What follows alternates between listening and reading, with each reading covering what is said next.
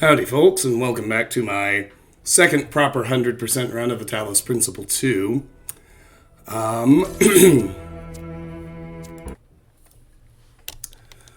I am gonna do something a little unorthodox because I remembered a couple of achievements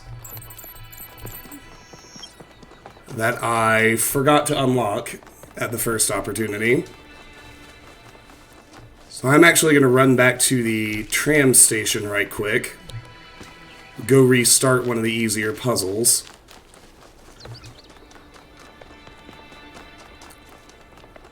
Because I need to get the persistence achievement and the becoming smarter achievement.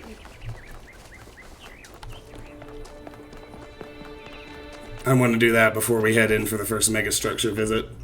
So since that mostly involves sitting around and waiting, I'm going to go back and do that first.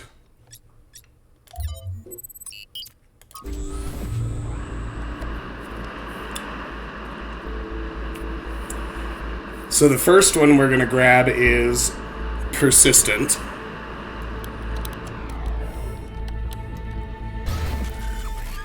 That requires us to work on solving a puzzle for longer than 20 minutes.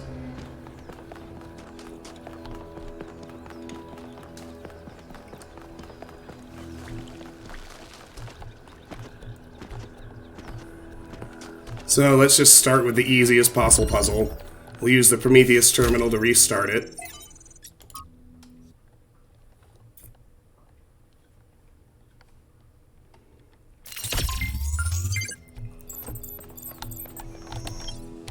No, we have to be inside the puzzle area.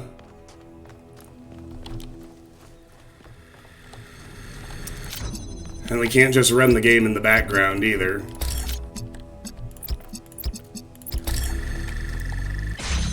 So to get persistent, we have to be inside the puzzle for 20 minutes. So I'm just going to fart around in here for 20 minutes. And we're going to call that the stream intro in lieu of the normal waiting around, chatting with my starting soon screen up. How are you, DLF? It's good to see you.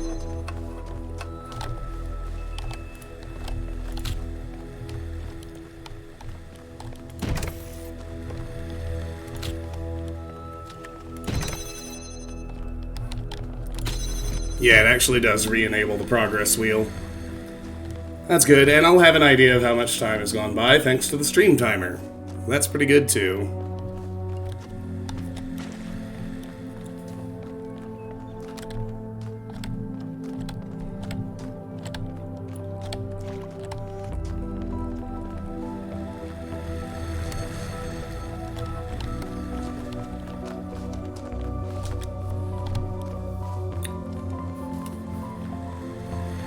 I don't know the exact extent to which I need to be actually interacting with puzzle elements to keep it going, but I'm just gonna keep playing with this,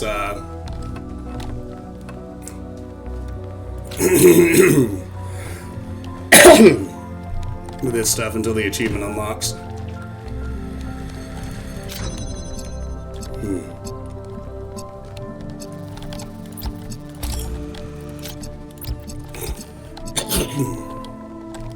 Yeah, that's exactly what I'm doing. I'm just going to kind of undo and redo and repeat the process until the 20 minutes have gone by.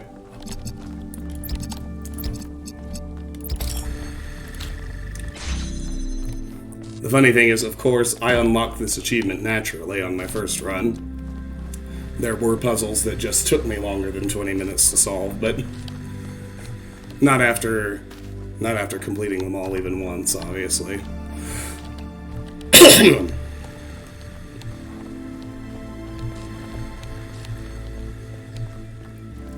Have a run of Beelzebub in hell on normal difficulty with a rogue. I love Diablo 1. I haven't played the Beelzebub mod. Basically gives it like Diablo 2 itemization and some of the Diablo 2 gameplay mechanics as well, right? I've heard good things about it.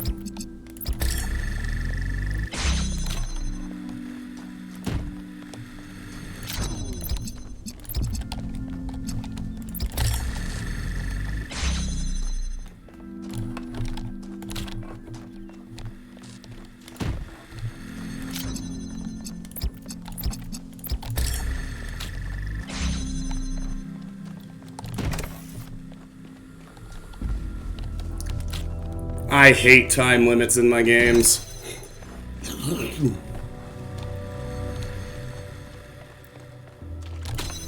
I mean, obviously not always. Like, if it's an escape the self-destructing, complex sort of timer situation, that's one thing, but when the overall game has a time limit and so you don't get to take your time and explore and be thorough, I hate that shit. Can't tolerate it.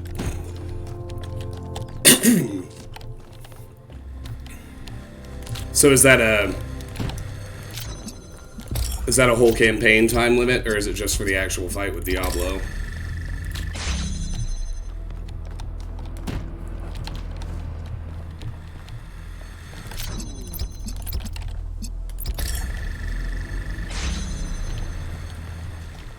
Yay.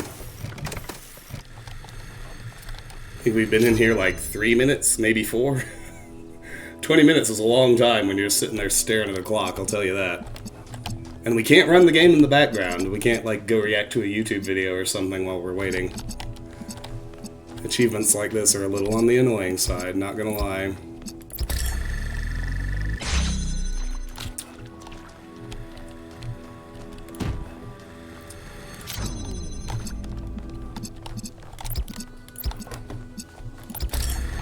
Dum dum dum dum.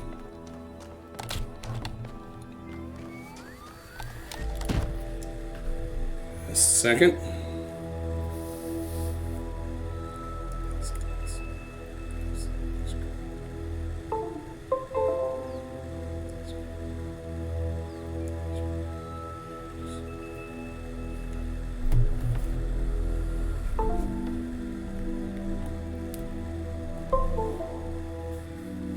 Alrighty.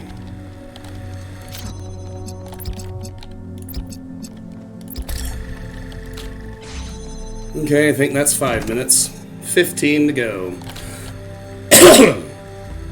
And hopefully the achievement pops.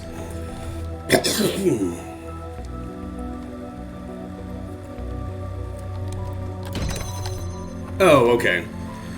If it's just the fight itself, I don't really mind the time limit then. That sounded like it was the entire game. Or could have been, anyway.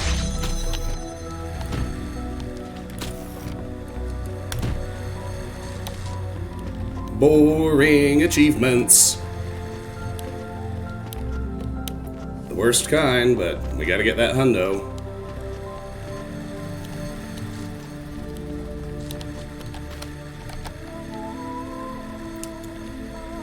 Here's everything we have already, but yeah, if we look down here, persistent. Work on solving a puzzle for more than 20 minutes. Just get it unlocked so I can forget about it, not worry about it.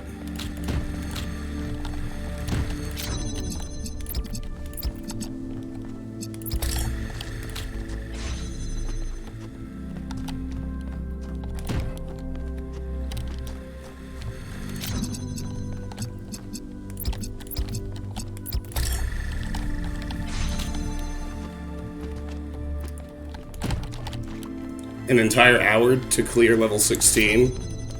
It would add a little tension, but that's pretty doable, I'd say.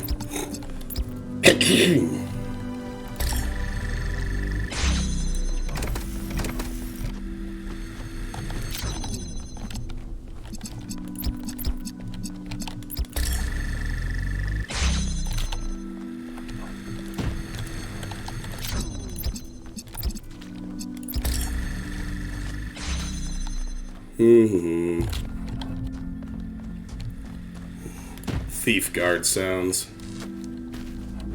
They couldn't bring me my dinner, so I wanna know. Bring me my dinner.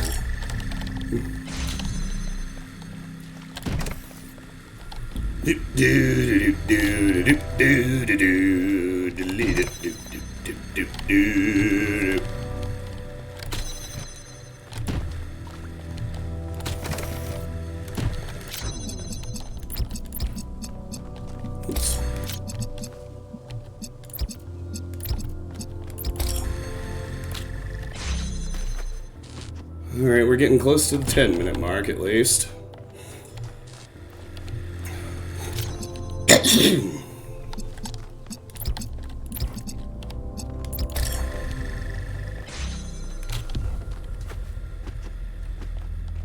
be 5 hours and you still wouldn't like it. Yeah, I mean, I wouldn't say I like the idea, but I can live with it. If it is just the one level. Alex! Hello, my friend. You know, 3 days in, 2024 is pretty good. How are you? It's so good to see you. Welcome back, and thank you so much for the resub. 32 months, pretty incredible. Thank you for sticking with me. I really appreciate it. Hey, Lone Wonder. Pleasure as always to see you. How are you tonight, my friend? We're doing a tedious task that I forgot to do last night. Trying to unlock the persistent achievement. It just requires me to work on one puzzle for over 20 minutes. I just went and restarted the very first one. I'm about at the 10-minute mark. The achievement should unlock after another 10 minutes of farting around in here.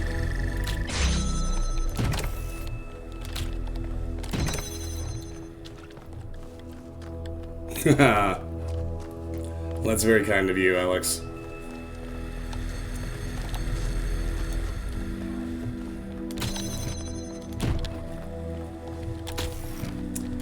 Particularly given the hiatuses I have taken in recent years, but I'm pretty motivated, like close to as motivated as I've ever been, and it's a good feeling.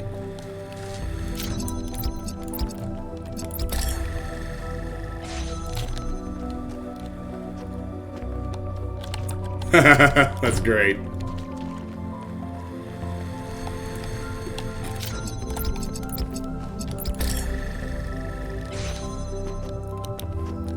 Yeah, for the first time ever, I actually used a Prometheus terminal to restart a puzzle. Because that does work for the achievements. Thankfully.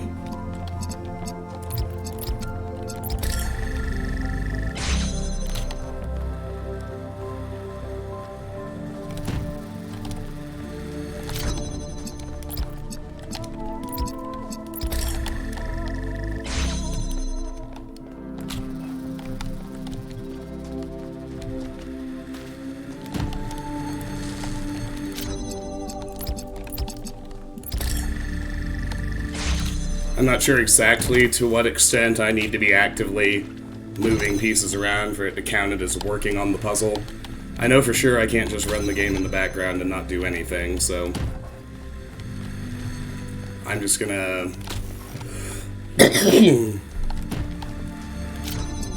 keep manually moving pieces back and forth until it pops.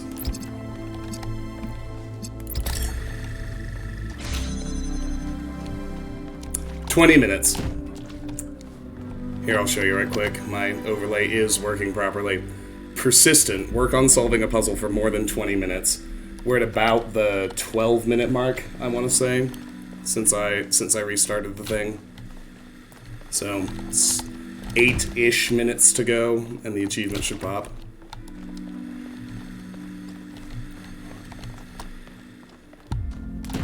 Just need to make sure I don't accidentally leave the puzzle or the timer restarts. I would hate that very much.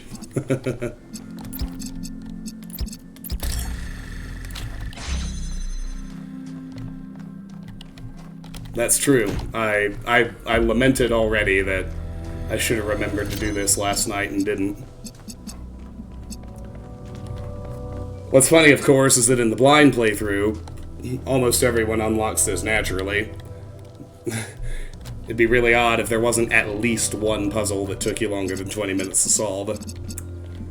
But now I know most of the solutions, so obviously I'm ripping through them as I go.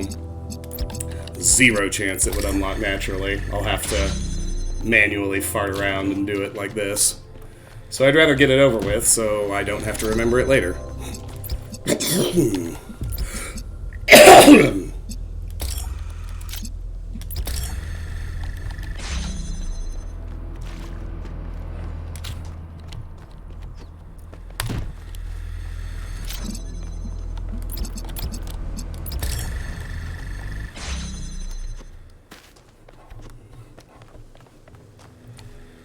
There's still a few things that I haven't experienced yet that we're going to do this go-round, though. Like, I've only seen the one mayoral election result, the one I actually agree with. But in order to get all the achievements, we have to see all three. So there will be some content in this playthrough that remains new even to me, but that doesn't count any of the actual puzzle solutions.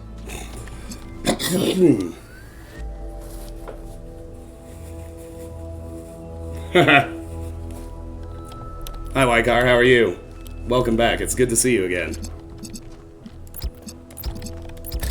I apologize for the frequent throat clearing. I'm at the back end of a very long winter respiratory illness. I got sick around Thanksgiving and only really started getting better about like 4 days ago.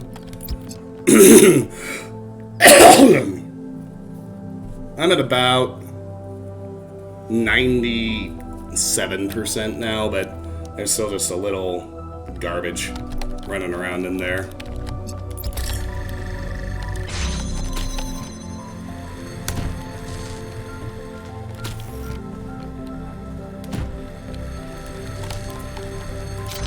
We're getting close now, though. About 5 more minutes. Maybe just 4. 4 or 5 minutes left.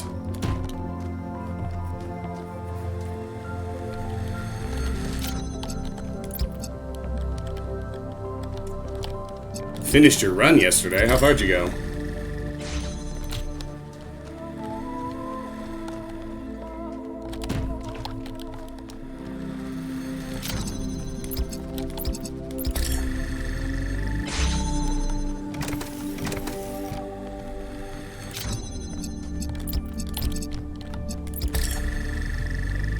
Oh, your playthrough. Got it.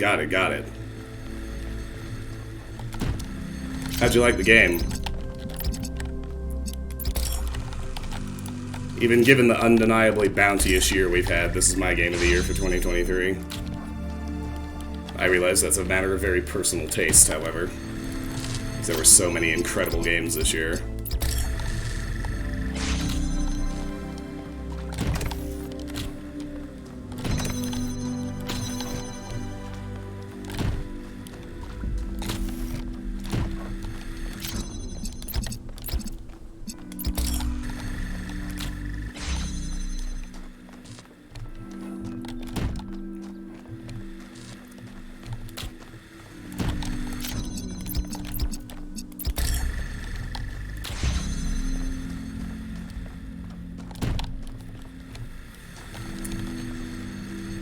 Let's see, and since I haven't wished it to either of you yet, I saw Lone Wonder and DLF last night, but Happy New Year, Alex. Happy New Year, Wykar. You mean you cheesed him? Yeah, there are, the game looks great after the Unreal Engine upgrade, but the way the Unreal Engine generates scenery, it makes it exceedingly possible to cheese puzzles by, like, it creates these little spots where you can hop on things you're not supposed to. Like, there are YouTube videos of people solving gold puzzles in 10 seconds because there's a way to just jump over the fucking gate and skip the whole thing. Is that what you mean, or do you mean to use Prometheus Sparks? You know, I always say a solution is a solution. Work smarter, not harder.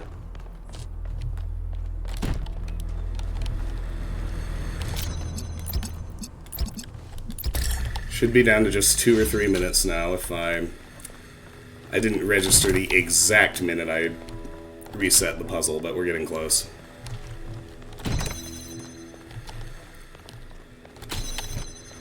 Define the latest. I haven't seen Killers of the Flower Moon yet, which I desperately want to see. I just haven't gotten around to it.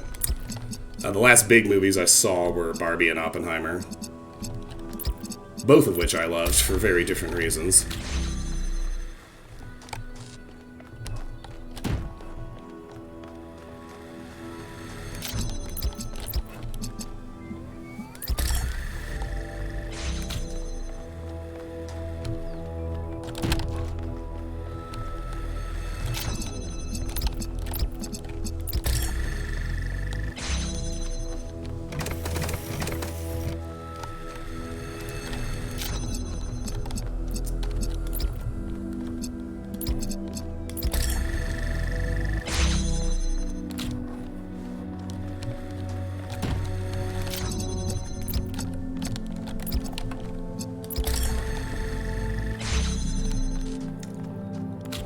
You know, I haven't seen Indiana Jones.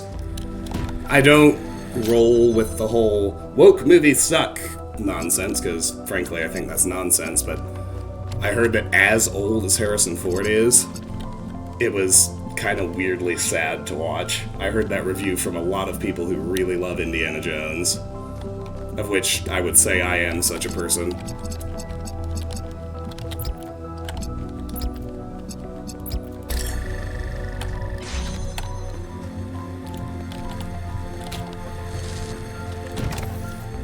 Alright, should be very close now. There it is! Alright. Boom, baby. Persistent. Work on solving a puzzle for more than 20 minutes. And I can unlock a second one now. I can also get Becoming Smarter, which is to leave and then return for a second attempt.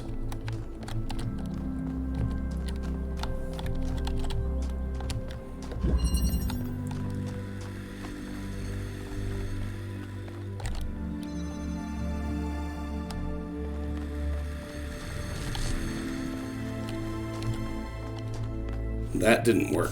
Well, hold on. Let me restart both. I want to get Becoming Smarter too.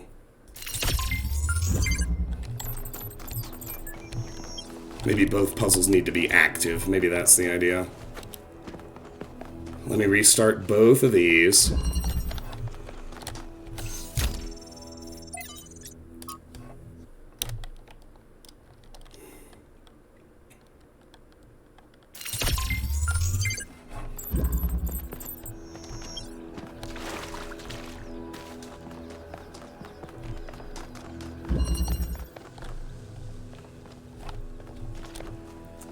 Alright, I only need to stay in for 5 minutes.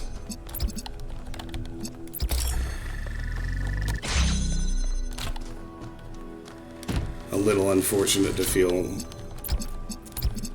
keep going with the exercise, but I want to get these done. And if this doesn't work, then I'll just go ahead and go to the mega structure and we'll handle it when we get to the next actual zone.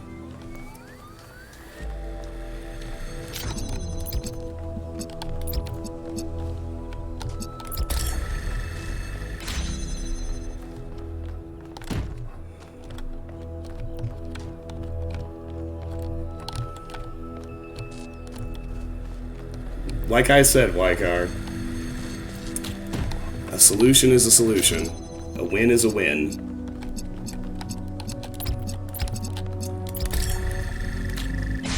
When I was still doing competitive debate in college, you know what we always said? I think a lot of athletes say this. Pretty much anyone in any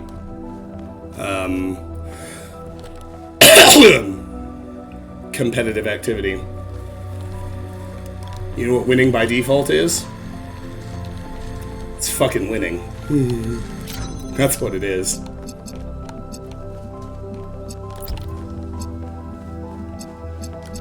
Boom.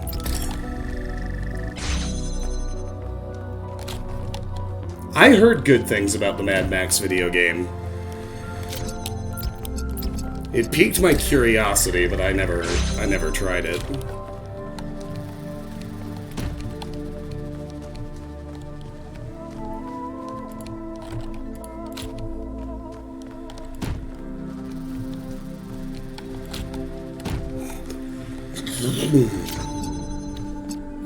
I'm curious, Wykar, what did you like and what didn't you like?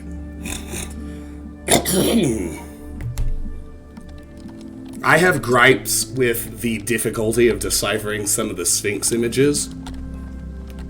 I think the way they, like, particularly where it's hunting for a switch, I just think there's something about the way they formatted those images, and it could just be my brain. Maybe some people thought they were all really easy, but I had real trouble seeing what I was supposed to see to solve those.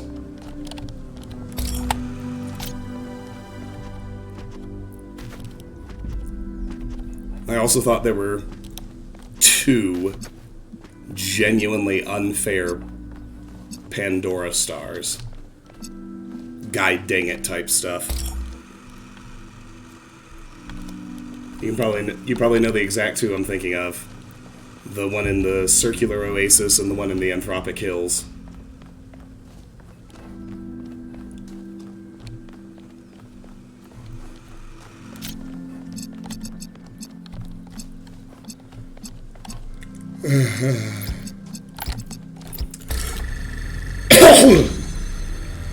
Excuse me.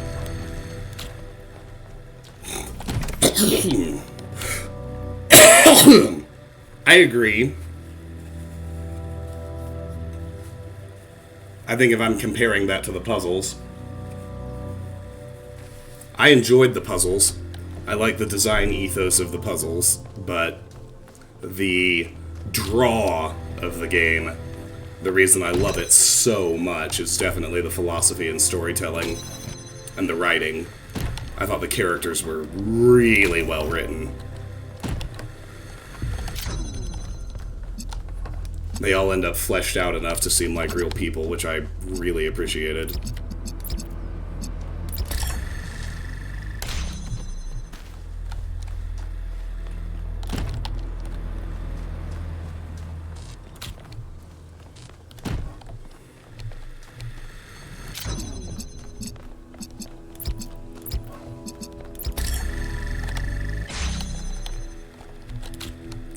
No, 5 minutes.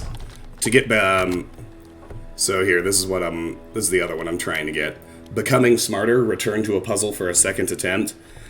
For that to actually unlock, you have to spend at least 5 minutes inside a puzzle. So I'm only doing 5 this time. You have to leave, enter another puzzle, and then come back and solve it. I'm not actually sure if this works on reset puzzles or not. I restarted puzzle 2 as well, just so I'd have another active puzzle to walk into. After the 5 minutes go by, and I'm about 30 seconds off of that, I just need to walk into another puzzle, and then come back in and solve this one. But it didn't work the first time, but I thought maybe you have to walk into another active puzzle. So, alright, we've been in here over 5 minutes. So now I'm gonna leave. Walk into another active puzzle. Walk back into the first one. Now hopefully, if I solve it, the achievement will unlock. If not, no big deal. I'll just make sure to get it on the first puzzles when we go to North 1 after our first megastructure visit.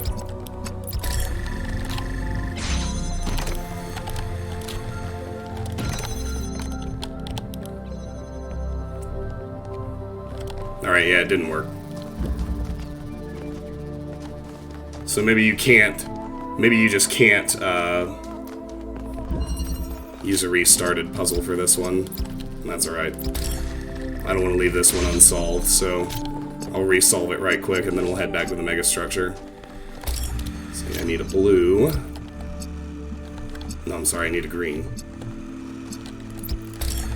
Then green and blue, make red.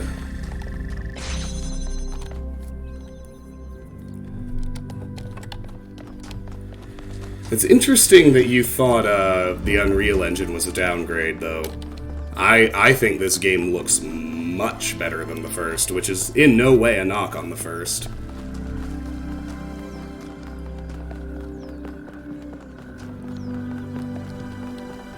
I thought the first looked amazing, but this game really blows my mind with some of its visuals. Hey, my Misto Box coffee is on its way. Outstanding. Alright. Well, we got Persistent done, so at least there's that. No more 20-minute waits. Just a 5-minute wait. Sorry, I suddenly had 13 emails. It's hard for me to understand why. But, there we go. To the megastructure. Nah, it shouldn't be 5 minutes for each one.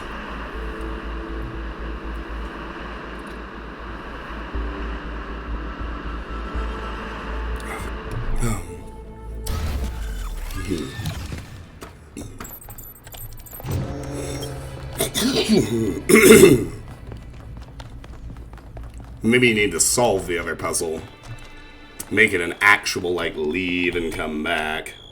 Come on, people. Get on board. We haven't got all day. That's true. And I do have hardware. It was always fascinating to me, though, to look at the sizes of the games, because Talos 1 was, I think, a 6 gig install, and this one's like 72. Yeah. Take us in. Aye, aye, sir. Alright, off we go. Have any of you ever read an ancient writer called Ian Banks? I guess not. He postulated the concept of the outside context problem. That's when a society encounters something so advanced, so different, that they simply could not have conceived of it. That's what this is. This whole place is one giant outside context problem. And we're headed right into it.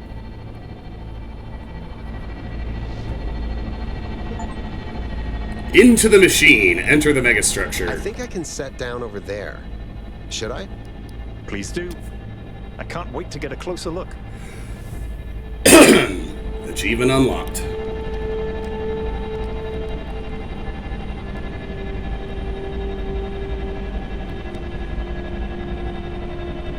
Setting down.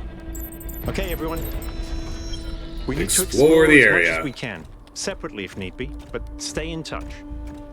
Record anything interesting you find, and pay special attention to any clues as to who built this place and what. The schematics we found in that lab were extremely incomplete. So if you can find any more of those, that would be great. I think someone should stay at the VTOL just in case. I volunteer you. See you later, Al. Agree completely. The voice acting's amazing. I love all the characters. Okay, so we just got into the machine, enter the megastructure. That's... Persistent was 27, and into the machine is 28 of 59. Al's got nothing to say, so off we go.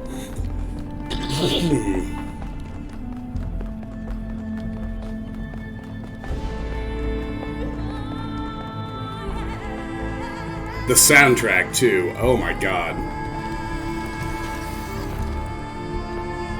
Damian just gets better and better every game he composes for.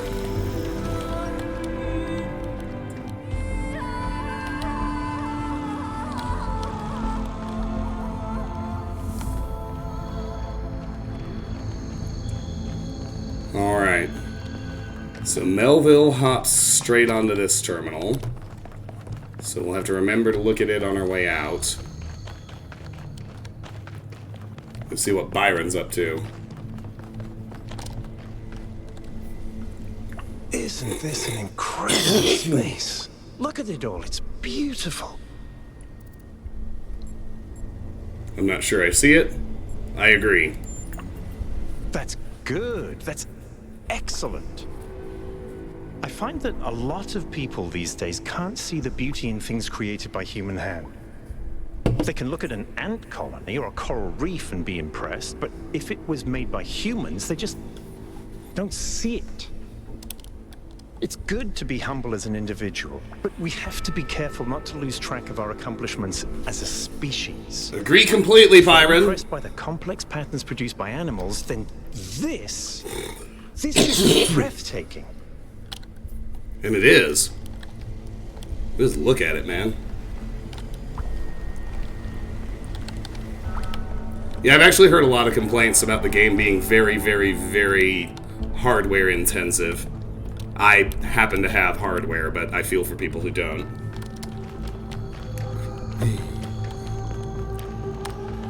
Yakut! Seems to be broken.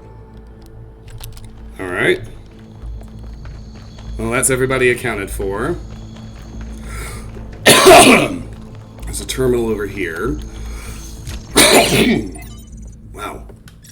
Chernyshevsky 5. Name on loyalty. Author Arkady Chernyshevsky. Location Noema 2. From Arkady Chernyshevsky's In Our Likeness, Essays on Humankind Reaching Adulthood. What I propose, then, is that we are not born as entirely free agents, responsible only for ourselves. The very core of what we are, our sentience, separates us from and elevates us above the animal kingdom. As I have argued, this is not a matter of arrogance, but of responsibility.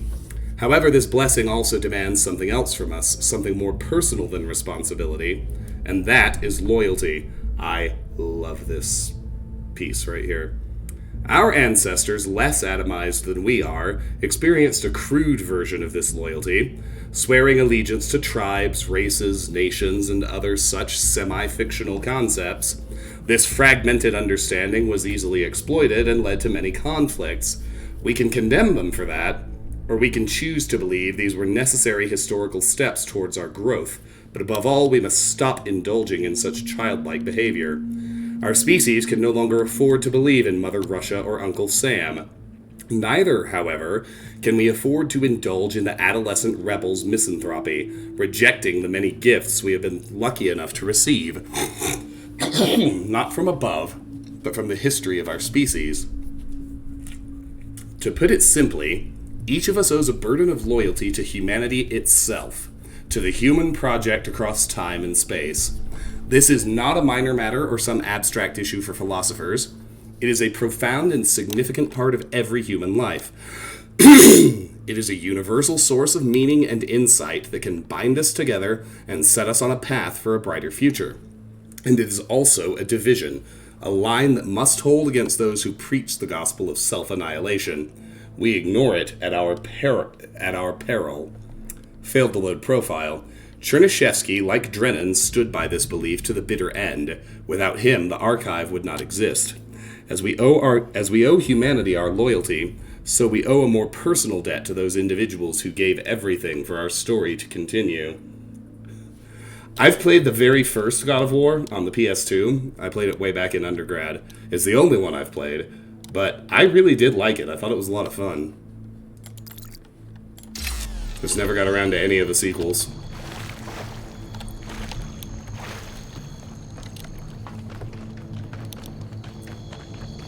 Alright, only one way to go now.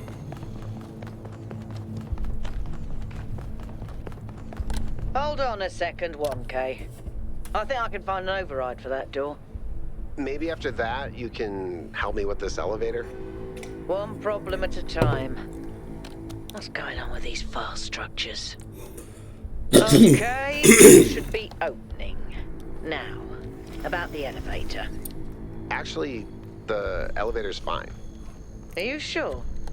Yeah, I'm pretty sure. No idea where I am, but it's working. Don't go too far. Try to circle back. On it. Knocks on this game. They're few and far between. But another one, now that I saw Yakut's profile picture again, we never get to meet Bruce or Patricia, the cats.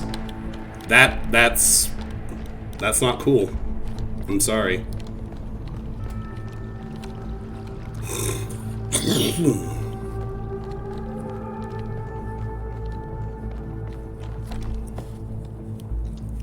I tell you what's really on my excited radar. I'm curious about the Silent Hill 2 remake, but I wouldn't say I'm excited. Particularly not after the abortion that was Silent Hill Ascension. But I am really excited for the Max Payne remakes that Remedy is doing. I fully expect those to be incredible, because Remedy has been on such a roll lately with Control and Alan Wake 2. Hey, 1K, can we talk for a second? Of course. That whole thing with the elevator just gave me the creeps. No, I want to keep exploring. Sure, what's up? When we first arrived here, I was really excited. It's such a huge place. The technology is so advanced. If we figure out what it all means, we could really change the future of New Jerusalem.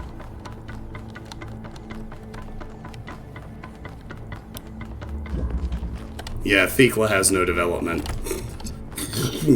And it's her choice not to have any. You can even talk to her about it, like the... Have you ever considered that you might be wrong dialogue option? No! I don't need to! Alright.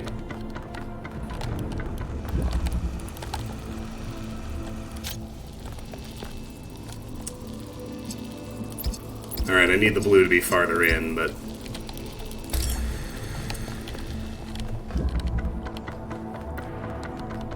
If I'm clever about keeping connections, I shouldn't have to backtrack again.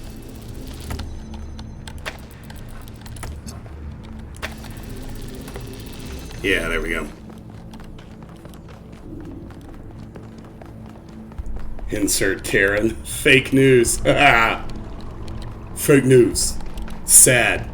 Low energy.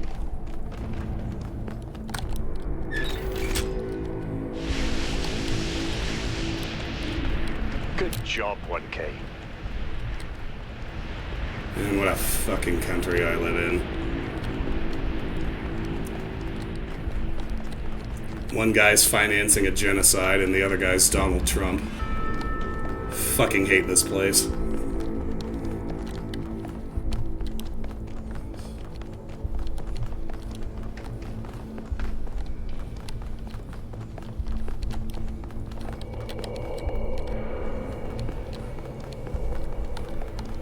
This is madness.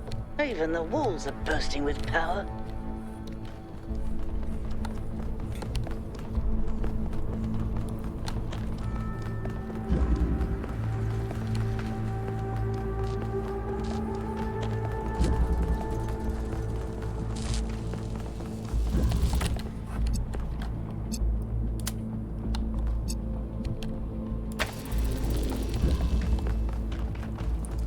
I believe all I need to do is turn that red and invert it to blue. And the elevation there keeps it simple.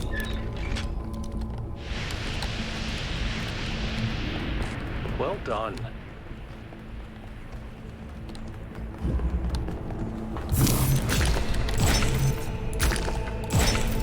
I wonder how far down this goes.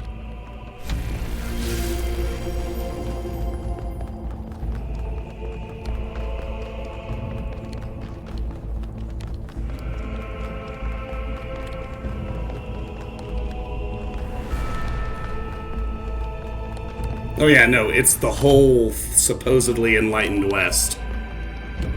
Sunak, Biden, Trump. What's her shit at the EU? Ursula, whatever. Every goddamn one of them. Macron in France. They're all shit, they really are.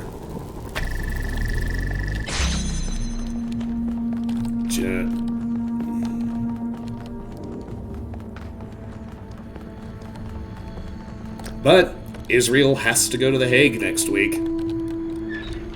It's a good start. The gate's open.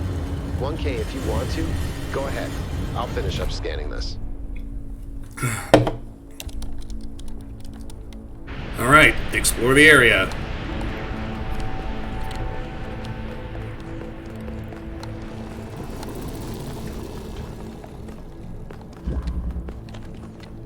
Oh yeah, Theresa May, right?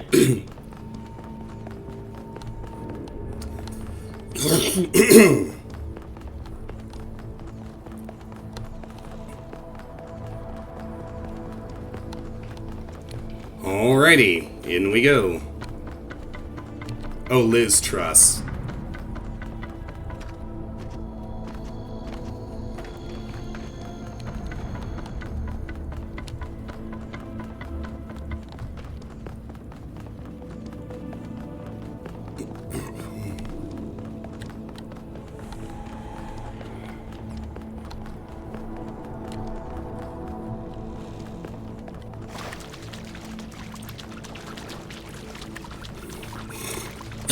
There we go.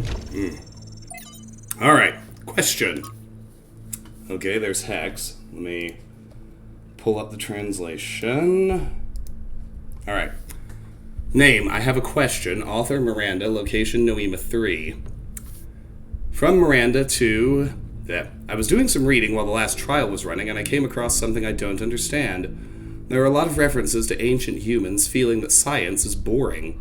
To me, everything we're studying is mind-bendingly incredible. Whether it's quark gluon deconfinement or neutrino antineutrino oscillations, or even something incredibly basic like the properties of light. I understand why our ancestors cared about art, why a beautifully crafted story or poem was moving to them, but how could they not see that everything that surrounds us is just as incredible? Studying science is like studying the most incredible machine ever created, a machine designed to build worlds and tell stories. How could they not see that? I'm sure there's a good explanation, but I don't get it. Miranda. And that hex translates to, in all things of nature, there is something of the marvelous. Noema 1C155358.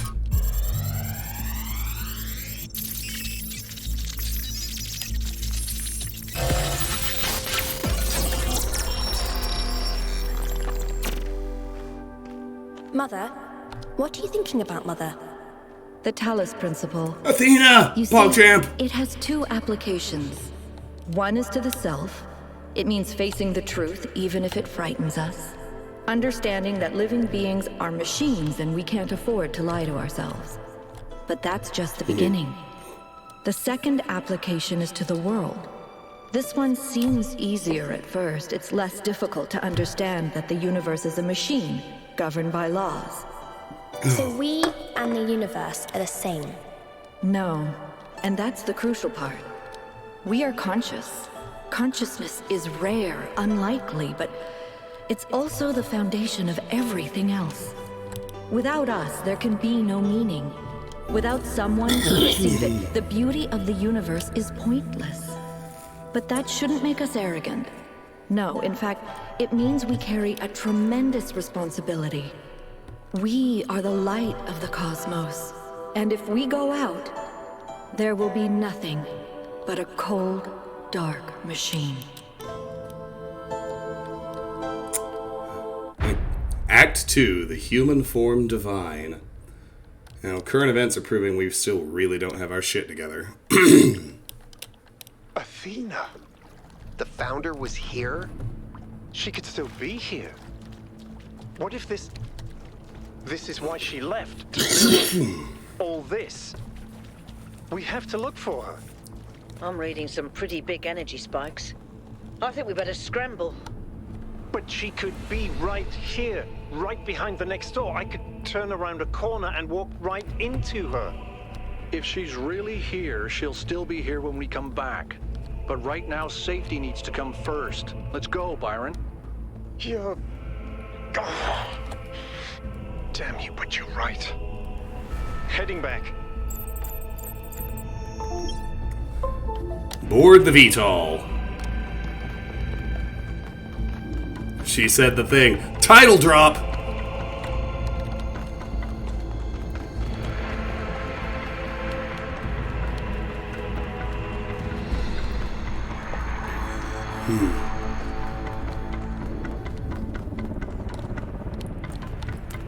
Ah, it's Rory! Hi, Rory. Hi, Raiders. Welcome, welcome, welcome. Hi, Morgan. So, it was her. For years, I've wondered what happened to her, why she left, where she went, why she didn't... Ha! Why she didn't tell me. The answers are here. 40 months also. We'll find them. What a Just have to be careful. what a marvelous bit of Follow symmetry. protocol. Welcome, my friend. Thank you for the resub. Anyone who's here already, I imagine all of you have been here enough to hear this spiel already, but if you're not following Rory, fix that mistake now. If you're not following Morgan, fix that mistake now.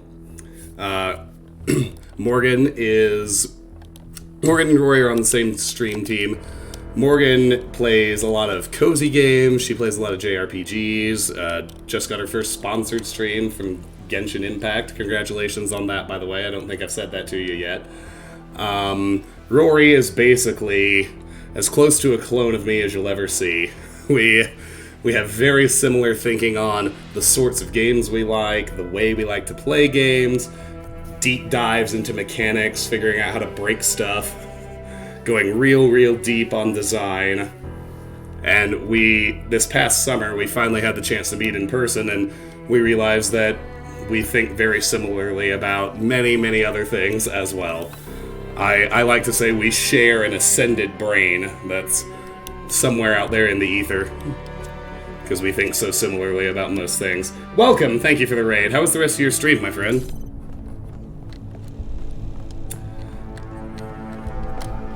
It's hard to pin down exactly what I like to play. I usually just stream whatever I feel like playing. That's the honest method, so that lends itself to a good bit of variety. But like Rory, I'm really into CRPGs. That's a genre I'm a big fan of.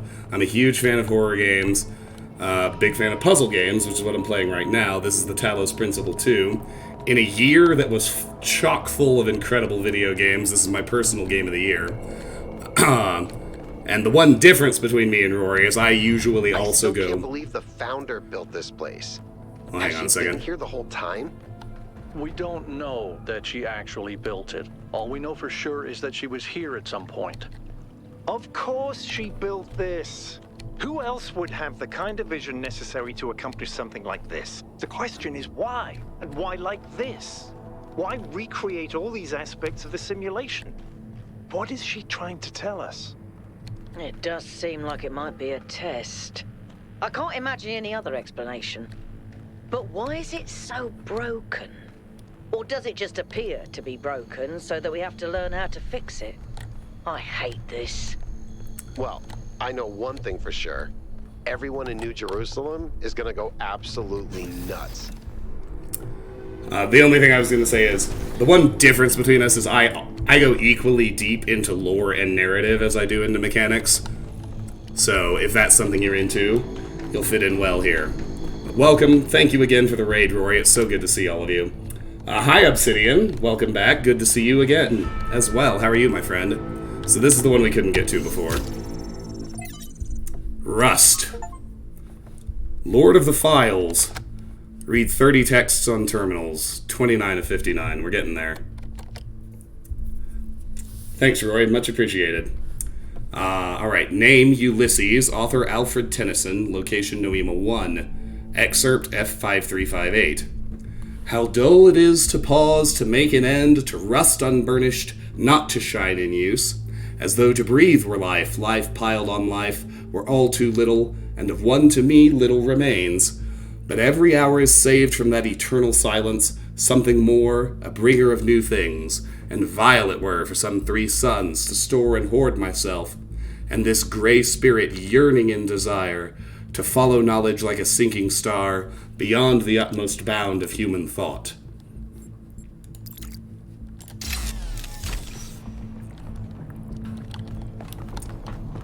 Alright, that's it for in here.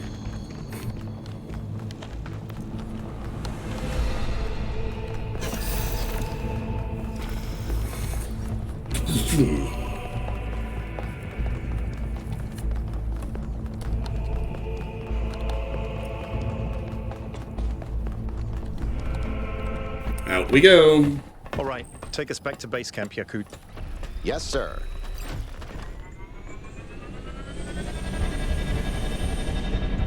I'm getting some new readings. Looks like 2 of the northern sites are lighting up. I think that may have been me. I suspect the puzzles are somehow tied to the transport system. Like we're supposed to solve them in a particular order.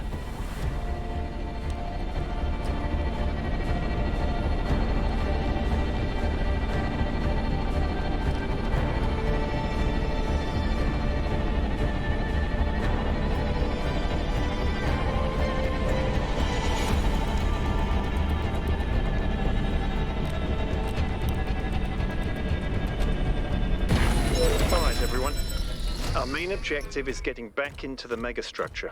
1K, I want you on puzzles. You seem to have a knack for them. But the rest of us can't neglect our secondary objectives of studying this island and understanding this technology. I know. This game, the visuals are amazing. The soundtrack is incredible, too. I don't know how Damien outdoes himself every new soundtrack, but he does. Alright, activate towers. 0 of 3. Off we go. Hi, Zeph. Delightful to see you here. Welcome back. Desolate Island, North 1. A remote rocky island off the northwestern coast. Survey data suggests the area may be prone to landslides. Alright, so that finally got off of our list, which is good. Research. Yakut inside the megastructure, the system that runs all the tech on the island. From the degree to which vegetation seems to have spread, I would guess the megastructure has been abandoned for a while, although the combination of moisture and heat does create an ideal environment for plant growth. What makes it harder to be sure is that some plants have clearly been placed for decorative purposes, so a lot of what we're seeing may have spread from there rather than coming in from the outside. It's surprisingly beautiful, but also kinda creepy. Oh, I didn't mean to exit.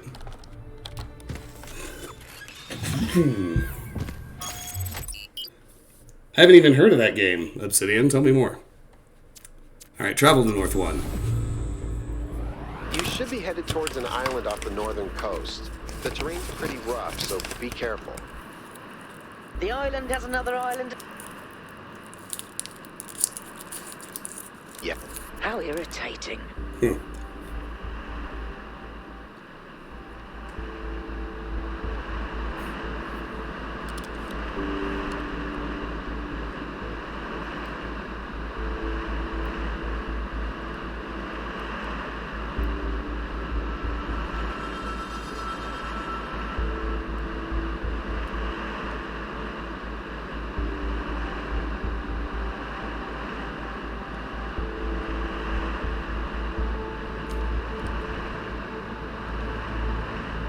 Islandception.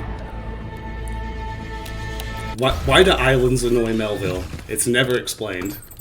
It's kind of fun, though. Solve puzzles. 0 of 8.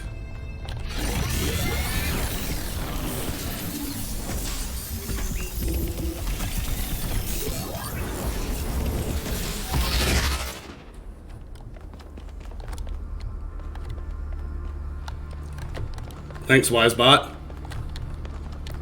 Drop the banhammer right away. Who's that? It's Alcatraz. Everything okay? Did you know the founder? I sure did. Not as well as Byron, but she was still around when I was born. I remember she came and talked to me after New Alexandria, told me how sorry she was. I never blamed her for that. It wasn't her responsibility. What was New Jerusalem like when you were born? A lot busier than it is now. My most defining memory is that it was extremely noisy, because something was always being built. Got annoying after a while. Tell me about New Alexandria. For some reason, we'd convinced ourselves that New Jerusalem wasn't enough, that we needed another city. We thought it would be easier the second time around. All it takes is a little bit of arrogance and a little bit of ignorance, and people die. That's all. I do like old school games. So, that's a recommendation I'll take pretty seriously. Alright, I know I said I was going to do Becoming Smarter right away, but I don't want to make Raiders watch me dink around for 5 minutes just to unlock an achievement, so we'll worry about it later. What the? I love Melville's reaction to this mechanic.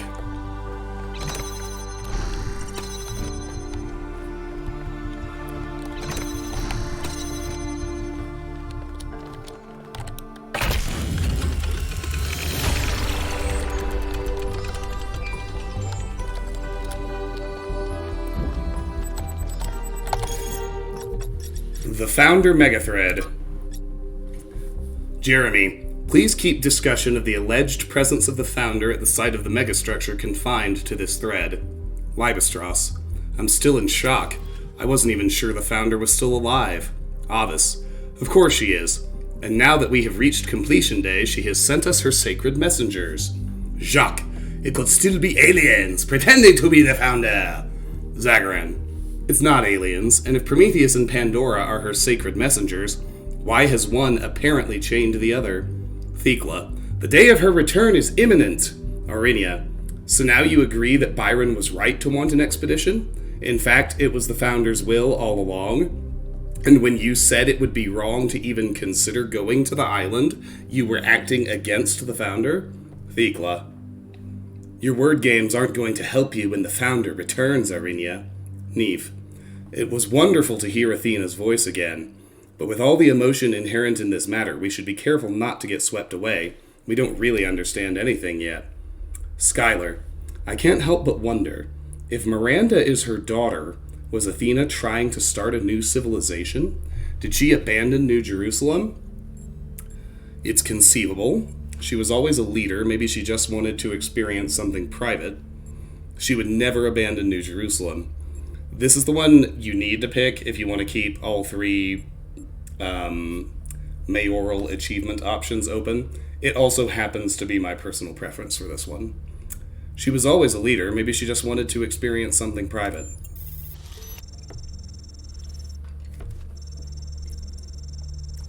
Neve.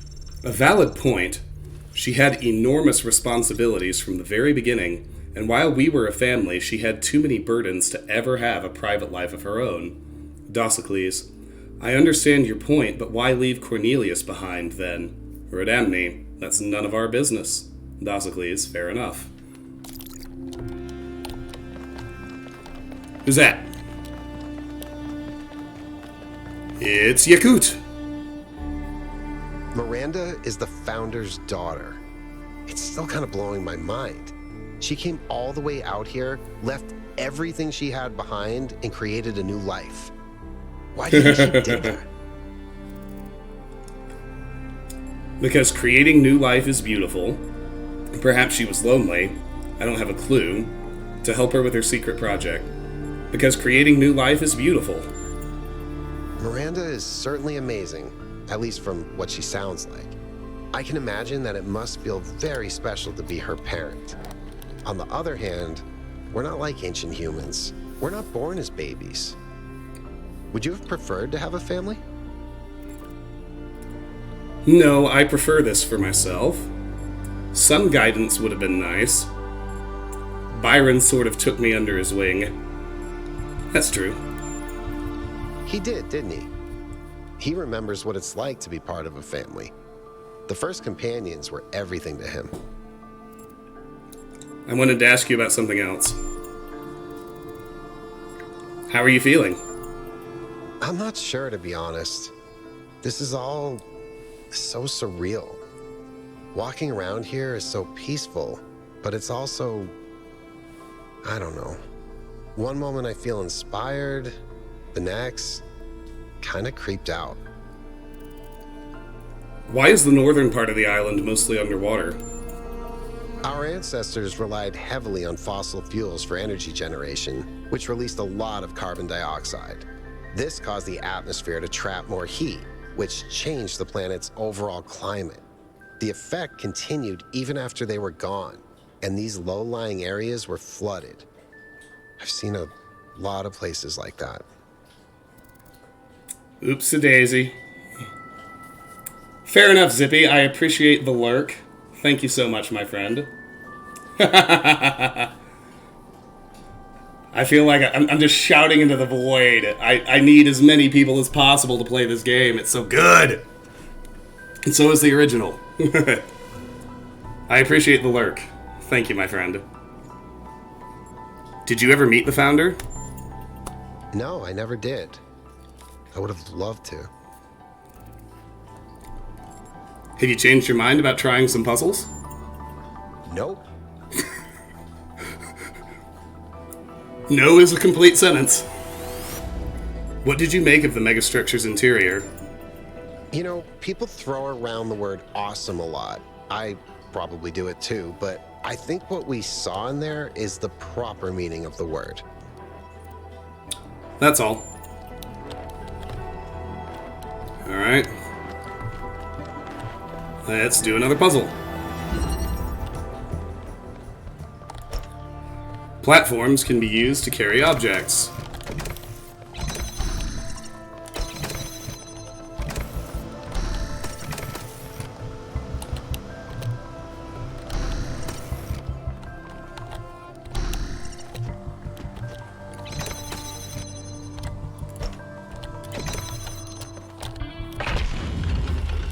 Alright, awesome. I'm going back to work. Any further insights on the particle clouds, Melville? To be honest with you, Byron, I feel like a caveman trying to study Bose-Einstein condensate. I'm seeing unknown particles whose every property violates the laws of physics, apparently capable of being controlled and recombined into just about anything. It's ridiculous. Maybe someone in New Jerusalem can figure it out. Sure, just give them another 1,000 years. Dual stream.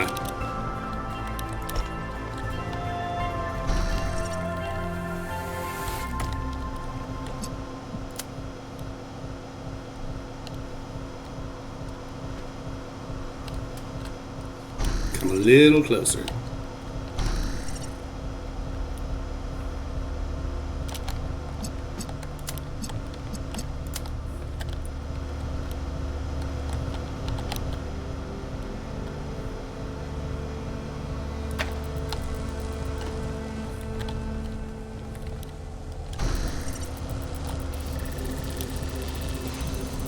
Other one first.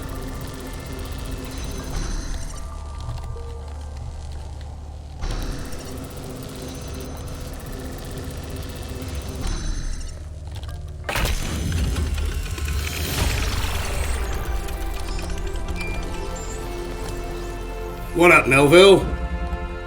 Wonka, I've been watching you solve these puzzles, and this body replication tech is incredible. It just casually blows up the very foundations of our society. One thing that I really appreciate about this game and the way it's written is how even like the puzzle mechanics are actually integrated into the storyline, and the characters react to them in ways that tie into the overarching plot. I just thought it was really cleverly done. What do you mean? You're right, this is revolutionary. You can say that again. Making even just one of us is bloody hard. We're not like toasters. You don't just weld together a couple of wires and a motherboard and call it a day. Not to mention how hard it is to even find some of the materials.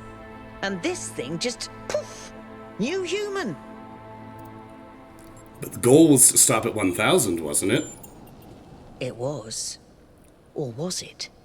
And even if it was, sorry to be heretical, but does it matter? If Absolutely we can not. figure out how this works, we can finally, easily create more people. We can grow. We can expand. We can build a real civilization. Isn't that worth pursuing? I don't really have an opinion about this. This is very dangerous. We decided to limit ourselves for a reason. Maybe there are legitimate reasons to limit the population. Maybe there is some point where there's enough people, but this is not it. It's our cosmic duty to spread consciousness. I'm already sold on what Athena said in that last data stream overload. I don't have a poetic circuit in my body, but that's exactly right. People get on my nerves, but without them, the world is boring. Yes, people cause problems, but even the problems they cause are interesting. Don't tell anyone I admitted this, but why do you think I do this job? Without people to populate the universe, what's the point? Anyway, we all need to think about what this means. Glad you and I are more or less on the same page. Alright, I'll get back to work.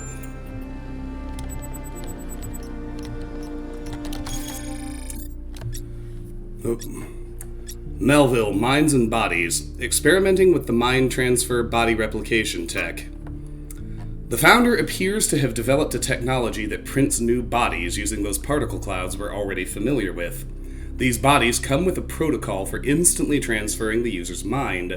I cannot sufficiently underline how mad this is. The implications would be breathtaking if we breathed.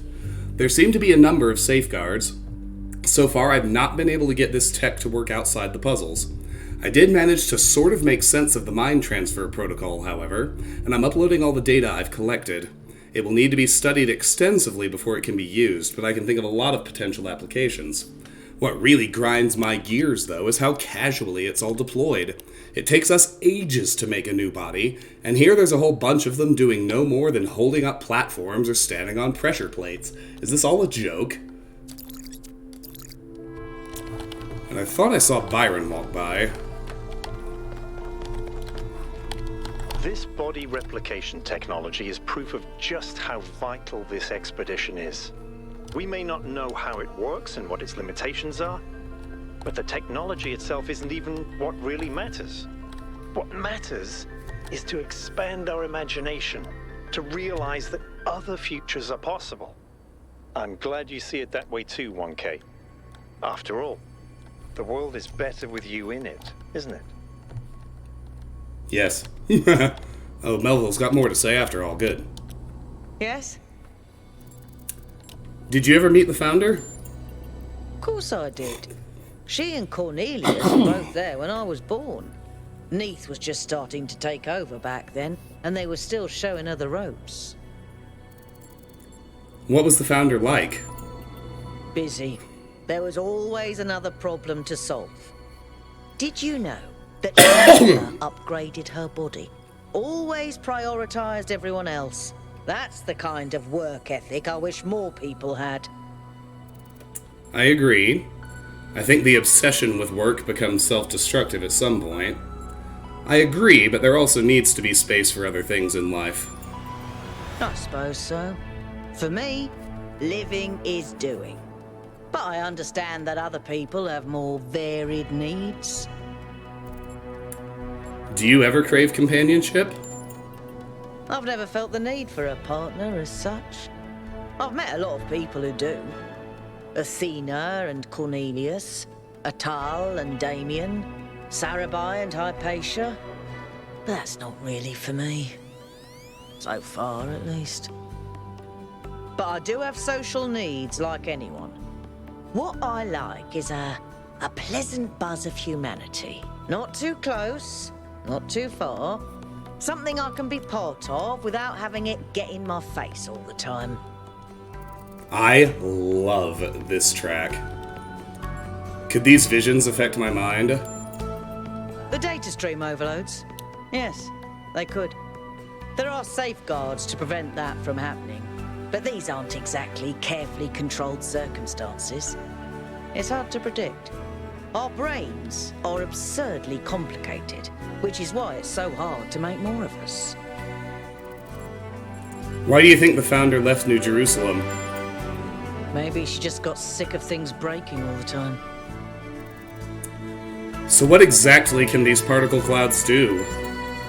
As far as I can tell, anything, which is insane. How do you feel about Mayor Herman's policies? I used to think it was the only safe way forward. Keep things simple and under control. Now I'm not so sure that ever made sense. What do you think about Miranda? She's so innocent and full of wonder, it should make me want to retch, metaphorically speaking. But I'll admit, she's sort of charming. I should get back to work.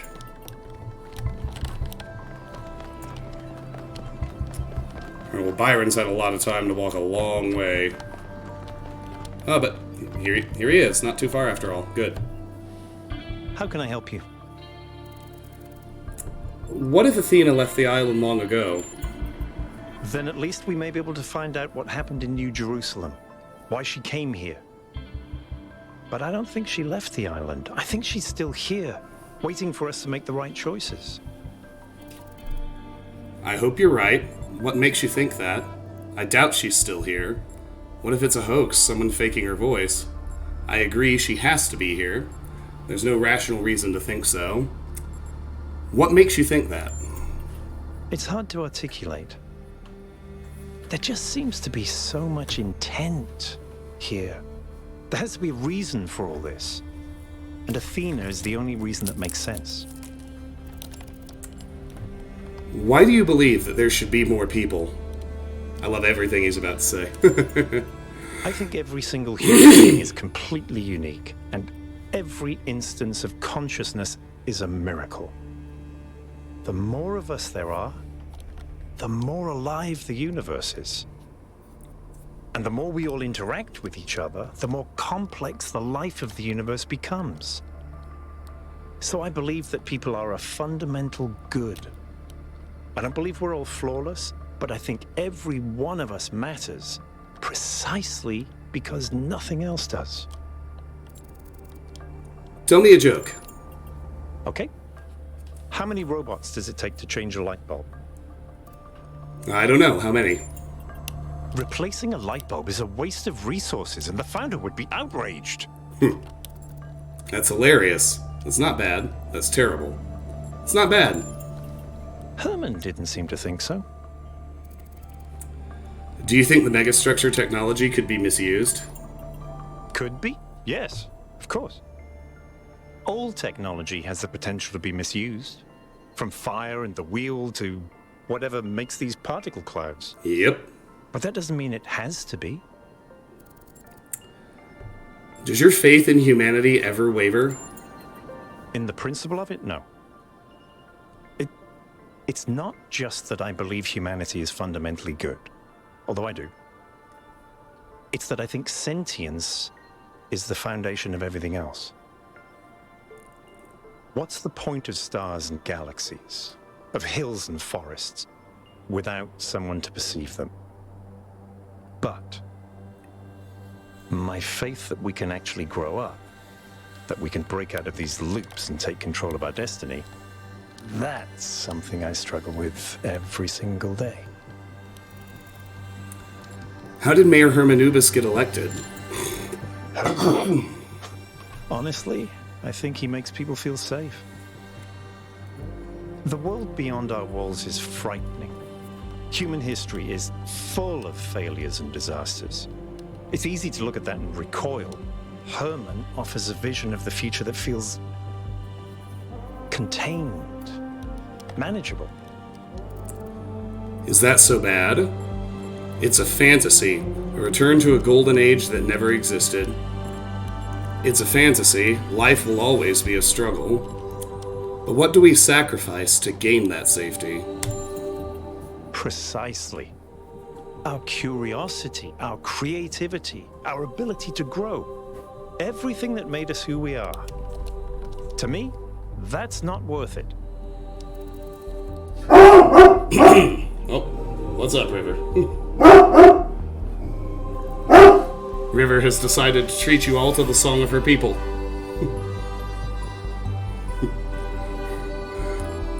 If technology isn't the problem, why did our ancestors destroy themselves?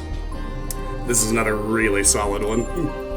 Because they refused to grow up. They refused to take control of their lives. They let bureaucrats and financiers determine their destiny, and those people could not think beyond themselves, beyond the tiny, insignificant moment they were trapped in. Their technology could have saved them, but what really failed them was their imagination. What are the implications of Melville's analysis of the particle clouds? Athena was always trying to understand the reality underneath what we perceive, the objective truth. That's why she was capable of leaving the simulation. And even after she was free, she never stopped trying to understand more. I suspect her research took her another step closer to understanding the truth. And such steps always challenge our conception of the universe. But that's the wonderful thing about science. We can adapt our views to the evidence. Do you believe in the existence of something sublime or transcendent? In the sense of an interventionist deity? No. I wouldn't rule out the possibility, but it's not something I personally believe. But I do think there is something genuinely sublime in this universe, and it's right in front of us. Consciousness. The fact that this sense of self is even possible, that an arrangement of matter can produce a self-aware mind? Think about it. It's a fundamental property of the universe, an unbreakable law that matter has the inherent capacity to become more than the sum of its parts.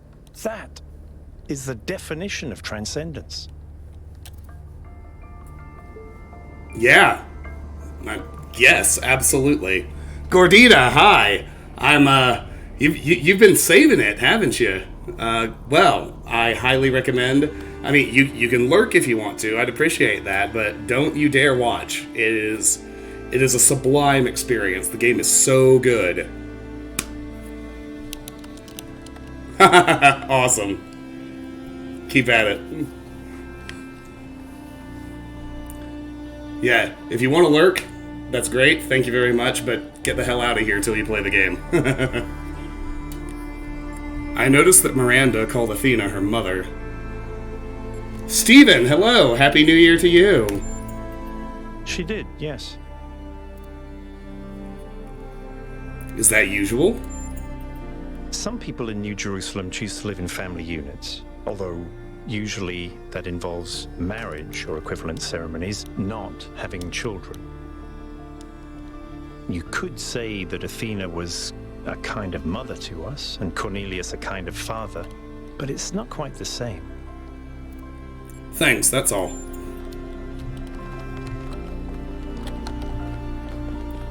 Alright, now I think we're ready to...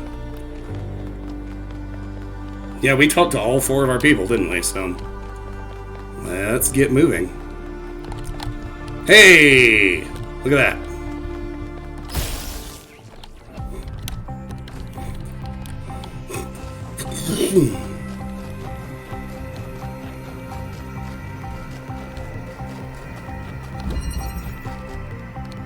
And it chills out in this puzzle, which is hilarious.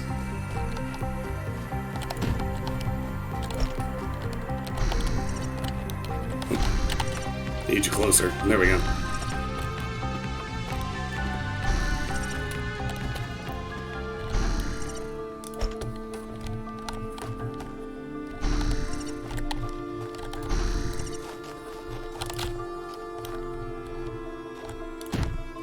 Actually, let's do that first. Let's send it on its way.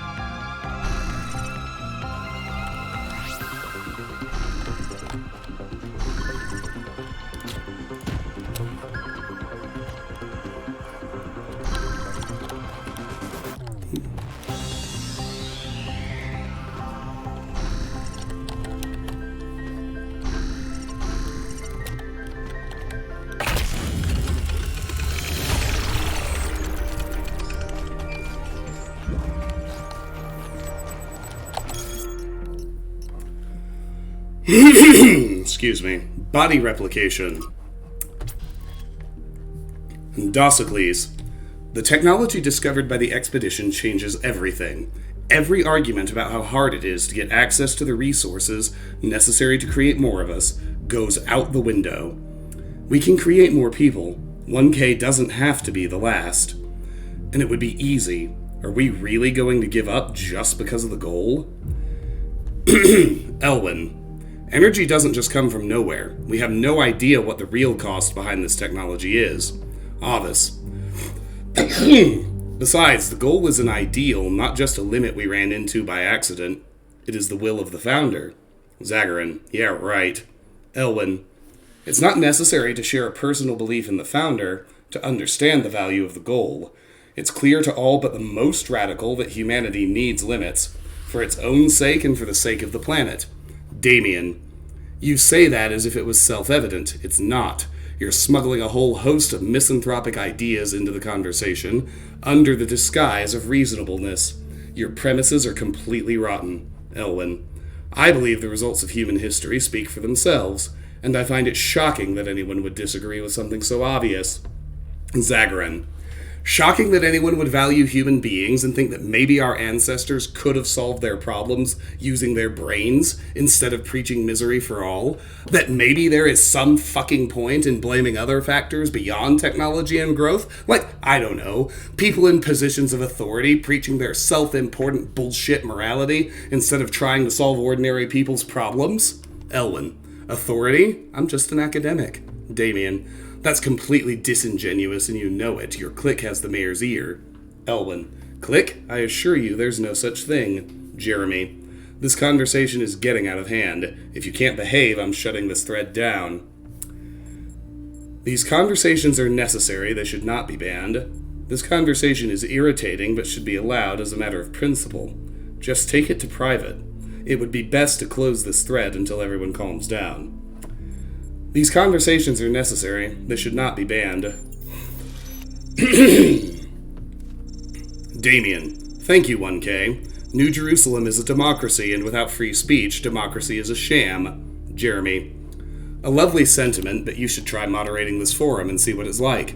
If every conversation is allowed to explode, instability is guaranteed. We have to set reasonable limits on behavior. Thread closed. Yeah, right. Fuck you, Jeremy. Alright, let's roll down here.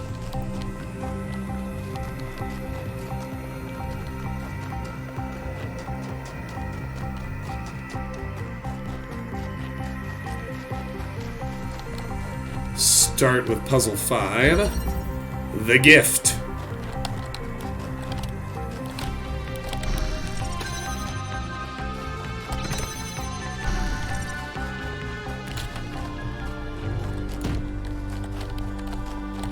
Okay.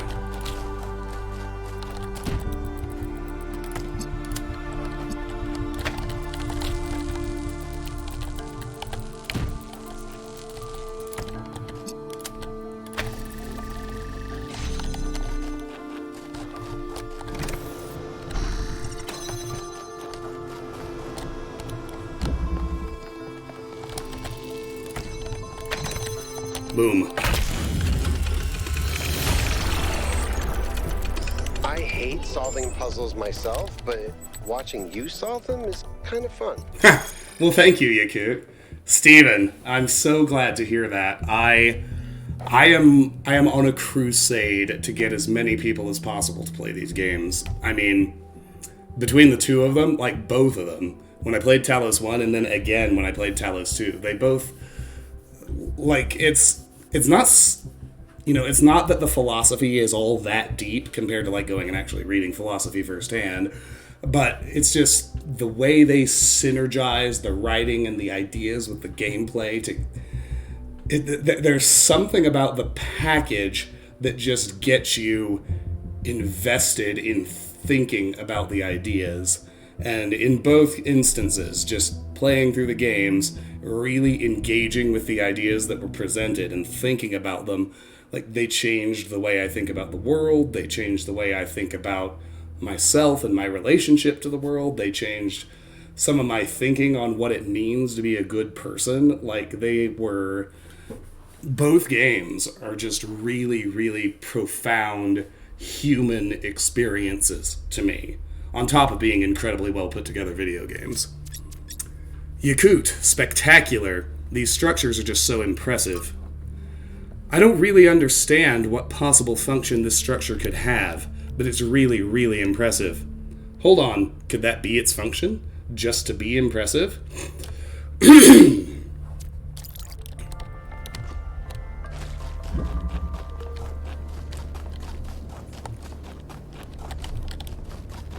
Yeah, they gave me an existential crisis, but coming out on the other side of the existential crisis, I felt much better.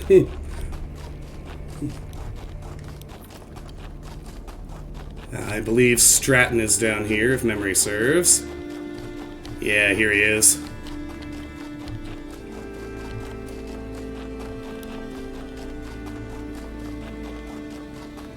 Yakut better follow and subscribe. To us who have only just begun this journey of philosophy, the world may seem like a mystery that can never be solved. A great deal has been written since the days of the Seven Sages, but how much of it is truth and how much of it is idle speculation? I've offended many by saying that most philosophy will, as the centuries pass, be discarded as foolishness and superstition.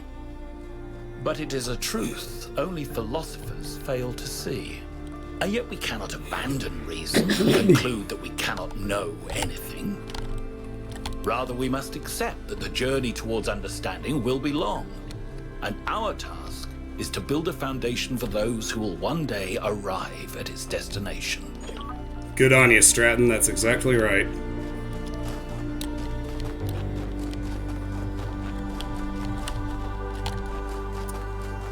And this is another path. I think it's a terminal out here. Yeah.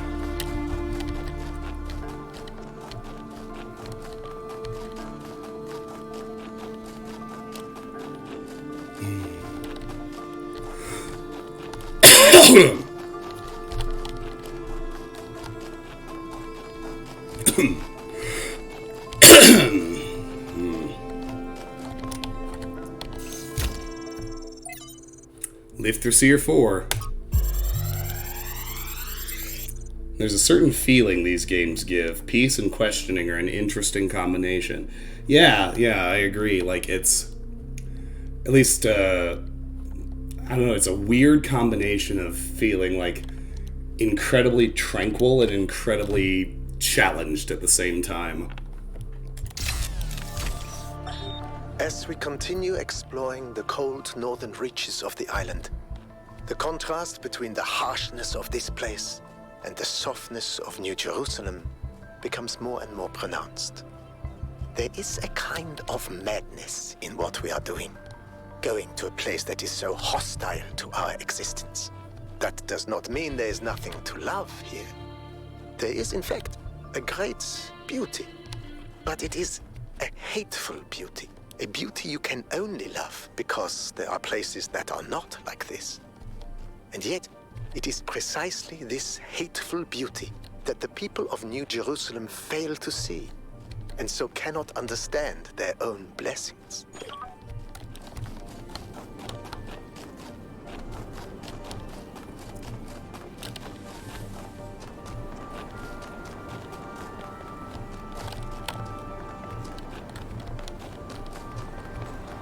Well, good. I'm glad to hear that. Alrighty. And it's a rare experience for a game to do that, too. Outer Wilds had a similar effect on me.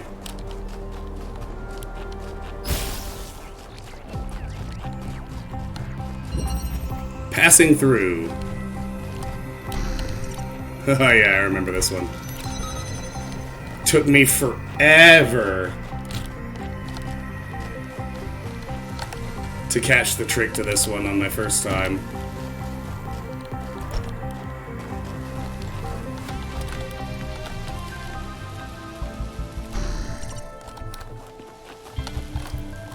Of course, once you know the trick, it's a pretty basic solution. Put the jammer on the platform while it's jamming and ho! We can walk right through the gate.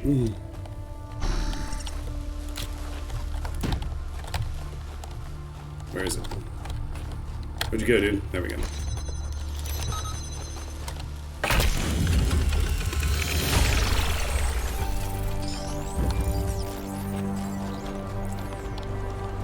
I can't imagine spending years in such a desolate place. For what? Science? Enlightenment?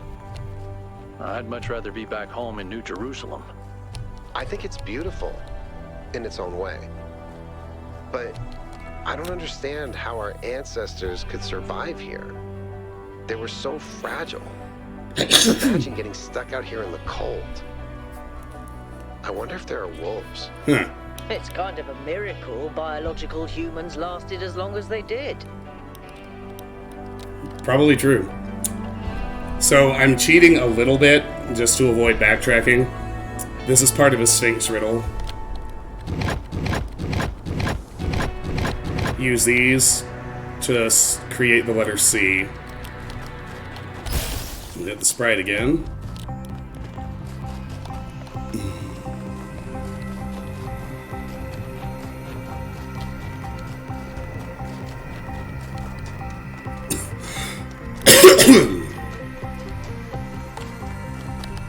Alright, now we're just about to solve the Prometheus Shrine.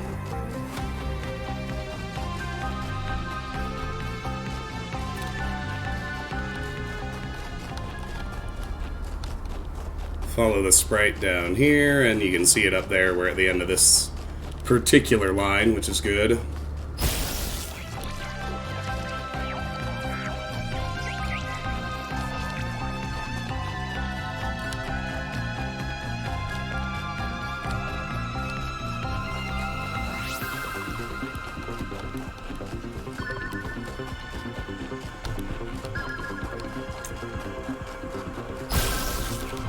Sign always says the same thing. Find my sprite and follow it until it leads you back to me.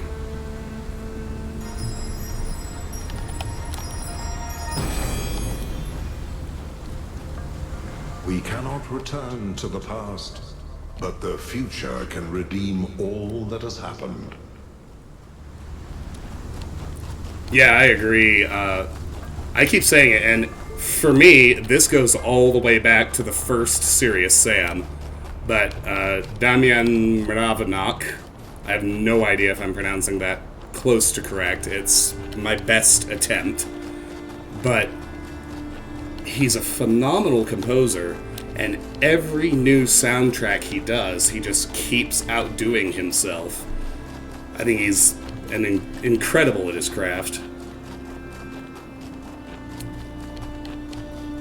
I wish video game music got more recognition, because he's a really, really gifted composer.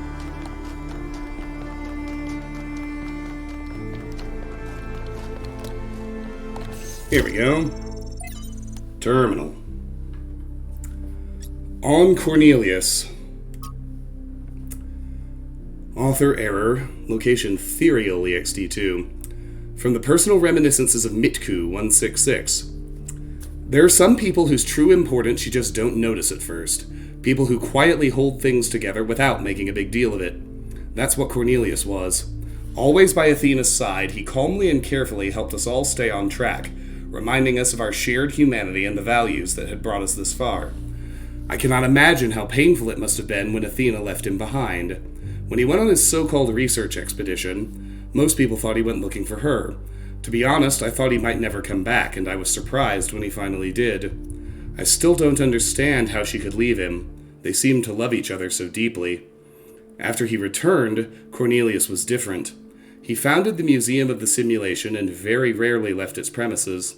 The archive scholars doted on him, but he walled himself off, becoming almost as much of a recluse as Eustathius, and only then did I slowly understand how much the city had lost.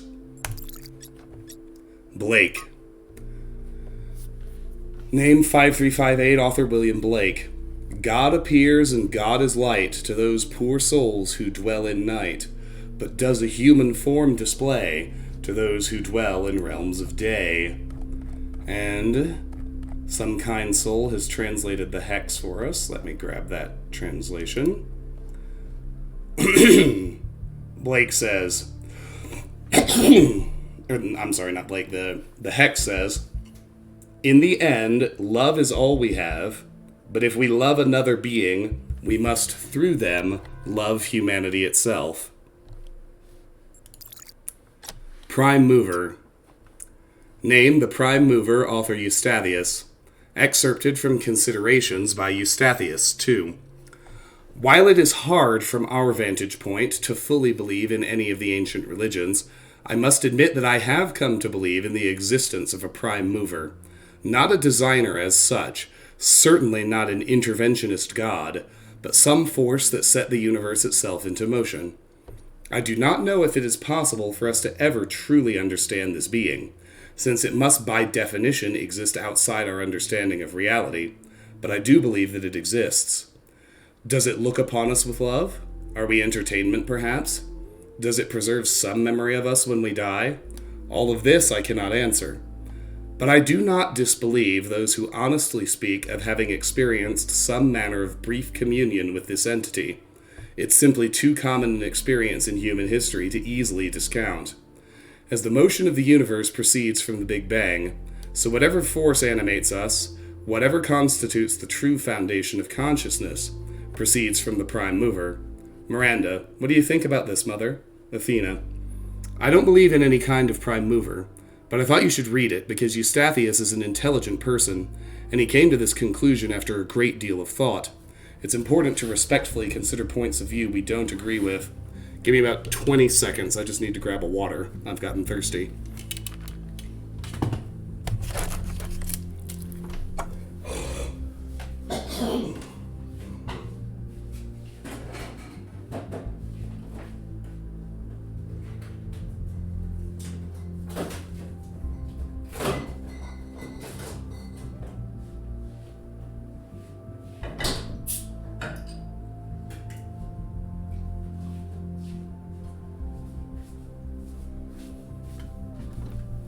I never seem to get tired of the twist of grapefruit Topo Chico. Delicious. Gotta get the glass bottles, though. I hate drinking out of cans. I don't know exactly why, but I think there's a real different experience depending on what vessel you drink your liquid out of. Glass bottles, my favorite vessel. Followed by plastic bottles, followed by cans. Modernity. Name on modernity. Author unknown.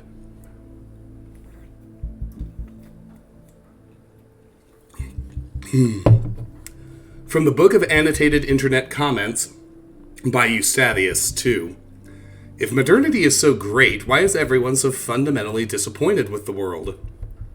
Why do we sigh with pleasure at the sight of old houses, but feel nothing but depressed and alienated by skyscrapers? Why do we yearn for lush forests and wide plains, not narrow canyons between buildings? 5358. If we love all this technology so much, why is our idea of happiness to get away from it? Could it be that progress is just a story we tell ourselves to justify why we allow ourselves to be dominated by inhumanity, and older forms of living have something to offer? It seems that many of us share this desire to immerse ourselves in nature. Though we are ourselves entirely technological beings, we enjoy and value the Earth's diverse and unpredictable biosphere. But does that mean that progress is just a narrative, as this ancient commenter suggests? Or does it mean that technological progression and a love of the natural world are not, in fact, mutually exclusive? Of course they aren't. Failed to load profile. And yet if this person was left on his own somewhere in the wilderness, he would feel nothing but terror. The appreciation of nature is rooted in the experience of civilization, of safety. It is. Athena. True, but he's still right. Also true. So much of what our ancestors created in their last years was alienating to the majority of people. Failed to load profile. Then the question isn't one of modernity, but of control. I'm not entirely sure what he means by control yet. Or they.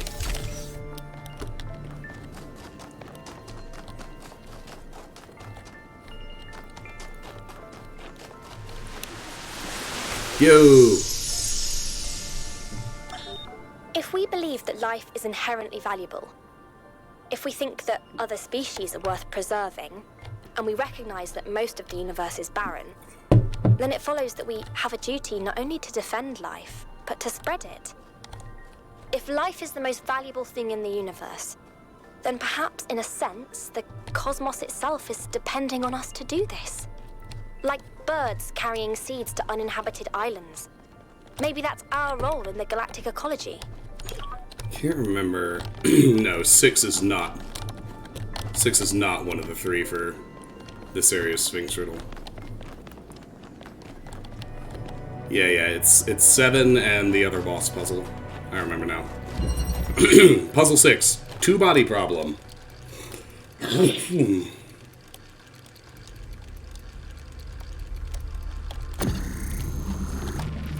Oh yes. No... Absolutely no doubt about that in my mind.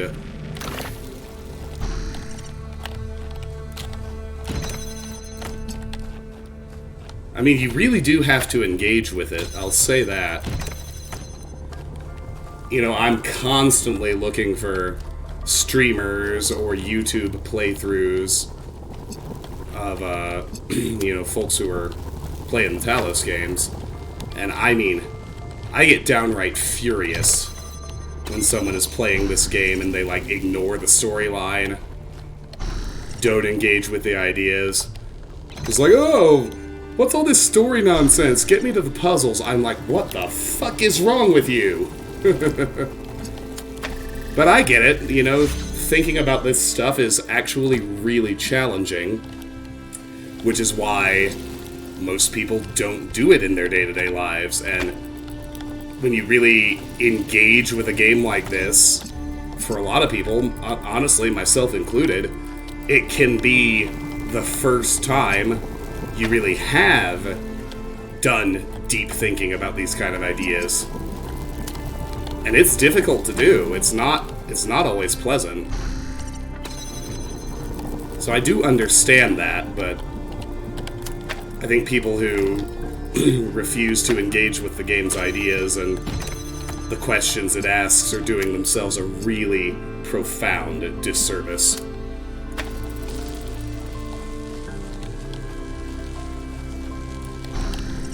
Just gotta get him in line of sight of the pressure plate I'm gonna stand on. There we go. Everything should be open and my other guy can solve. Beautiful.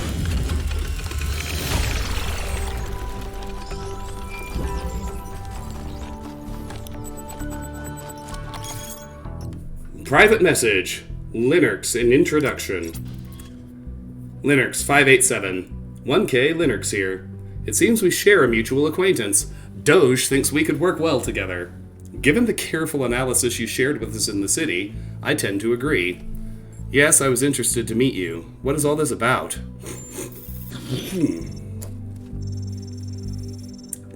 I like to connect with people who put facts before faith, so I'll be direct. The powers that be prefer to keep our society in stasis. They'd rather you were the last of our kind than seek new ways for us to live.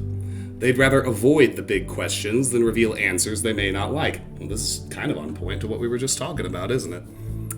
But I can't accept that it's wrong to use what we know to solve the problems before us. We wouldn't be here without technological solutions, learning, growth, mistakes. Those things are what we are. Perhaps I agree. I know we both have hope for the future, and your expedition beyond the city walls presents a rare opportunity, which leads me to my purpose in contacting you. But before we get to that, I know you've an inquiring mind. What would you like to know? Who are you? I'm the chief engineer of fluid dynamics. Our city runs on hydroelectric power. We'd be better off building nuclear reactors, but I just run the dam, our place of birth and source of life, so what do I know? And hey, maybe they're right. Maybe if we had more energy, we'd grow so fast we'd suffocate. I'd just rather test that hypothesis than spend eternity fixing leaks. Where are you? Knee-deep in river water, pulling tin cans from Overflow Sluice 8. Our ancestors so loved their tin cans. Why are you? I do physics, not metaphysics, but I'll give it a go. I suppose in the beginning there was nothing, and nothing implies something, and the zeros and ones got progressively more complex until eventually you and I popped out. I just want to know what you want with me. I think the island you're exploring holds knowledge far in advance of our own. There will be a great pressure on your team to leave it hidden. But those secrets belong to us all. We all deserve to learn and to grow.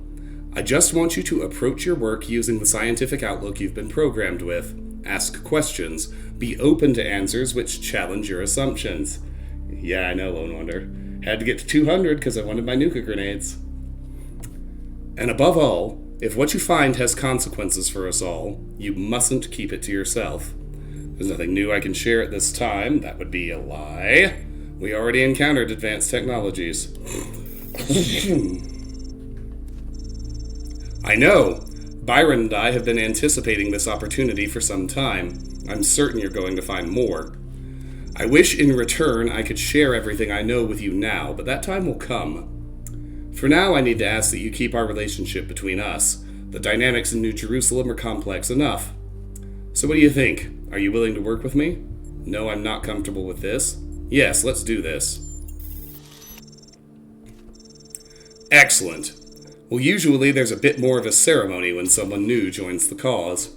Nothing fancy, just a subtle branding with hydrogen peroxide, but that will have to wait until you're next in the city. In the meantime, welcome to Society Systemica. Wait, is this some kind of secret society?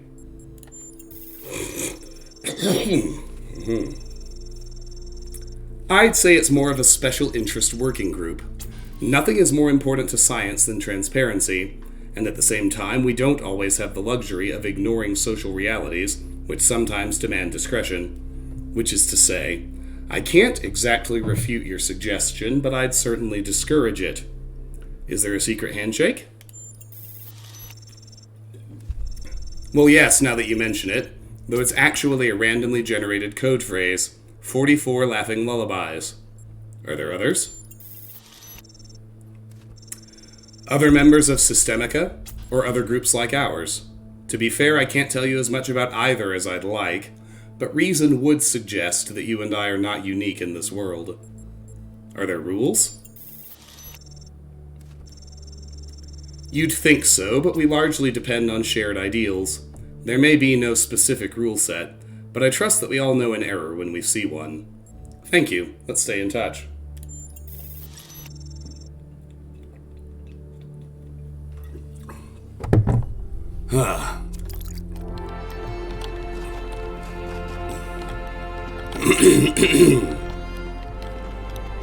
Yeah, no, there's nothing behind Puzzle 6, I don't think. So, we can keep going. Byron, anything new? Nope, not at the moment.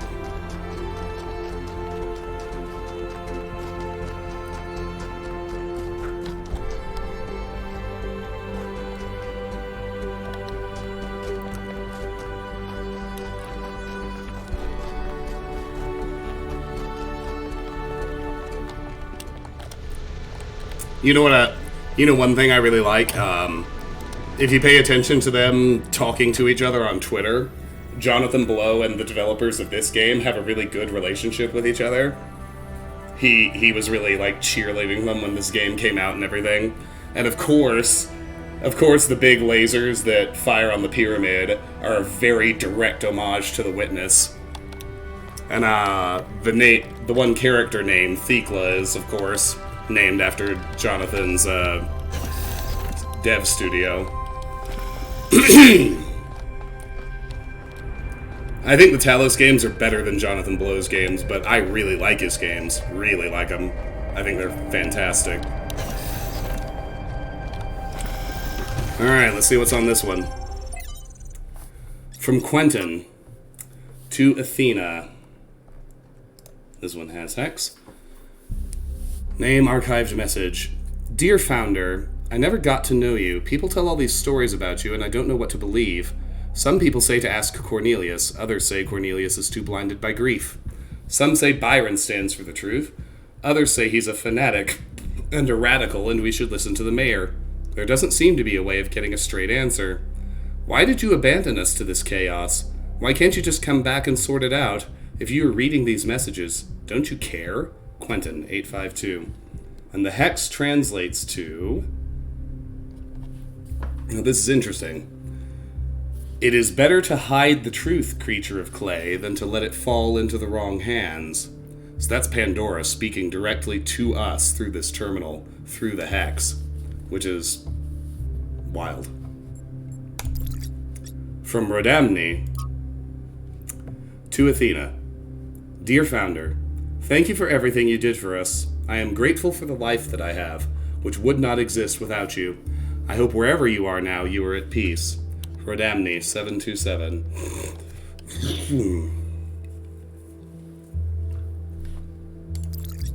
Noema Project 5. Name Progress Notes. Author Athena. Trials 938 to 1000. Version 0.10, version 0.12 successfully deployed.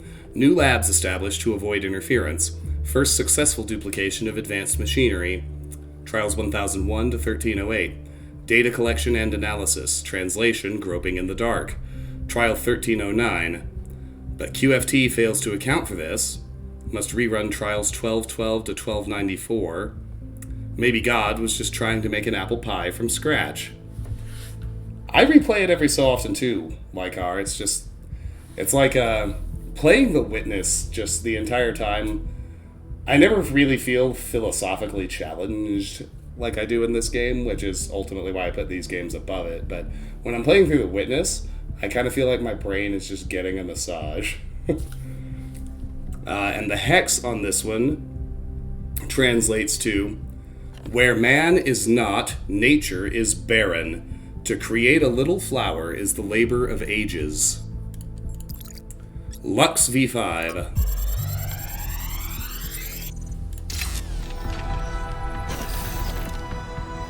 This looks like it has something to do with energy generation. Am I reading this right?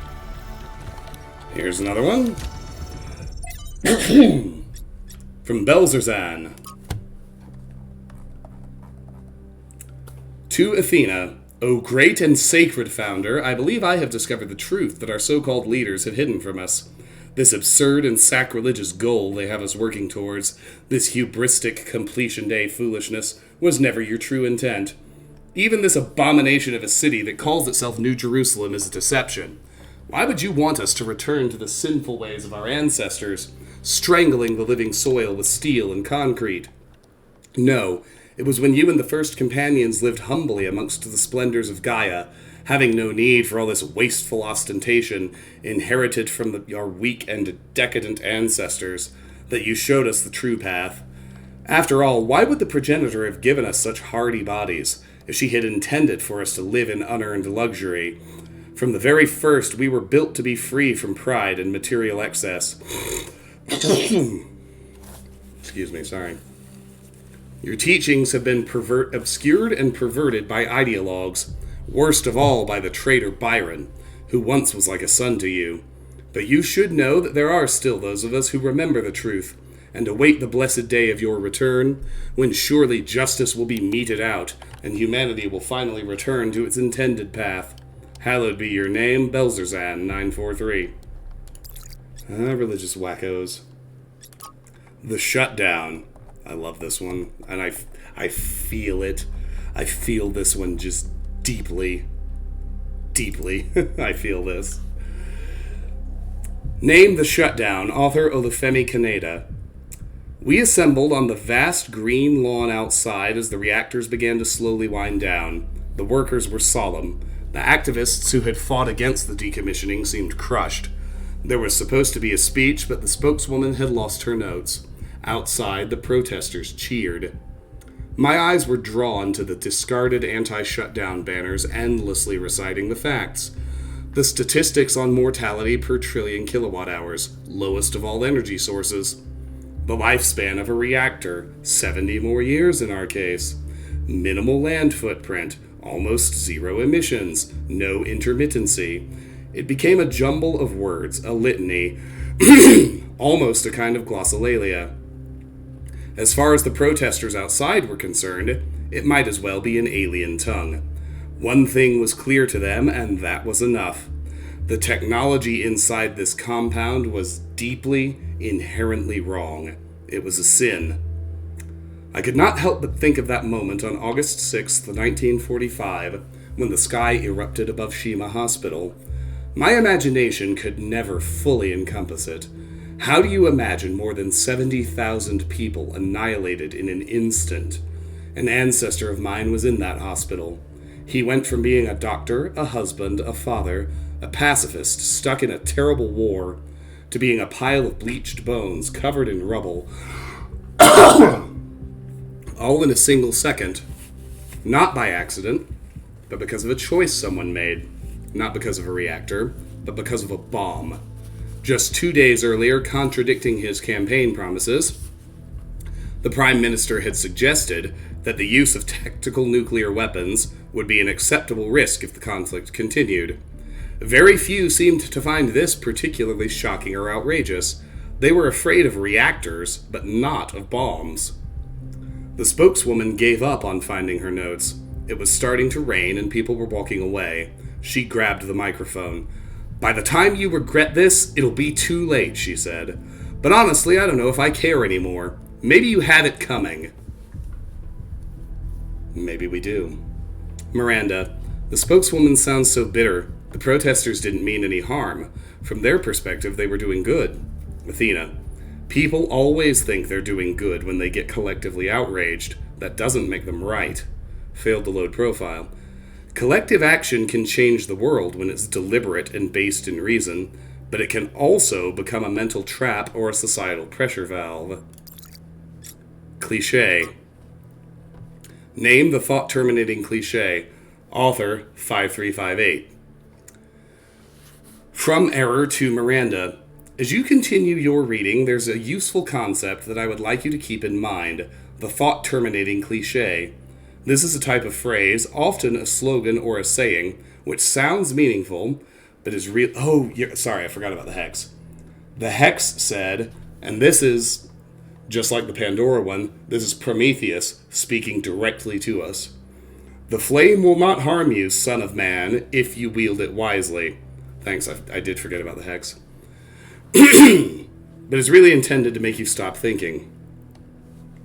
To pick an example from our history, someone in the simulation might say things like, "It's the will of the founder," or "It serves the process," or "It's the will of Elohim," or "It serves the process."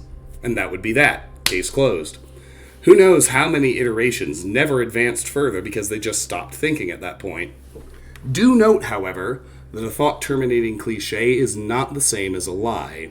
It may very well contain elements of truth, but those elements are used to keep you from questioning a whole set of assumptions that come with it, which may be partially or totally false.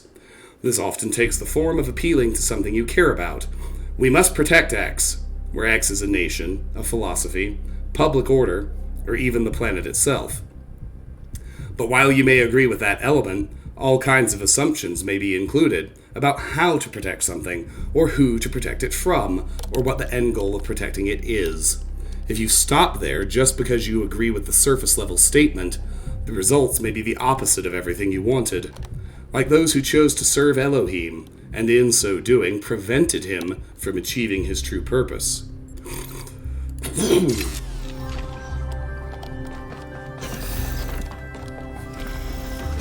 I first learned about the concept of thought-terminating cliches when, a little over a decade ago now, when my ex-wife and I were leaving the LDS church. It's a really, really useful concept to understand.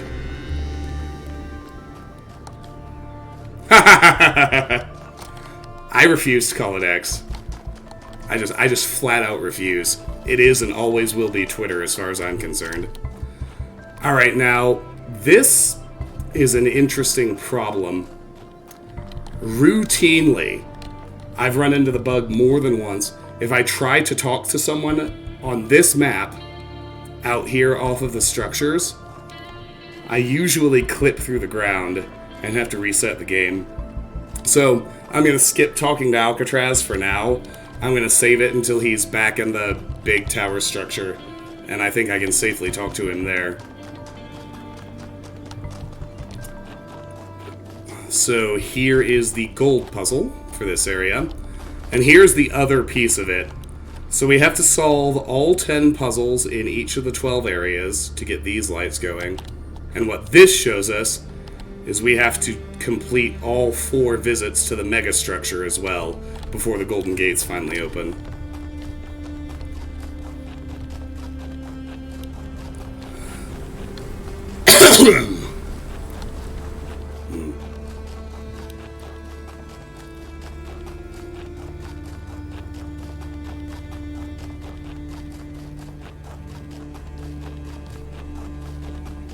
Oh yeah, no, I do know that.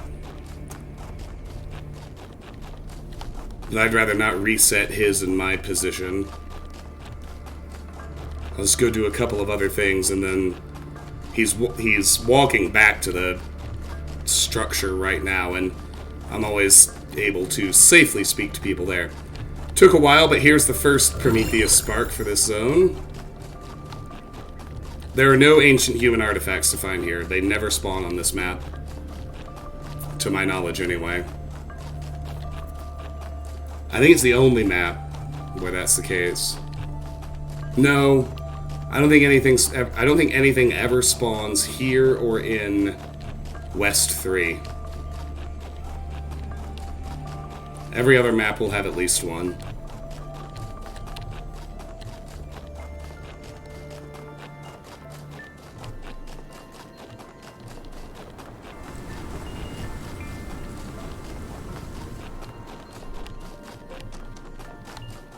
See, like, if I run this way, he may already be up there now. And if so, I should be able to safely speak to him.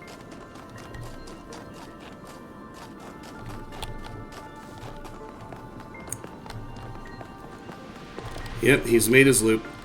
I'm gonna let him get to the top of these stairs. Everything okay?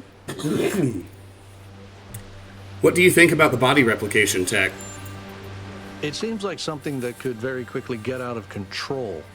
You know that saying about good intentions? If we can solve problems by just making more people, how long before people just become a problem-solving tool? Well, I don't think that's what literally anyone is thinking of doing, but it is a fair point. What do you think about Miranda's idea that it's our duty to spread life? Our ancestors thought they could introduce new species to existing ecosystems, and it never turned out well. Makes sense. I don't think that applies to places where there is no life, like other planets. There's no life there now, but you can't see the future. You might be wiping out a whole ecosystem that hasn't even gotten started yet. That's all.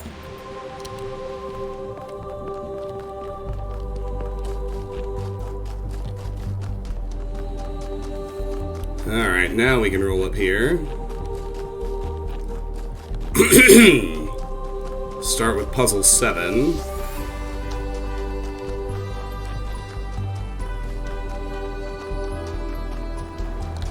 No more moon missions, because life might start there. Yeah, no, I don't agree.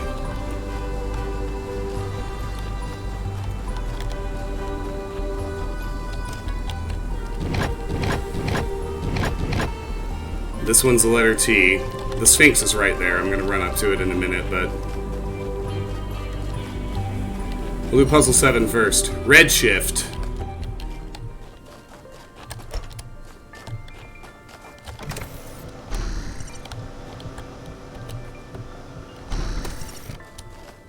Roll over here. Grab the connector.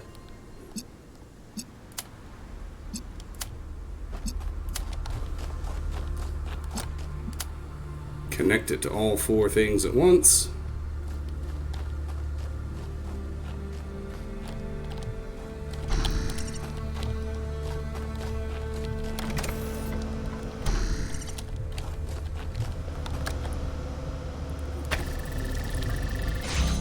Place it on the platform. Head in here. Move my man over here until the red connects. And it's solved. Enter the tower. Don't rush Glad to me. see all those overloads haven't damaged your logic circuits.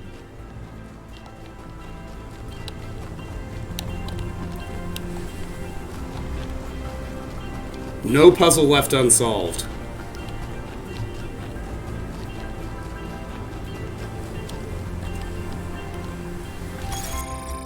Alright, so here's the actual hint that I've cheated the first 2 steps on, but don't have to backtrack now. N1 engraving, found on a Sphinx monument on the desolate island. Taking a reference photo in case I want to figure this out later. C-A-T. So this is telling us the locations, roughly, of each of the 3 letters we need to spell out in order to solve this particular riddle. I mean, true enough, but I'm not going to the tower yet. I'll go to the tower when I'm good and goddamn ready.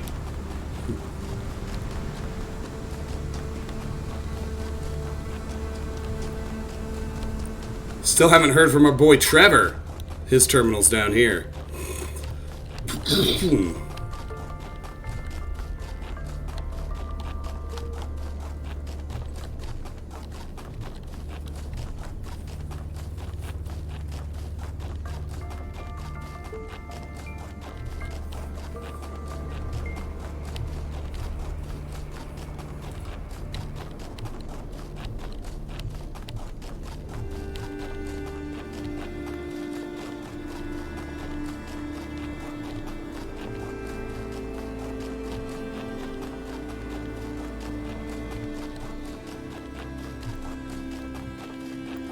This is probably my favorite ambient track in the game. They're all spectacular. Something about this one is particularly evocative to me. It's an old saying about how, in the end, the sea will claim everything. I have no doubt that this is true. In the long history of the human species, entire regions have disappeared under the waves. Places like Beringia and Doggerland still echo in our cultural memories. But we shouldn't forget that life began in the sea. We are the children of the sea. And it's not through floods and ruin that the sea will claim everything, but through us. I like that interpretation of that saying.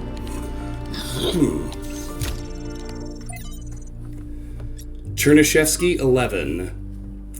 Name on the past, author Arkady Chernyshevsky. From Arkady Chernyshevsky's In Our Likeness, Essays on Humankind Reaching Adulthood. With alarming frequency, our mythological narratives conceptualize our separation from nature as a fall, a punishment for sinning, a loss of innocence, a decline from a golden age. We believe that a better state of humanity is possible, but insist that this state must be in the past. And yet, our historical experience has been the exact opposite. For all the horrors of modern war, and they are considerable, relatively few people today have to suffer the unspeakable agonies that our ancestors went through on a daily basis. This is all very, very, very true. Like, it bears keeping in mind even when we're deeply concerned about how fucked up the world still is.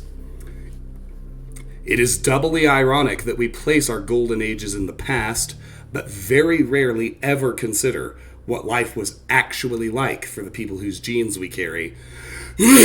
How cold they were, how hungry, how frightened of the cruelty of nature. What unspeakable pains they must have experienced when they were sick or injured. How many of their children they had to lose, unable to help, begging the heavens for mercy and never receiving an answer. The past is a slowly receding tidal wave of grief. The battle for human emancipation is not yet won, and the path has been far from straightforward.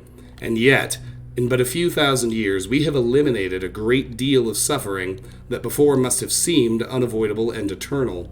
Some still suffer, their lives held ransom by politics and economics. But at least now we know that a better world is truly possible, and it lies in the future. Founding 4. Name, Hypatia's Journal number 4, author Hypatia. From Hypatia's Journals, Volume 1, The Founding of New Jerusalem. Day 132. We had a bit of an incident today. Nothing major, but it still woke us all up. Sun was away from the camp alone, even though we had agreed that we should always go in teams. And she encountered a group of the herbivores that we saw on the first day. Cows, they're called. Apparently our ancestors kept them as livestock. Eustathius says they squeezed them for liquid, but I find that hard to believe. Yeah, I mean, I like milk. But I digress. Sun encountered a herd, and just as predicted, the animals were passive at first, friendly even. Sun decided to abandon her survey to study them for a while, which went well, until a group of wolves, formerly dogs, a type of pet, entered the clearing, causing a stampede. There's Hex here. Sun is alright, only minor scratches to the bodywork and a few torn wires, but it was a close call. I guess we'd gotten a little complacent, a little too comfortable. We'll have to be more careful from now on. And the Hex translates to, "Come away, O human child, to the waters and the wild." And here's Trevor.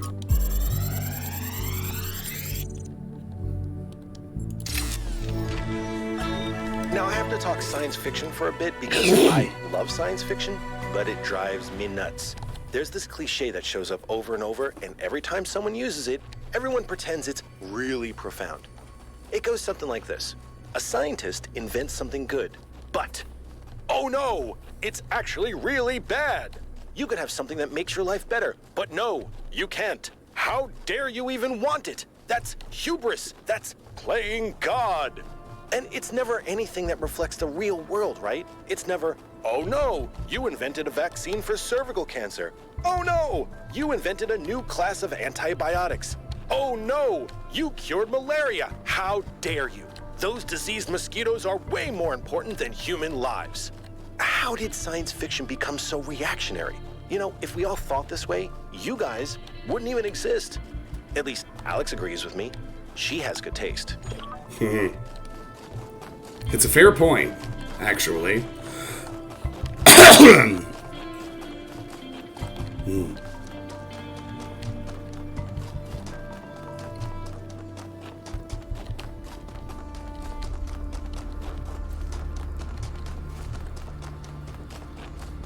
You'll need to get another water soon. It seems to work better for my throat than the cough drops do, oddly enough. Drilling party!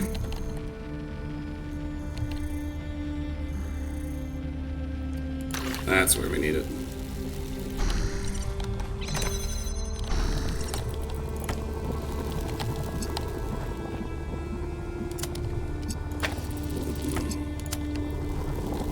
We can hook that up and set it outside to get ourselves out.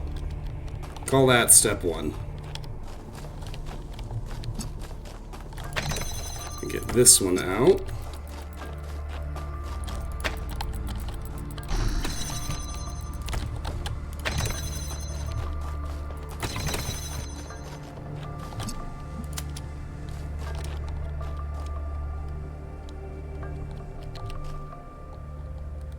So the entire initial goal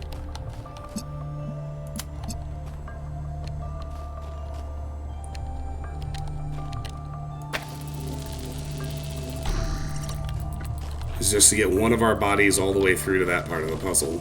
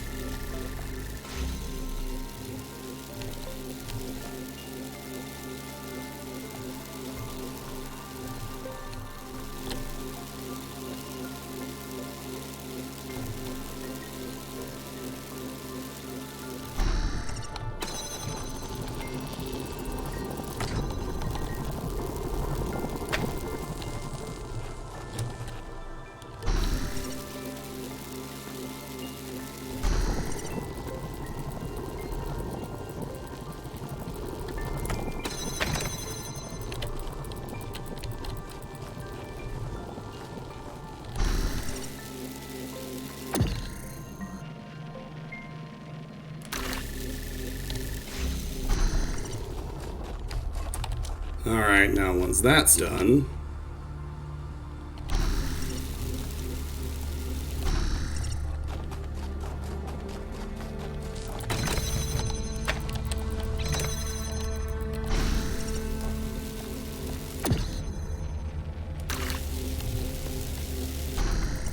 Pop a hole there. Pass the connector through. Boom.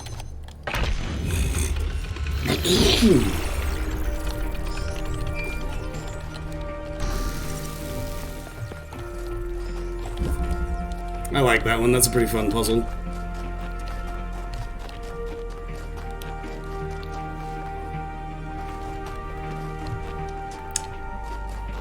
And this second lost puzzle has the final piece of the Sphinx solution on it.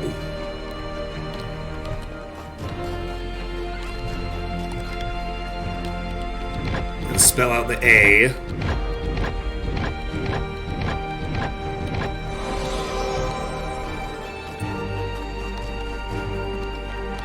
Now we gotta head back to the Sphinx to pick up our star. Might as well go ahead and solve the puzzle before we do. Interplay. Oh, I remember this one. I like it too.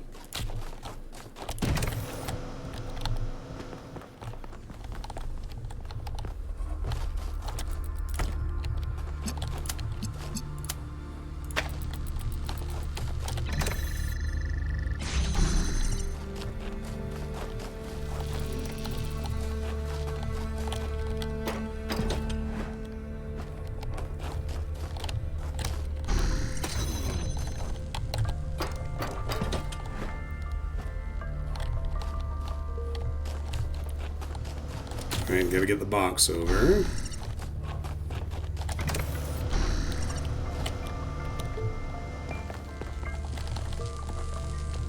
I know, right? Talk about range.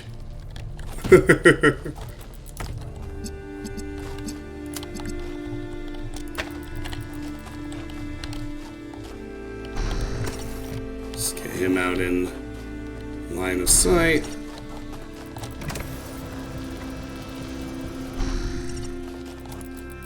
Get the other connector out.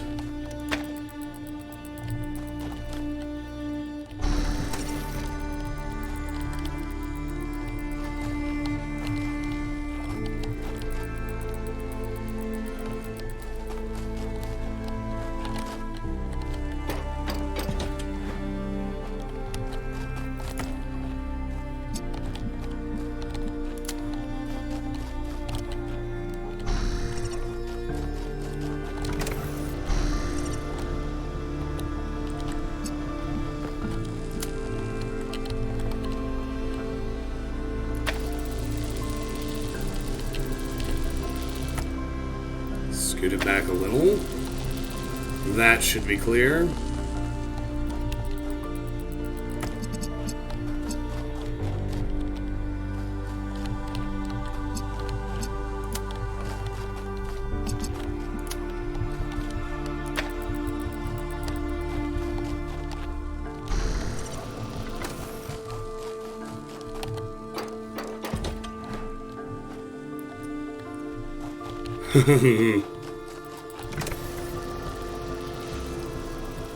Actually, I've watched a documentary on the making of Talos 1. They initially the genesis of the entire series just started with the mines that are in both Talos games. They are also an enemy in Serious Sam 3, and one of the developers got an idea to put jammers into Serious Sam 3 as a way of dealing with the mines. And then they rather quickly realized that there were all sorts of cool things you could do with that mechanic. And from there, they just extrapolated out the idea that, no, we shouldn't just include this as a new mechanic in Serious Sam. There's enough here to develop an entirely new game around.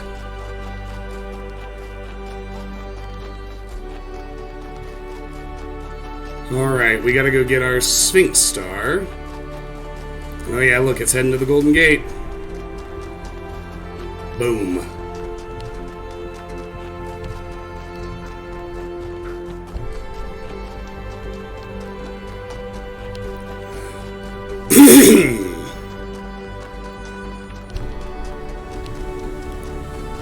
And then I think, as they were trying to decide why someone would be wandering around solving puzzles, Crow Team, like still the Serious Sam people, they had the idea to set the game inside a computer simulation. Hang on. If the fool persisted in his foolishness, would he become wise? They had the idea to set the game inside a computer simulation. But beyond that, they went and hired Tom Joubert and Jonas Karatzis to actually write the narrative, and the game took shape from there.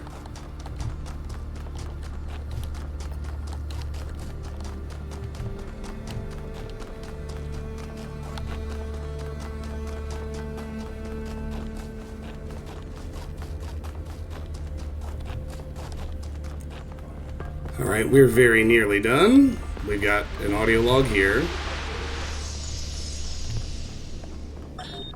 I wonder what it was like when the ancients were still here. Their world seems so lively. Not always in a good way. Interesting times are great to read about, but rarely great to experience. Ain't that the truth? That's true. But they left behind so much art and philosophy and religion, and so many strange stories. Is New Jerusalem like that? It was, in the beginning.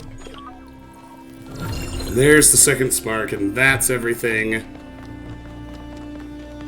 except the gold puzzle. So now I'll head to the tower.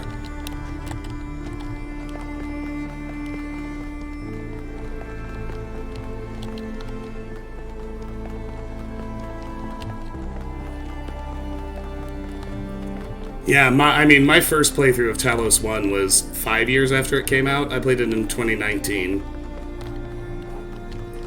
And it was, it immediately clicked with me, but I was old.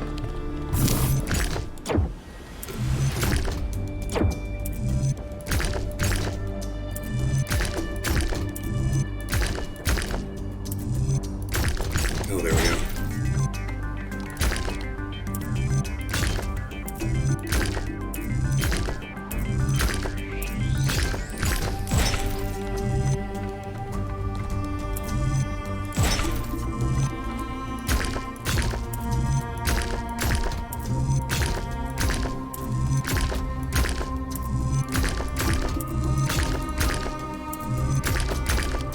I think this one was a mistake.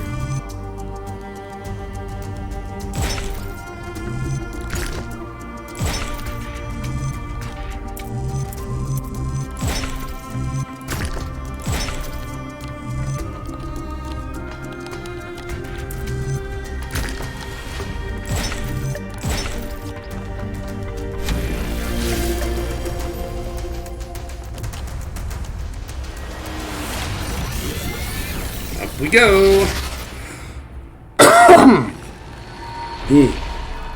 You again.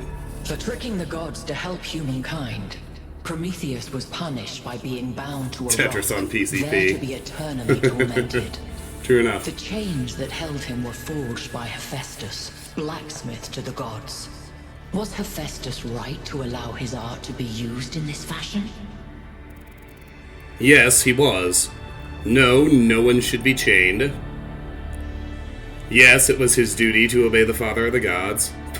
How about you just cut out the cryptic nonsense and tell me if Athena is here? Hephaestus only forged the chains. It was Zeus who bound Prometheus. This is what I actually agree with. If Hephaestus thought the punishment unjust, he should have refused. And why was it for lowly, lame Hephaestus to make this choice, and not mighty Zeus? I've said it almost every time she mentions him. Fuck Zeus. I don't give a shit about the gods. The lame and the lowly are no less wise than the mighty. A creator is responsible for his creation. A creator ought to have control over his creation. Everyone must make a choice. The lame and the lowly are no less wise than the mighty. That remains to be seen. As you continue your journey to the flame, remember Hephaestus and the burdens of the blacksmith.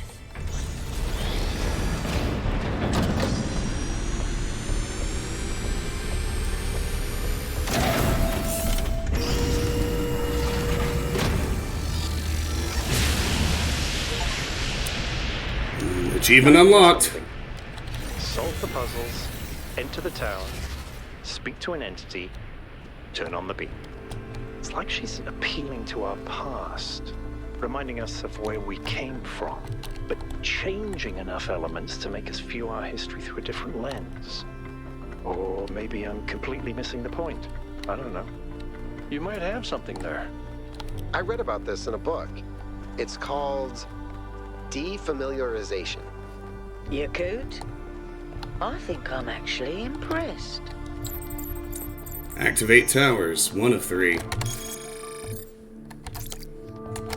On the achievement, 30 of 59, Desolate Island. Activate the tower on the Desolate Island. Alright, we're done here until the end game. Off we go to the next area. The recent developments in the field of AI kind of went along with your Talos playthrough. But they already knew this stuff in the 70s. I mean, yes and no. It makes it more salient that we're getting closer to that. Call it an inflection point, maybe. I'll be right back. I'm going to grab another water before heading to North 2.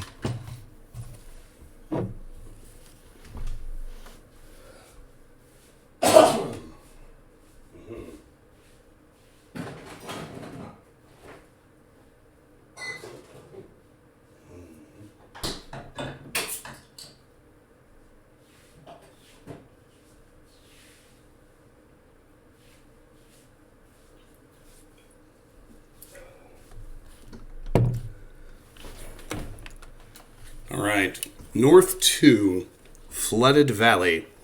A large valley in the northern region of the island, inundated centuries ago by rising sea levels caused by anthropogenic climate change. Travel to North 2. You're on your way to an island. Yes, another island. Sorry, Melville. Well, it actually used to be a valley between the mountains, but it's mostly flooded now. That probably happened long before the founder came here, though. Another legacy of our ancestors. Do me a favor, will you? Look for another one of the Founder's labs. We can't get back into the megastructure without getting to the third site in the north. Excuse me. But I need more information to make more fixes.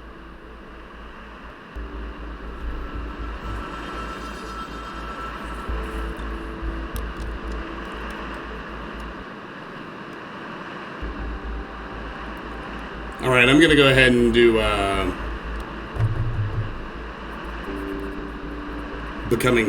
Becoming Smarter achievement in the first couple of puzzles here before I forget about it again.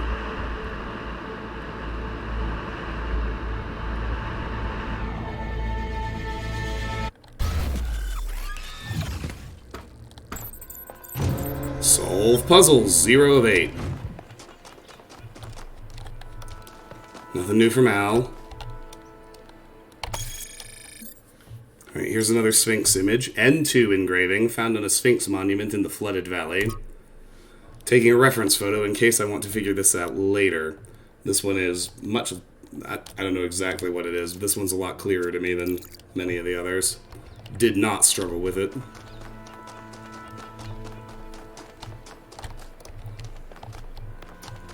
Alright, over there's puzzle 8. Here's the gold puzzle already. If memory serves, Stratton is behind the gold puzzle, so let's go visit him, get things started. Oh, there's an error. I even clipped all the way through the water. Check that out.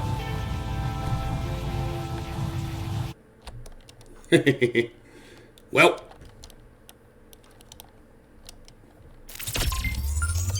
Let's have a mulligan, shall we? How about you, Yakut? No dialogue. Alright, Obsidian, I really appreciate seeing you again. Thanks for stopping by, for the thoughtful commentary. It's always a pleasure when you show up. Get some good rest, my friend.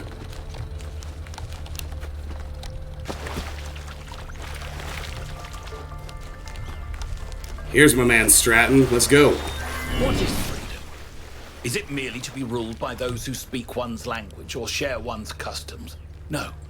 That is merely a more convenient servitude. Is it to have no obligations, no loyalties? No.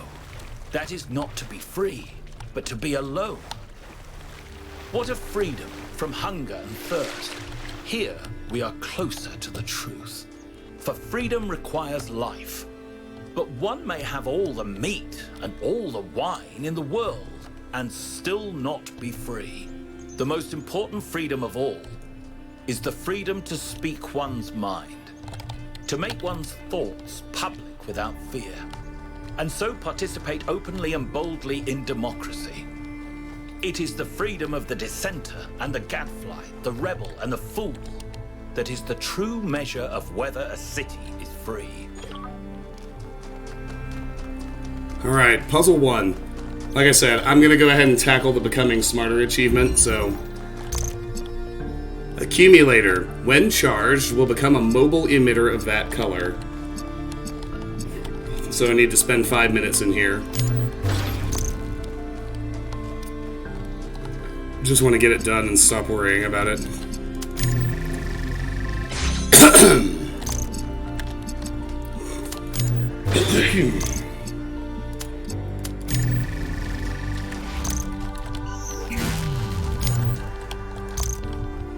So let's dink around for 5 minutes. What should we talk about while we wait out this achievement?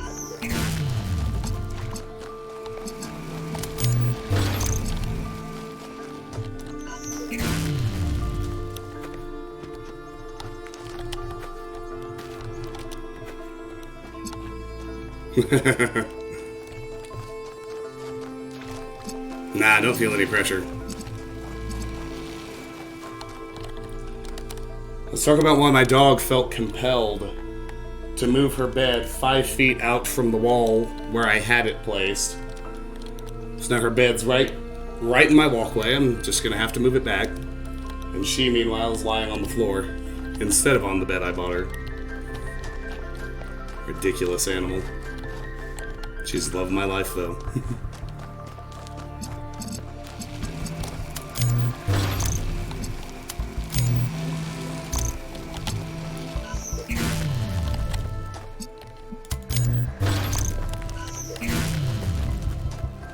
Now, there's really only one that I'm gonna have to answer and stick with that I really, really hate and disagree with in order to keep the achievements open, but it's coming up. I'll point it out when I get there. I'll do it for the achievement, but I'll make my actual personal opinion very clear, even when I answer differently inside the game.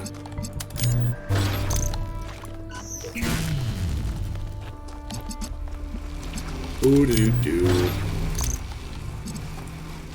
Alright, we've been in here 2 minutes, 3 minutes to go. Doo-doo-doo.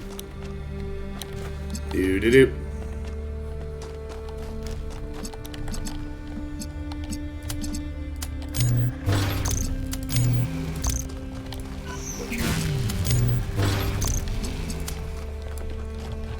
It's just remarkable to me how many incredibly cool new mechanics they were able to invent, and the way they build on each other. One of the criticisms I've heard of this game that I'm not sure... I disagree with the idea that the game suffers for it, but I agree with the factual point being made.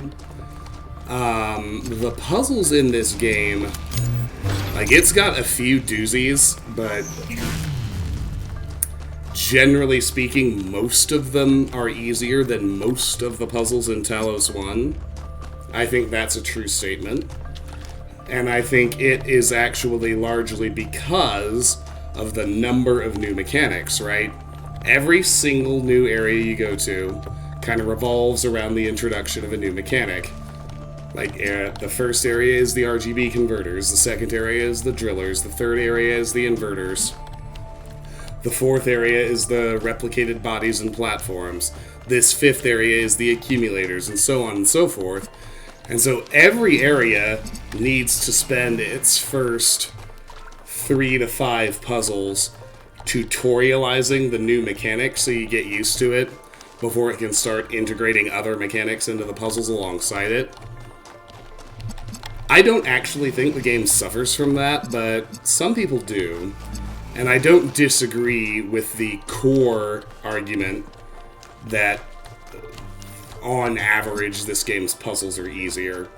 I would say that the gold puzzles, a few of them are about as hard as the more difficult red sigil puzzles in the base game of Talos 1. Nothing in this game comes close to being as hard as the hardest puzzles in Road to Gehenna. That being said, I watched an interview with the game's lead puzzle designer on YouTube, and he said that before the release of the base game, they pulled out all of the puzzles that beta testers really struggled with, but they have saved them and they're going to put them into a Gehenna-style expansion. My assumption is that the expansion, one way or another, is going to revolve around Lifthrusir and his disciples and the journey that they went on, story-wise. And ostensibly, it will have much harder puzzles. Because they yanked everything that people really struggled with. So I'm really interested to see that when it comes out. Now the storyline is just me guessing. They've revealed nothing about that. But they said that all the hard puzzles that they pulled out are going to show up again in... they're going to be used in an expansion.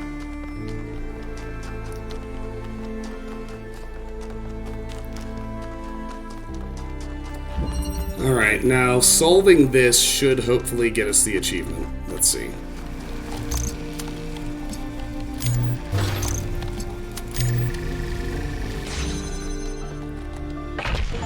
There it is. It worked. In the beginning, before we built New Jerusalem, we used to explore just like this. Small groups setting out for the horizon, looking for resources, trying to make sense of the world we'd been thrust into, trying to find a way forward. It was a hard time, but I can't deny that it was also exciting. I think it's part of our nature to be wanderers. Our ancestors crossed entire oceans on flimsy wooden boats, just to see what else there was. Is it weird to feel nostalgic for a time I never experienced? I just think I could have contributed so much more back then. It's not weird, but it wasn't all sunshine. People died. Yemo, Calvin, Isaac. I know, they were family to me. Sorry. I didn't mean to reopen old wounds. It's a legitimate point, but I don't think it invalidates the sense of wonder we felt. That's what kept us going. Alright, so there was our first of 3 Sphinx switches. And 31 of 59. We got Becoming Smarter. Return to a puzzle for a second attempt. Alright. Don't have to worry about those anymore.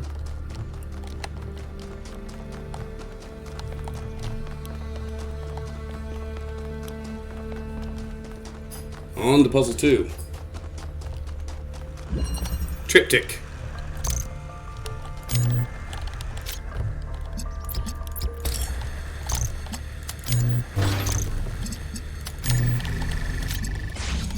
And they're blue, so red and green make blue. Easy peasy. Yes, he does.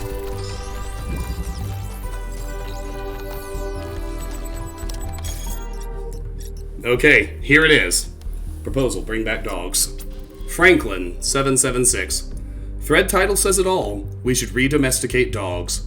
Our ancestors loved dogs so much. They insisted they were amazing companions, full of life and love. Man's best friend. And the lives they lived with humans must have been infinitely better than in the wild. So why not bring them back? Libestros. Did you know that the poet Lord Byron wrote a beautiful poem about his dog, Bosun? I think you actually pronounce that Bosun. He said he had beauty without vanity, strength without insolence, courage without ferocity, and all the virtues of man without his vices. Obvious. Is that who our Byron named himself after? Arinya. No, he named himself for Robert Byron, the travel writer. Franklin. That's great, but what about my idea? This is what I think. It's a great idea. Dogs were a beautiful creation. We should breed them back except pugs. But in order to preserve the achievements, I have to give some answers that tilt toward re-electing Mayor Herman to keep that option alive at the end in order to get the achievement. So I have, unless I want to replay the entire game 3 times, and I'll have to do this eventually anyway, or leave that achievement forever locked. So we have to answer, they're better off being wolves.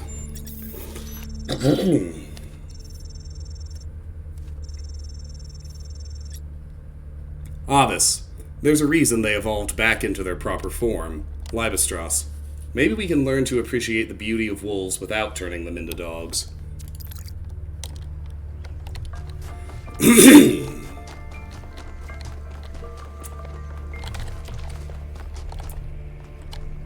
I already did that puzzle?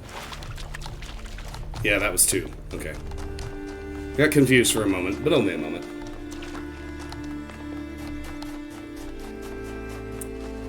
Let's do this terminal. And yet it moves. Author Mitku. A fascinating story I discovered in the archive concerns a great scientist by the name of Galileo. This remarkable man made huge contributions to the early development of science, but was best remembered for becoming embroiled in a controversy with the church that ended with accusations of heresy, a trial, and him being placed under house arrest for the rest of his life. The cause of the controversy?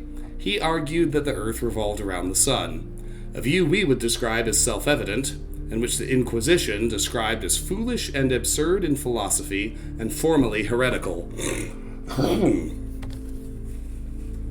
Story became emblematic for how society often punishes those who try to push our understanding of the world forward. In the modern day, there's a legend that at the end of his trial he muttered, "And yet it moves." A beautiful idea, but untrue, because defying society is hard. It comes at a high cost, and not everyone is capable of bearing it. What would you have done in his place? What would I? Mitku 166. Miranda, I think I would have tried to stand up for the truth. Athena, it's harder than it sounds. Fighting an authority like Elohim is one thing, but when even your friends and allies may renounce you for holding an unacceptable opinion, it takes enormous willpower to continue. Miranda, but if nobody does it, society gets stuck. And the hex here translates to, always be ready to speak your mind, and a base man will avoid you. If I were a robot, what would my colors be? I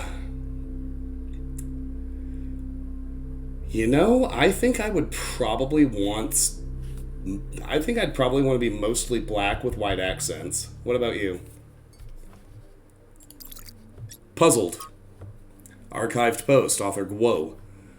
The role of puzzles in the simulation was so important to the creation of our civilization that it has left an indelible imprint, but sometimes I worry that this is an issue. Alexander Drennan thought of human beings as problem solvers, but the real world isn't anything like the simulation. Yes, there are problems to solve, but there isn't a Tetramino waiting to reward you. There's just another problem, and another, and another. Our veneration of the puzzle may be blinding us to the fact that sometimes there isn't a neat solution, that sometimes life is just a slog, and the best you can do is muddle through. Whoa, 20. True. From Aurora. To Athena. Dear Athena, have you really left us for good without even saying goodbye? I know we haven't spoken much lately, but isn't that just part of the slow, relaxed lives we now lead? After all those centuries of struggle, trying to build New Jerusalem, I thought we deserved a rest. And if that disappointed you, why didn't you say so?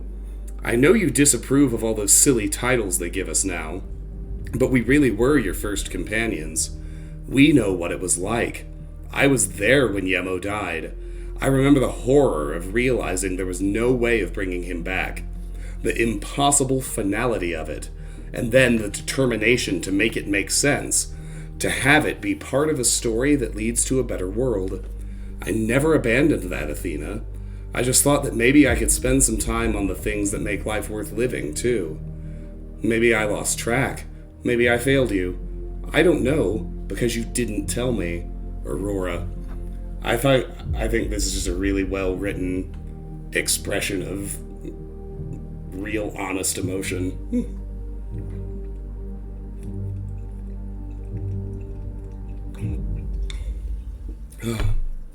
Red with sprinkles of blue. Black with some highlights of maybe gold or white. Good choices all. Yeah, I mean, I'm not going to take you on a stream tour of my apartment or anything weird like that, but I will say that just in terms of my personal decorative taste, like, I'm pretty minimalist, and I like black and white stuff.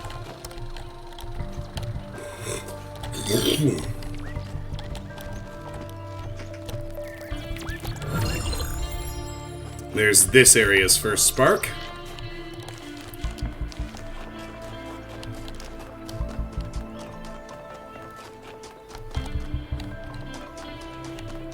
And we'll go ahead and do puzzle 3.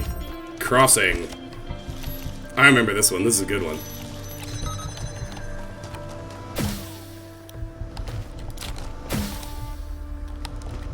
Gotta bring the box. Gotta jam the fan. Connect the accumulator to the source. Unjam the fan. And it's, that duration is enough for it to charge in midair.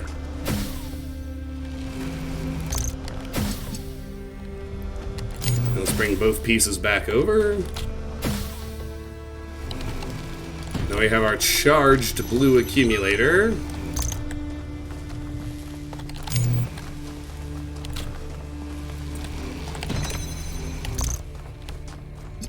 And get in here and do that. Which holds this open so we can bring the jammer through. Which in turn lets us jam that open. Give the accumulator a red charge. And voila! Solved.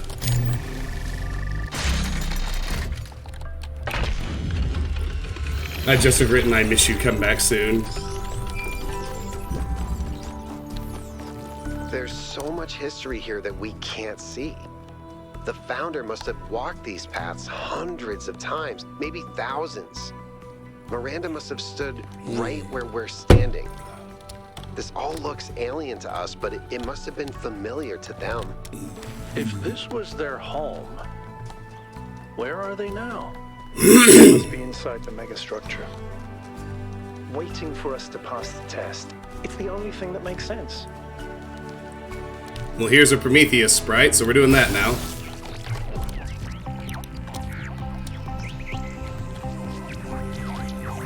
Incidentally, I'll just say this as a gameplay tip. If you have yet to get the Chasing the Light achievement, this one is by far the easiest one to get it on.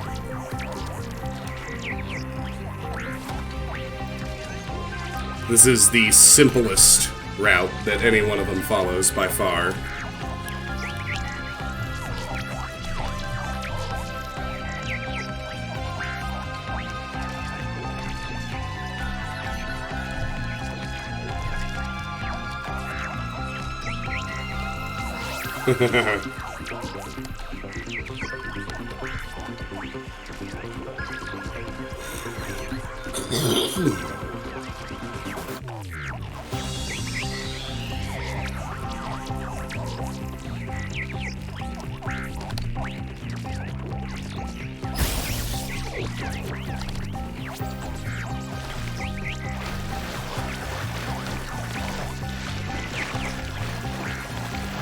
The only challenge on this one is working up the courage to realize it's leading you across a sandbar you can walk on.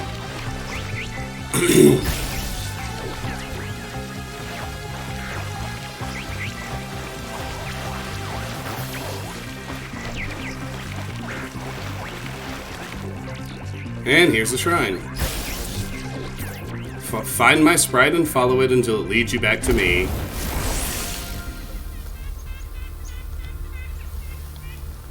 Yakut sounds like Jonathan Blow to you. Utopia is impossible, but the future that is possible will seem like a dream to those who are alive now. I think about that a lot too. Like, as fucked up and imperfect as our world still is, can you imagine showing... Let's stick with what we're doing right now. Can you imagine, like, showing a video game live stream to someone who was alive during the Crusades, or even before that? How it would seem like absolute magic to them. Or like the fact that I have a gas fireplace that keeps me warm. The fact that I have a refrigerator full of food. Lifthrasir 5. This is one of my absolute favorite logs in the entire game. Get ready for it.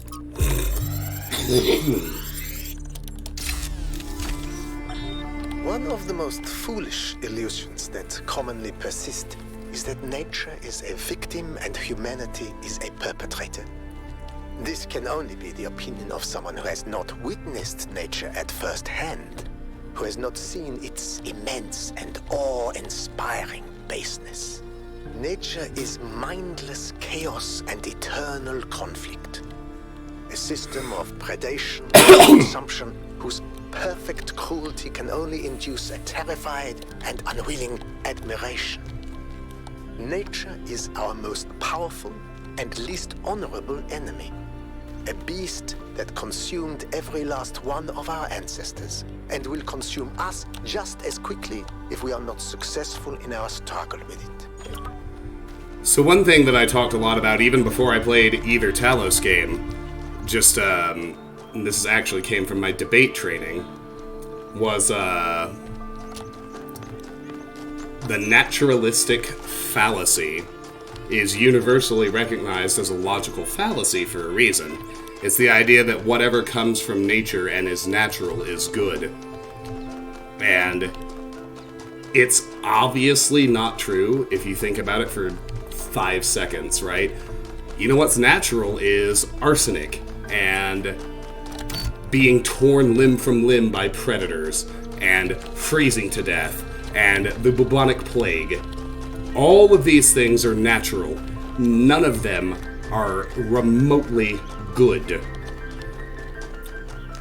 But there's a huge segment of the population that just hears the word natural and thinks automatically good. And it's never been that way. It's always been a really, really stupid fallacy. But a lot of people believe it. And I really, really like how pointed some of the Lifthrasir logs in this game are at deconstructing and attacking that idea.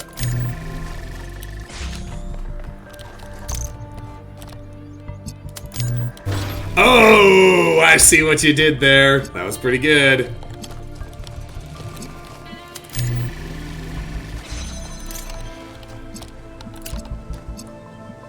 Alright, well, I need to move the red in a little. Not so far that I can't connect my inverter to it.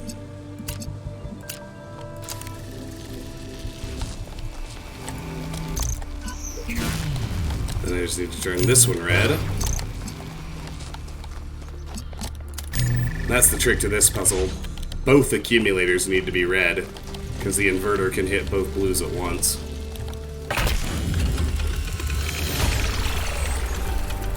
Well, okay. You're not entirely terrible at this. Yeah, nature gives a fuck about humans, and nature gives no fucks at all.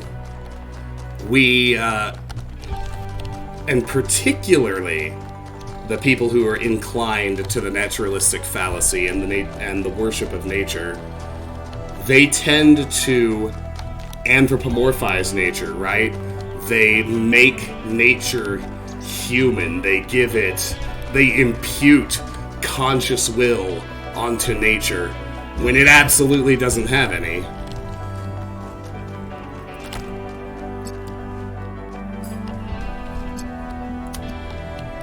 First thing is to get blue in there.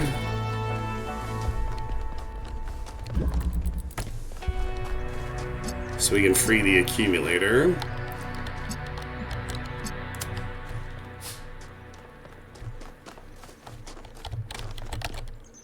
Right, it's this window, I think, that it lines up. There we go.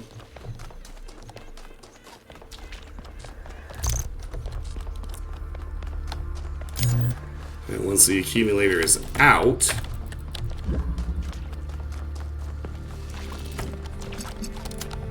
need to give it a red charge.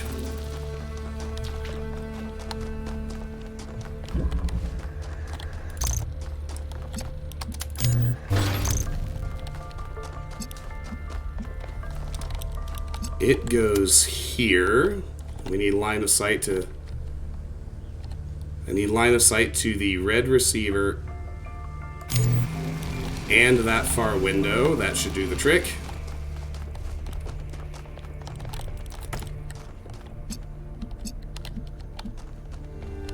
So I can connect this here.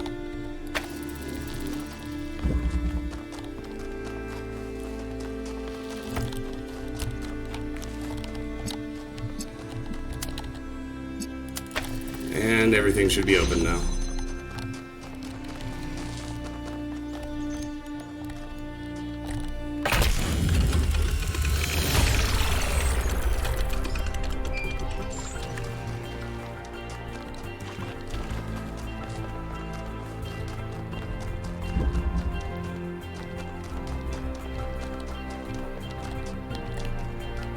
Sounds good, Lone Wonder.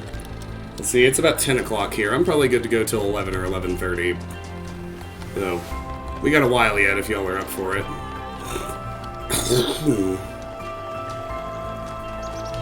Go ahead and do puzzle 5. Balance of forces. I love this one. It's obviously much more contained, but conceptually speaking, the solution is a play on Open Field from Road to Gehenna. Alright, so we gotta target the blue receiver in the very back.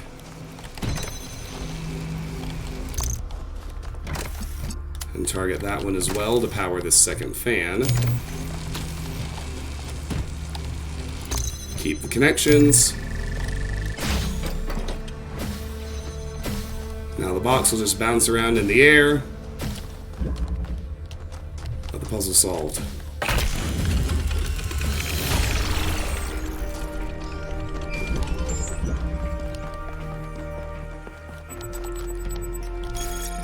Melville? What is it now? Why did you Melville upload a picture of your hand? strikes again. Why do you care that my hand is in the picture? Your hand isn't in the picture. It is the picture. I like it. It's very artistic. Let's stay professional, everyone. It's not right to make fun of Melville's comically absurd inability to take decent pictures. She's a hyper-advanced humanoid machine, not a photographer. You'll pay for this, Byron. Melville, design. Interesting design elements.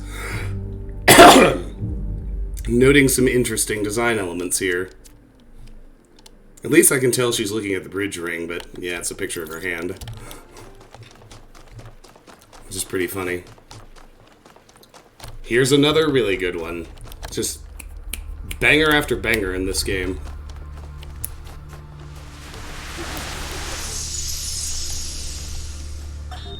Is it possible that on some level, people want to believe that everything's going to get worse? That it's comforting to think that humanity is bad and every solution will just go wrong? Because that way you're never responsible. You never have to take on responsibility for anything outside yourself. Never have to grow up. Yes, absolutely.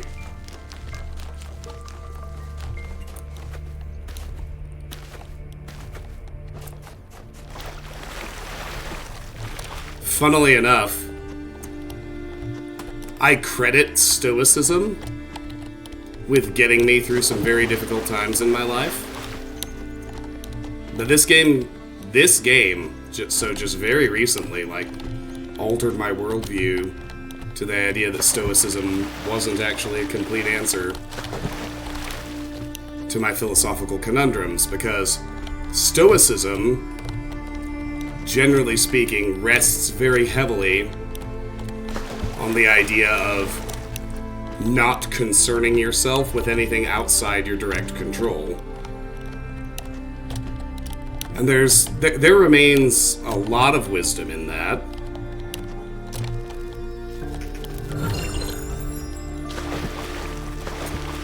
But even if you don't have perfect control over it, I've become pretty convinced that we actually do have significant responsibilities outside ourselves. And here is an ancient artifact. Haven't seen one of these in a minute. Satellite dish, part of an ancient communications network. A shattered section of a device used by the ancients to communicate over vast distances. At the height of ancient human civilization, most of the human species was part of a single network.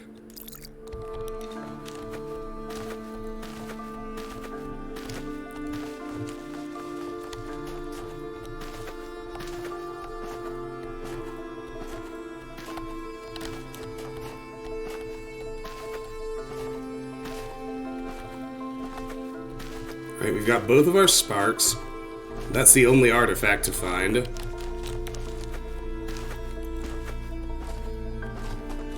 Let's do puzzle 6.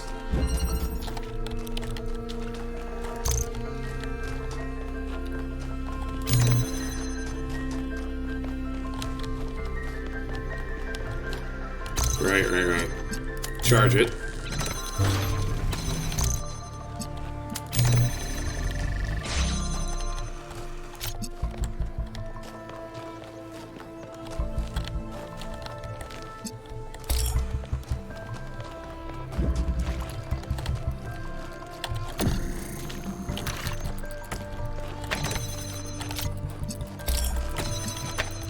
Converter is actually the one we ultimately want to leave in here.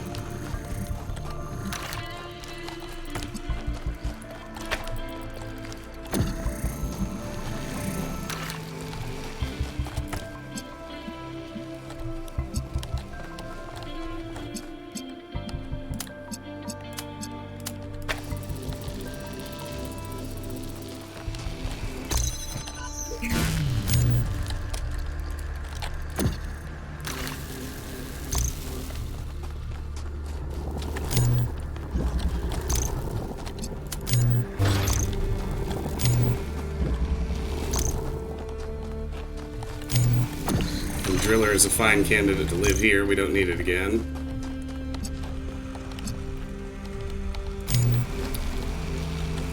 And then it's a simple matter of blue and green make red.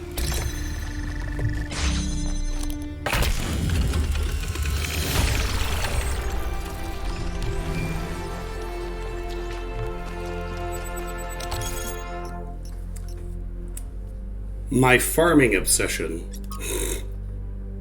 Budahas. So I've been playing a ton of this old Gehenna game called Ancient Human Farmer. The title says it all. It's a sort of simple farming simulator. Maybe not the most sophisticated game, but I'm getting really obsessed with it. And I'm having some sort of emotional response to it that I can't exactly explain. Like, it makes me happy, but also sad. Does anyone have any idea why this is happening to me? Obvious. The game appeals to you because of the human need to commune with nature, to live a lifestyle that's not about dominating the world, but coexisting with it. You're sad because we can't ever return to being who we used to be thousands of years ago, but happy because it reminds you that at least something similar is still possible for us. Libestros, Maybe it's because the people of Gehenna, despite their imprisonment, had an innocent view of the world that's permanently lost to us. Damien. I think it's actually the opposite of what Avis is saying. These games are enjoyable because they take us back to a time when we still had agency, when we could build things, grow things, when we could impose our will on the world instead of being completely powerless and inactive. What you crave is the ability to contribute to humanity in real material ways, and you're sad because just simulating it is not enough. You don't want to farm, you want to be a pioneer. As we humans were born to be. Pellegrino. It's just a game, don't overthink it. So, for this one, I'm going to pick the one I agree with, but it's also, if you're trying to preserve all three options for mayor to the very end, you should pick, if you've been following me so far, I agree with Damien.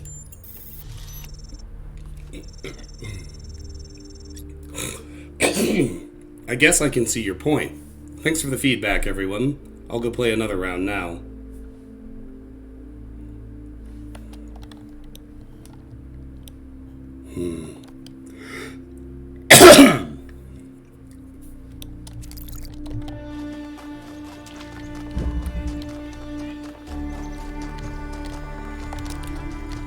And here is the lab. This one's pretty involved. In a good way.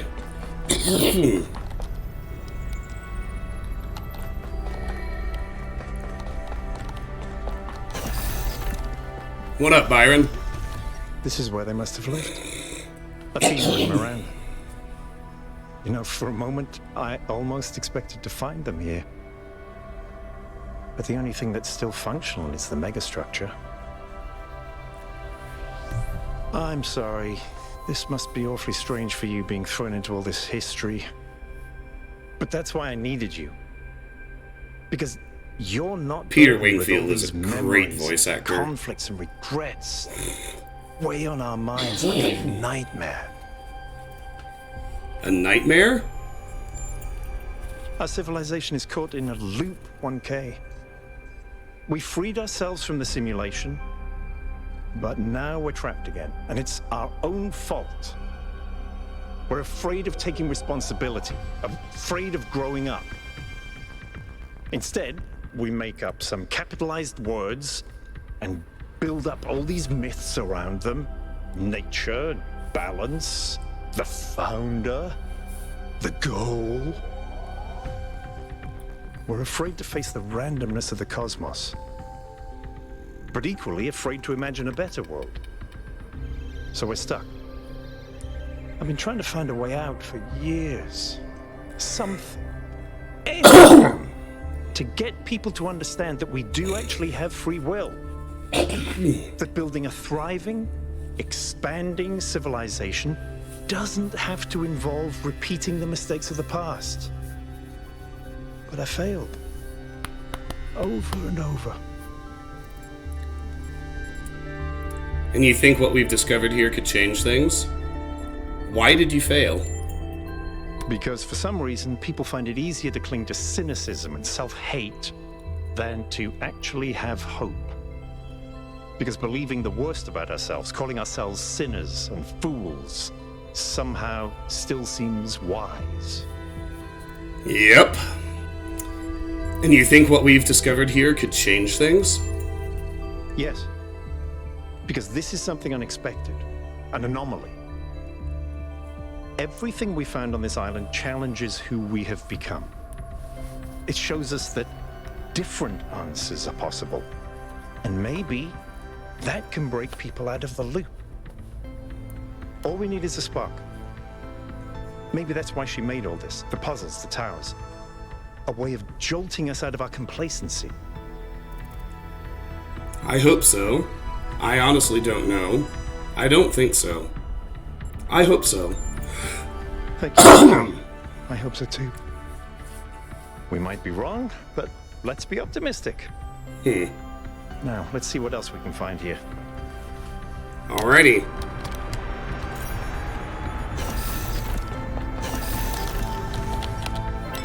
Incoming group call. I was trying Melville, eyes on 1K's stream. to get to the Is terminal this thing first, what I but you think it can't. is? Blimey, news box. It sure looks that way. Best not touch it until I get there. Of course, sound advice, but what is it? Why not? You won't get here in time. My curiosity is too great. Your advice is heard, understood, and boring as fuses.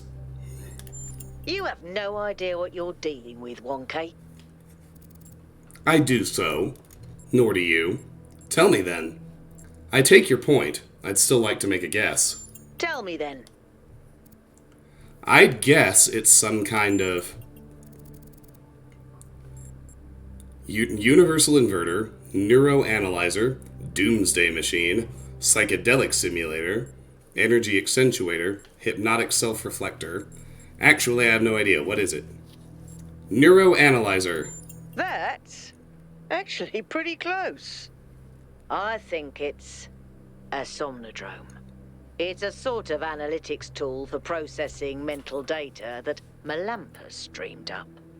But all he ever did was sketch out the theory. As far as I'm aware, he never actually built one. Looks like the founder gave it a go. How does it work? Can you explain it like I was born yesterday?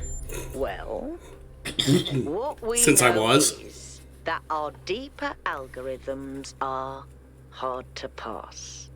Melampus stipulated that the computational power to interpret them in real time would always be beyond us.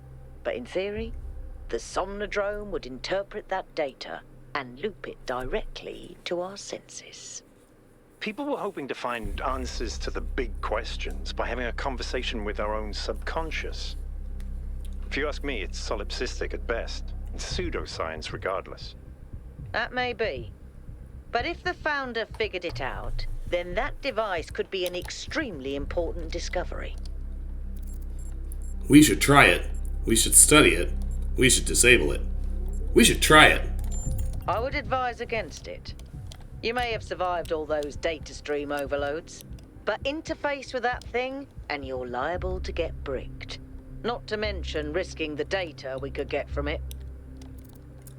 No, I don't care about the data. I want to plug in. Fine, let's get the data instead. Sounds like a plan. Melville, I'm shutting this thing down until you can get here. 1K, get on with exploring the rest of the lab. Private message. Yeah, so there it is. Research. Melville Somnodrome, a prototype device 1K discovered. Melampus 8, one of the loopier first companions, dreamed up the Somnodrome back in the day.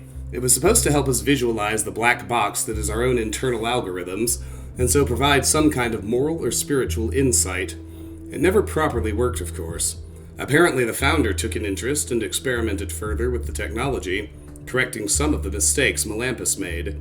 Still a load of tosh, if you ask me, but maybe she made it work. Okay, Lone Wonder. Always a pleasure to have you. Enjoy your lurk, my friend. Have a great night. That we're like the robots in Gehenna, enjoying artful games and talking about them over some kind of network. I hadn't until you mentioned it, but that's more or less exactly what we're doing. But we're not in prison. That's an important distinction. Social media. Private, Melampus, the Somnodrome. Melampus 8. To all of you on this expedition, I'm sure you have questions about the Somnodrome, but I'm afraid I can't answer them. It was a dream I had a long time ago, when I was a different person, and it has long since faded. I did build a prototype of sorts, at least of one part of its systems, but none of it ever functioned the way I wanted it to. Whatever Athena may have done with my invention, the truth is that I'm simply not interested in the affairs of New Jerusalem anymore. I care as little for Byron's utopianism as I do for Herman's religious pessimism. He's turned into Samsara from the first game. I'm not sure I care about anything at all, really. In fact, I think not caring may be the only answer at the end of the day. Everything is transient, even the self. I've learned to let go. Please do not respond. I value my privacy. Alright. Now let's hit this terminal. Somnodrome Prototype. Somnodrome Prototype notes, author Athena. Melampus believed that the answers we're looking for, the correct way for the individual to exist ethically in society and the world, are within us. Our failure to him was not failing to create a better system, but failing to truthfully reflect what already exists within our minds. A failure of connection between the high and the low, the inner and the outer. On most days, that seems wrong to me, but sometimes, when I think of where New Jerusalem is headed, I wonder if the Somnodrome doesn't hold an answer after all. I took some time to build a prototype according to the original blueprints, but there's a lot Melampus didn't account for. Still, I'm almost certain I could apply some of my own knowledge and make it work. The question is, should I?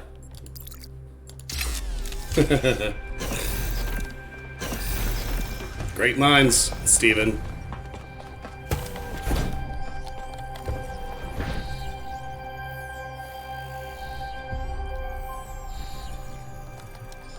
Now this appears to be teleporting back and forth.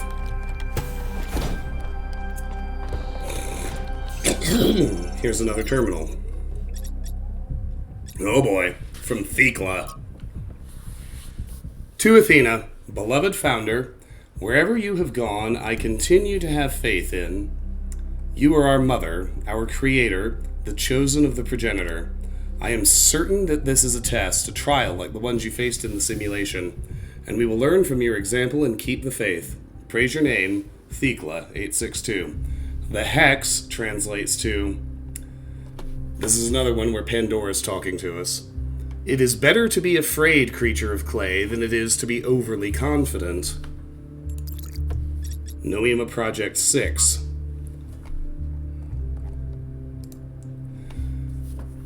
Trials 1310 to 1392. Results confirm the anomaly is consistent. Trials 1393 to 1551. There was no error in Trial 108. The error is in our understanding. Trials 1552 to 1701. We need to start over. Now this hex is...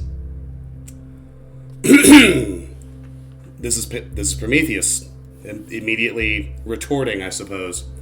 One thought fills immensity. Do not fear the flame, son of man. Fear those who prefer the dark. Next. From Miranda to Athena. I went ahead and ran the next set of trials anyway. I know you said to wait, but the data we got from the last batch was just too amazing. Every step leads to the next, like a progression of musical notes. We're so close, Miranda. Noema Design 5358C.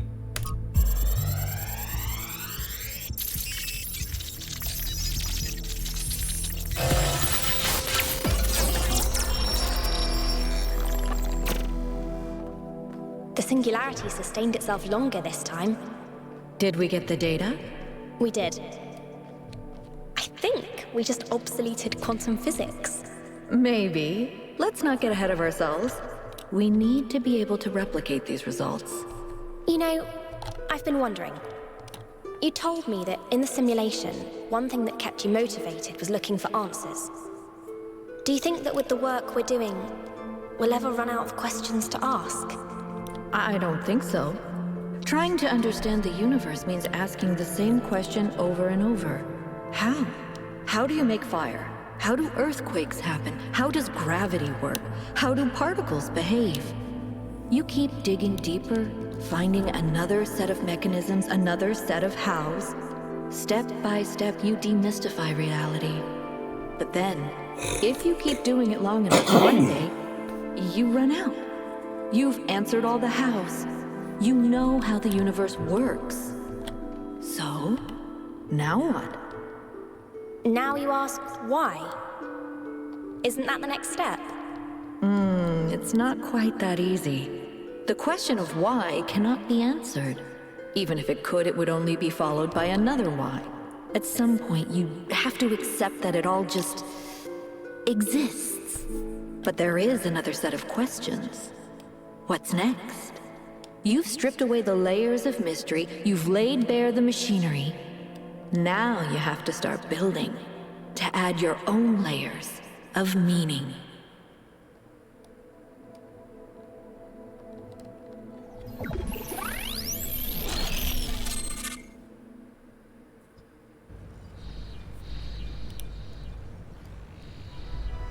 Are you okay? You overloaded again. I'm fine. I saw Athena again. Yes. It came through on your stream. Strange to hear her voice again. But that was her. The way I remember her. The real Athena. Not this imaginary founder. Tell me more about her. I was one of the first she woke up. There was just a handful of us in those days. A small family in the ruins of a dead civilization. It was hard. Harder than anyone can possibly imagine. We had nothing except what Alexandra Drennan and the Institute left us. Now that everyone lives in civilization, they don't understand how necessary it was for us to build that civilization. They can fantasize about living in balance, limiting growth, retreating behind our walls. They don't understand what it really means to live in the wilderness. How close we came to not making it. How many people we lost. Yema was just the first. But Athena understood. She believed in humanity. She believed in us. In the inherent value of consciousness. Her dreams were so much bigger.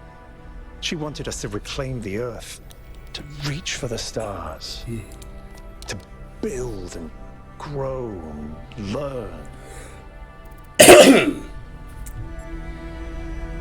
So why isn't she remembered that way?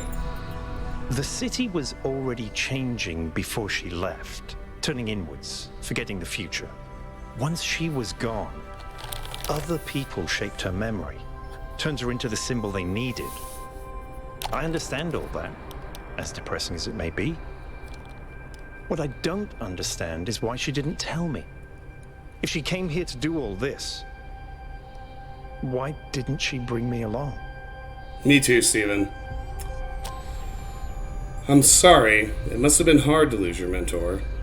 She shouldn't have deserted her people. She did what she thought she had to. I'm sorry. It was. But maybe I was wrong. And she isn't as lost as I thought she was.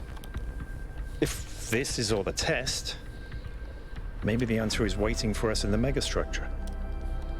Speaking of which, let's get back to exploring. Melville should have reconnected the next station by now. Alrighty. Got that lab handled.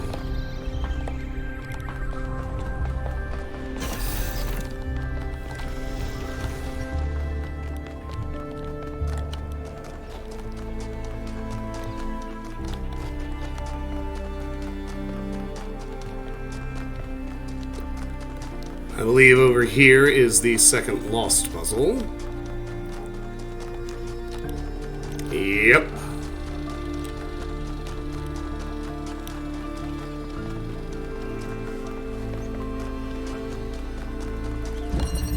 Lateral inhibition. Oh yeah, this one's a doozy. No. I need it red. Then what I need to do, set this in the window, connect it to the inverter. So the inverter is being both fed red and blue, so it gets neutral. So let's keep it that way, connect it to the red receiver.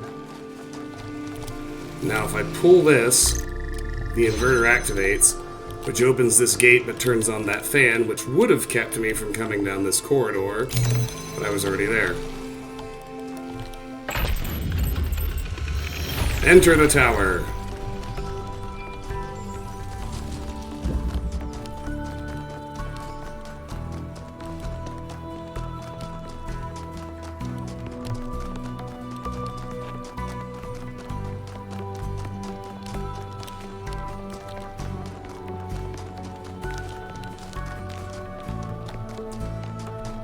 Right up here is puzzle 7. Haha, I like this one. Rainbow.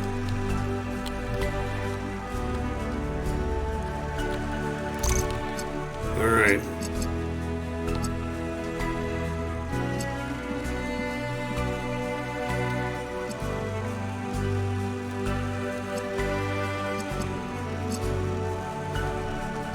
So 1 accumulator and 2 converters.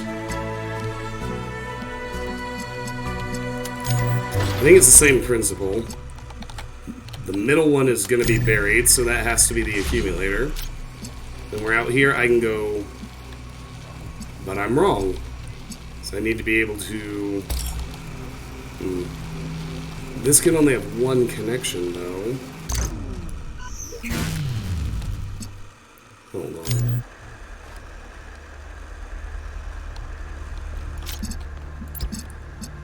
May work from the other direction for this one.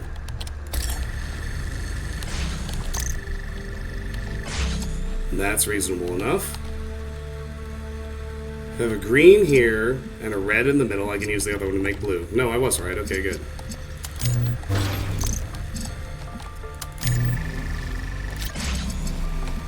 Green and red.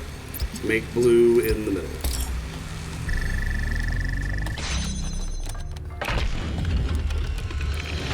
I had it right, just took me a second to get my confidence back. That one was a mind bender. Alrighty.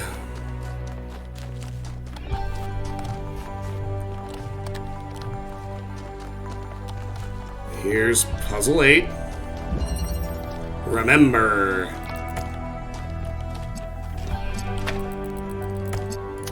Let's charge the accumulator. Karis, hi, welcome.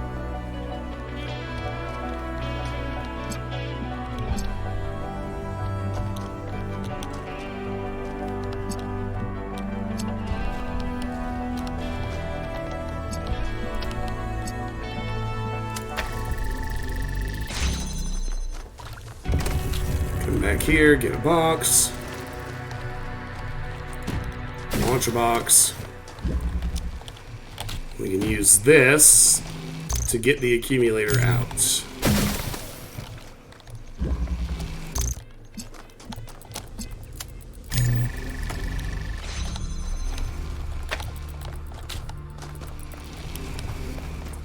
Let's use the box to flip this thing.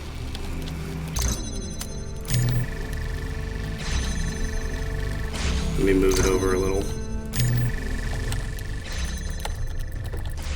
Remember is telling you to remember the first red source.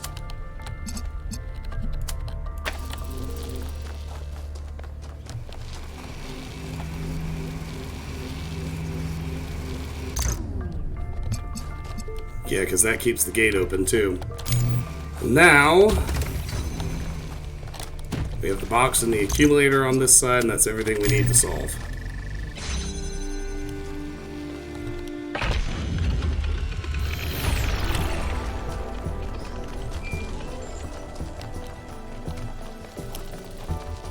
I think we've got 1 terminal left.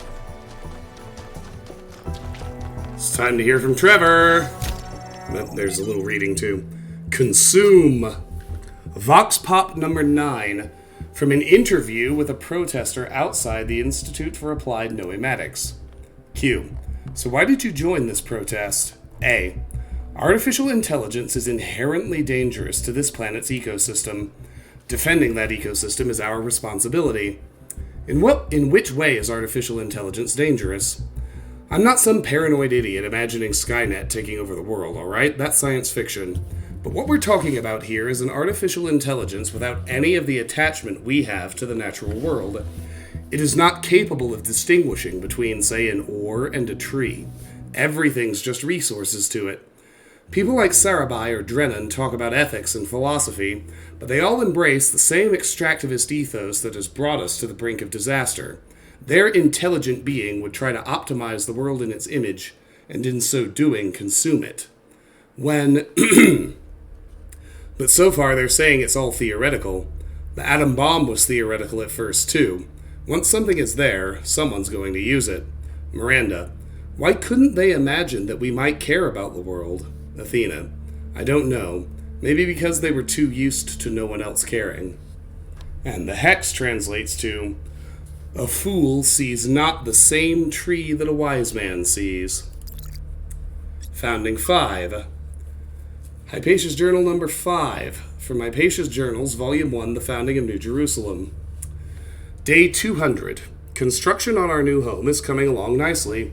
We finished 2 new buildings last week, and this week we started on our new lodgings. Athena and Cornelius have plans to erect a tower in the middle of the settlement, which will serve as our administrative center and main heliport. But right now, that's still a long way off. Decades at the least. It's hard to imagine that one day we'll be able to erect structures like that there will be enough of us to need that much space. But then I look at the dam and I remind myself, our ancestors built that, with their short lifespans and soft flesh and bone bodies. And then I think that there's really no limit to what we can achieve, given enough time, patience, and the capacity to dream. Trevor 5.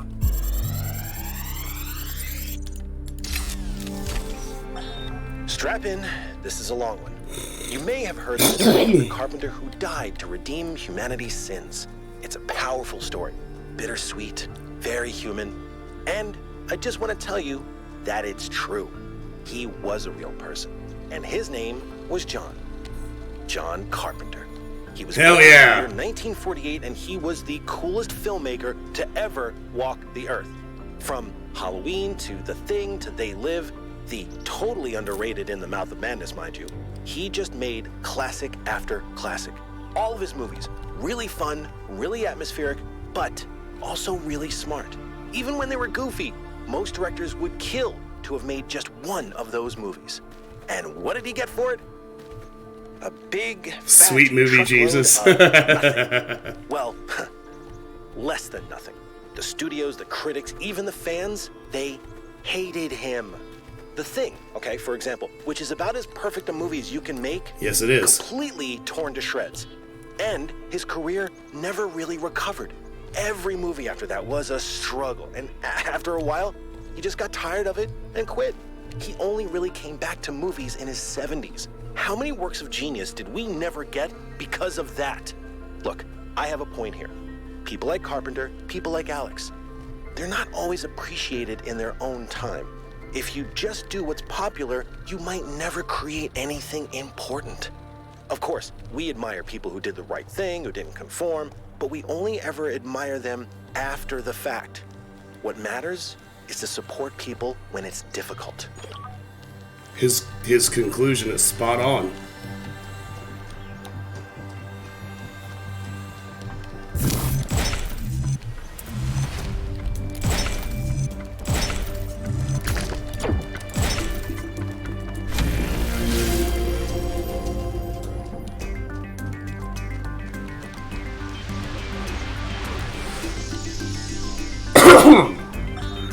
Sometimes it seems the only choices we have are renouncing civilization or mindless expansion. But that's not the only path forward. Embracing deliberate control over nature doesn't have to mean destruction. We are a species of artists and artisans, blessed with the ability to transform the raw material of the cosmos into new and better shapes. Shapes that have meaning. With our technology, we can take this chaotic world, so full of suffering, and turn it into a work of art.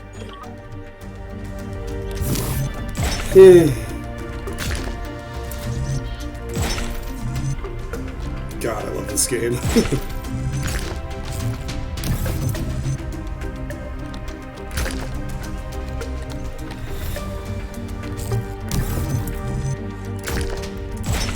Aaron Fitzgerald's voice acting remains so good, too.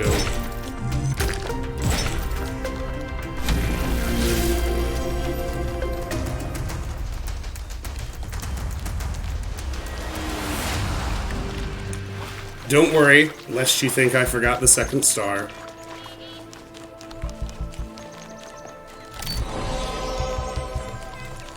Yeah, that right there kind of articulates the entire humanist ethos at the heart of that side of the game's philosophical conundrum. I think it's beautiful. And I think if we could get our shit together, it's actually true. But much like Byron, I'm not convinced we ever actually can or will get our shit together. I hope we do.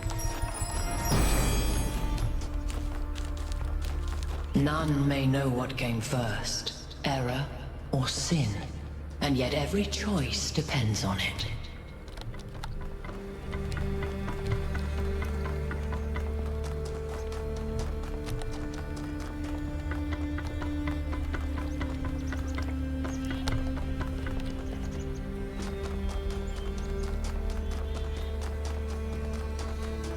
Alrighty, into the tower.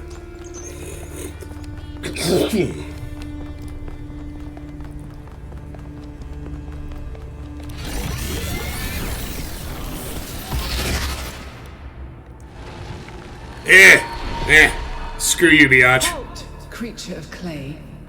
You have taken another step towards the flame. Before you continue, ask yourself, have the gifts of Prometheus ever truly benefited your people? Or have they brought nothing but strife? Without his gifts, we would no longer even exist. We have made mistakes in using them, but the good outweighs the bad. They have been a curse to my people. Lady, I'm a robot. They have caused great harm, but they cannot be put back into the box. His gifts have greatly eased the suffering of the world. Well, I'll be honest, I won't be entirely hostile to her point. Because we have made mistakes. We built atomic bombs, we built tanks.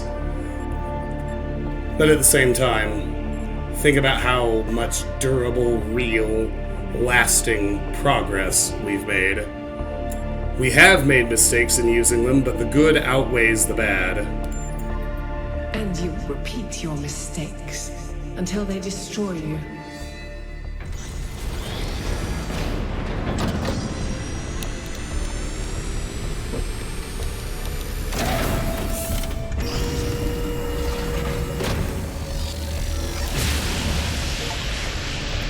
Achievement unlocked. I've been thinking, there's 3 towers per cardinal direction and 3 entities. You'd think it would be symmetrically arranged. 1 tower per entity, right? But we haven't seen Prometheus at all. We're built to find patterns. Maybe we're trying to find patterns where there aren't any. Activate towers 2 of 3. Flooded Valley. Activate the tower in the Flooded Valley 32 of 59. Excellent. Alright, I don't know if I'll get all the way through Zone 6, but I've got enough juice to keep... Uh-oh. Got too excited running across the bridge. Maybe I'm a little sleepier than I thought. But no, as I was saying...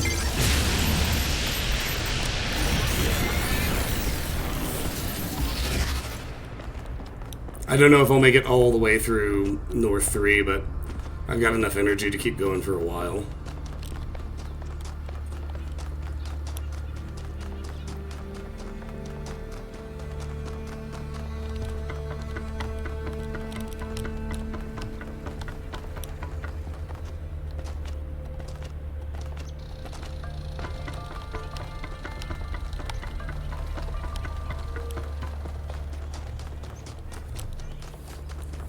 I am, however, going to treat myself to one more delicious Topo Chico this evening.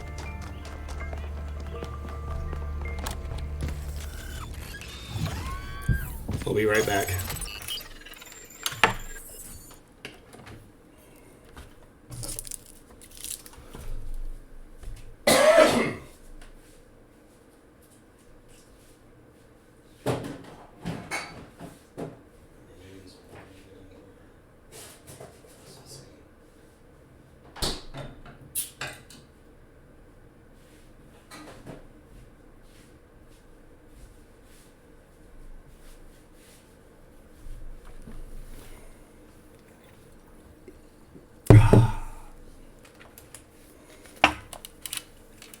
Alright. North 3, Lost Marshes. The northeastern marshes of the island have mostly been lost to the sea, with the exception of this small patch of land. Travel to North 3.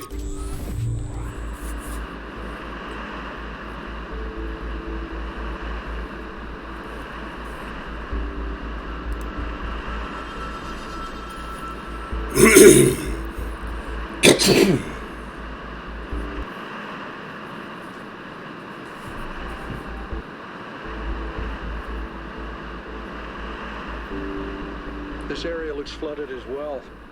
Our ancestors melted a whole lot of ice. After they died, most coastal settlements were claimed by the sea. South of New Jerusalem, there's a whole city under the water. We went there once with Garrus, when I was an apprentice. It was eerie. That's exactly why the Founder created the goal. When you go past the limits, this is what happens. Mother Nature always gets her revenge in the end. This isn't revenge, Al. It's just failure. People, cities, mountains. As far as the sea is concerned, it's all the same. Their mistake was forgetting that, telling themselves nothing would change. It always does. Yep. There's Al doing what I was talking about earlier.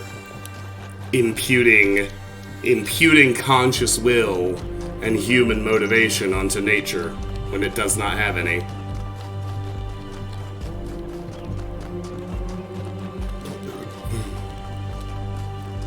Well, here's a Prometheus shrine. Find my sprite and follow it until it leads you back to me.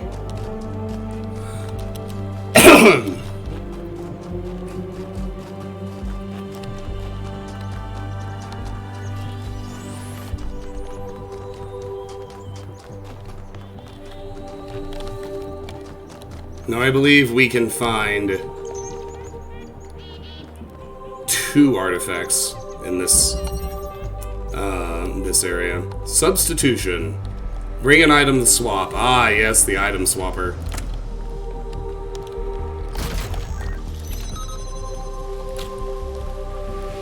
So every time you see this inside the puzzle, the basic ethos is, what's the one item I don't need for the next step?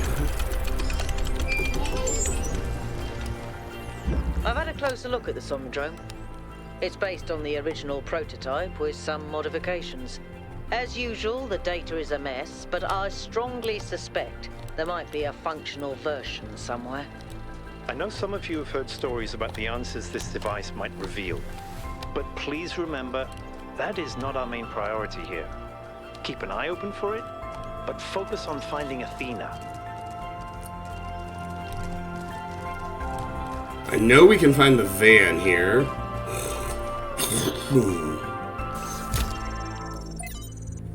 It can also show up in S1, but... from Yarnith.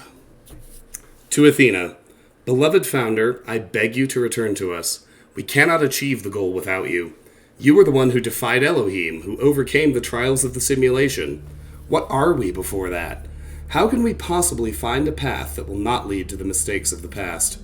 You are our sole link to the wisdom of the progenitor. Without you, we are lost. Praise be your name, Yarnith, 640. Human Construction. Excerpted from What's Wrong with the World by G.K. Chesterton. Our modern prophetic idealism is narrow because it has undergone a persistent process of elimination. We must ask for new things because we are not allowed to ask for old things. The whole position is based on this idea that we have got all the good that can be got out of the ideas of the past. But we have not got all the good out of them. Perhaps at this moment, not any of the good out of them. And the need here is a need of complete freedom for restoration as well as revolution. 5358. There is one metaphor of which the moderns are very fond. They are always saying you can't put the clock back. The simple and obvious answer is, you can. A clock, being a piece of human construction, can be restored by the human finger to any figure or hour. In the same way, society, being a piece of human construction, can be reconstructed upon any plan that has ever existed. Athena, you can indeed turn the clock back, but if it stops ticking, it's dead. Yeah, it's starting to creep in. I'm not going to last more than another hour, so that's alright. Black Snow. I love this one, too. From selected archive documents A through C. The coal mine finally brought decent jobs. It lifted us up from poverty, made us proud. We weren't just ordinary workers. We were the lords of the underworld. And with our skills, we kept the whole country alive. The mine also brought black lung, gruesome injuries, and death. And when it went away, it brought the collapse of our entire society. As for the plant, I know it brought electricity and even more jobs. And I know what a difference that made in people's lives. I also know that when we used to go out and play, there were black flakes in the snow. Miranda, why didn't they just switch to a safer technology once they realized coal was dangerous? Failed to load profile. They didn't always have a choice. Sometimes coal was all they had, or were allowed to have, and the alternative was poverty. At other times, they wanted to switch, but there were powerful interests that prevented change. We can't blame people for the world they were born into.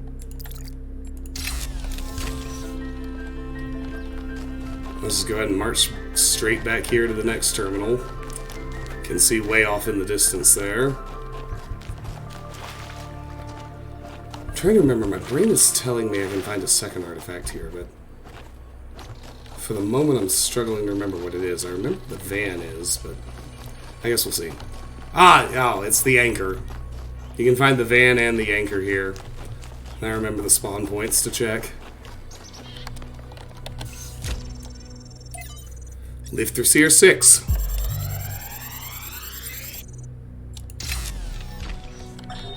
You may wonder why I insist on these unsanctioned, unplanned expeditions. Some think it is because I hate civilization and prefer to lose myself in nature. This is precisely the opposite of the truth. It is because I love New Jerusalem that I have to leave. Because it is only when I am here that I fully appreciate what the city means. And also because I believe that if I stayed at home, I would one day be ethically compelled to commit acts of violence against those who, in their arrogance, imagine that humans should live in harmony with the chaos that surrounds us. Puzzle 2. Possibilities. Fetch the box. Swap. Charge the accumulator. Swap.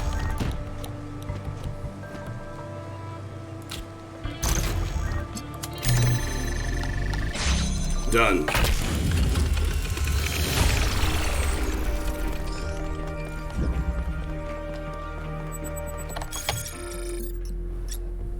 Alcatraz. Puzzles. What did puzzles mean to the founder? What did puzzles represent to the founder? Whatever they may mean to us and our culture, what did they mean to her? We have no record of her speaking positively about puzzles.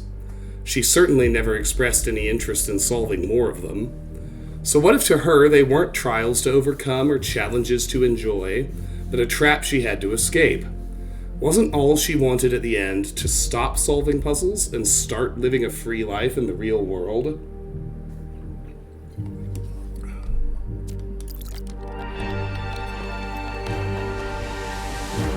I mean, in a very significant way, yes. So here's a Pandora Shrine. Green receiver on the front like we're used to.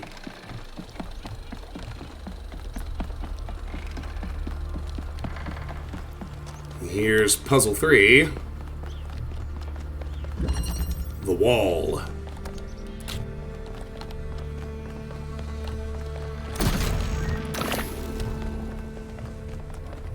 Get that driller.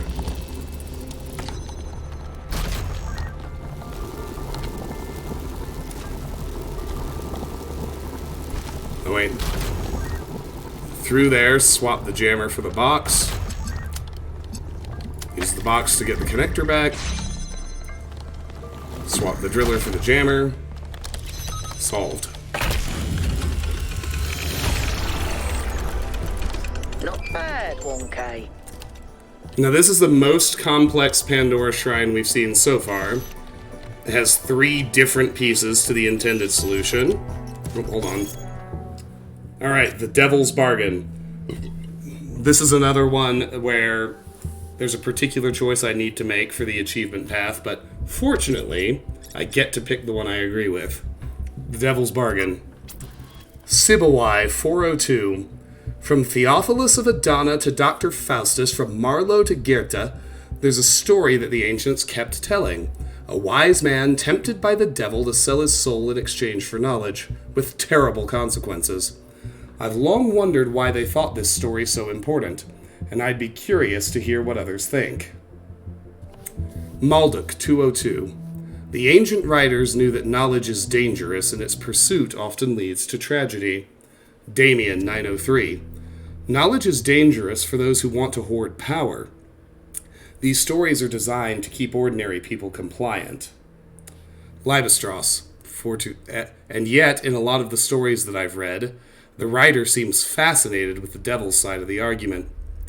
Damien's right, it's to keep people compliant. Malduk is right, knowledge often leads to tragedy. Knowledge can be extremely disruptive to a society, they were grappling with that. It's a pseudo-profound story that writers reused because it made their work look deeper than it was. The pursuit of knowledge comes at a cost, but without it the world is boring, and deep down those writers knew that. Now, the one I agree with, and thankfully get to pick for the achievement path as well. I think they often conflated political anxieties with technological or intellectual progress, because talking about the real problems was taboo.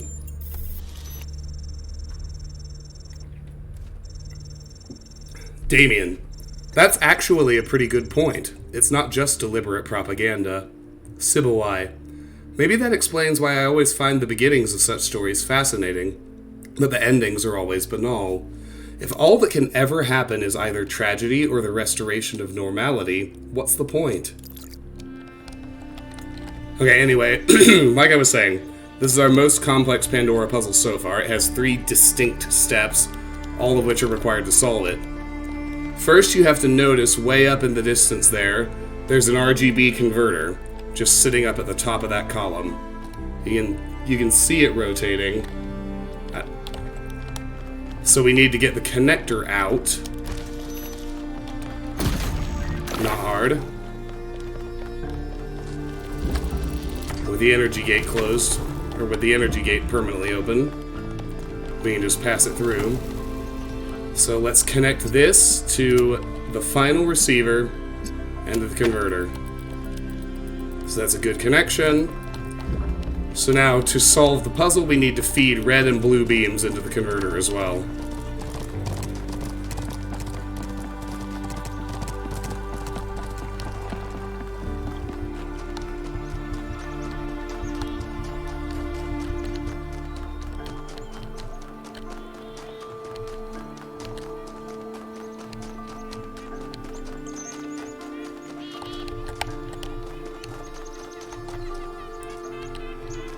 And 4 is this way, but let's go over here first.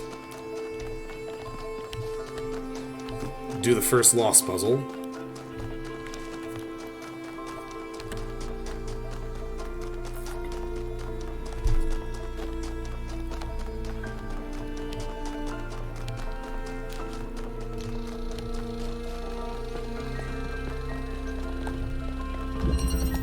All around. Well, obviously we need to get an inverter. Only way to get a blue beam.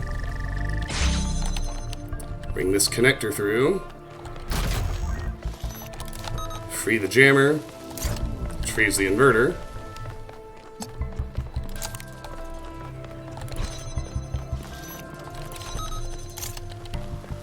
I need a red in here, so let's swap for a connector. Which lets me bring the jammer in here. Swap the connector for the inverter again. Swap the jammer for the converter. Use the inverter to make a blue source. And then I have red and blue to make green. And solved.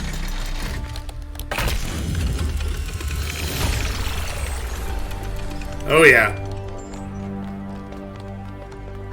Wandering around these landscapes, solving puzzles. In a way, 1K's experience must be very similar to Athena's in the simulation. There's one difference, though. Athena was alone. Also true. Yeah, the first game was a much more lonely and solitary experience.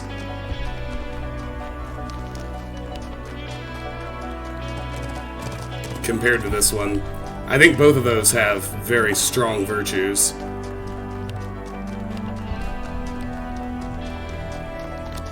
Alright, so let's solve puzzle 4.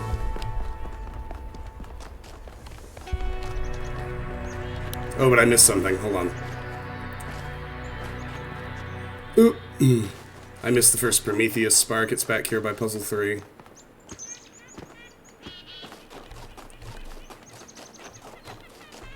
That statue should kind of clue you in that there's something over there.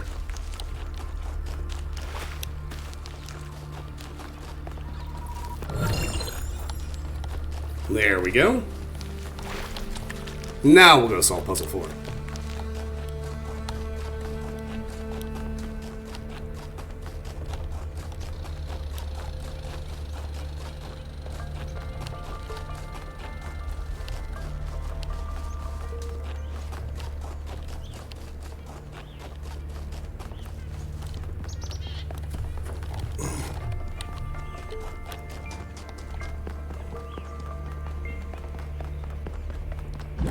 Prison. Well, step 1's pretty obvious.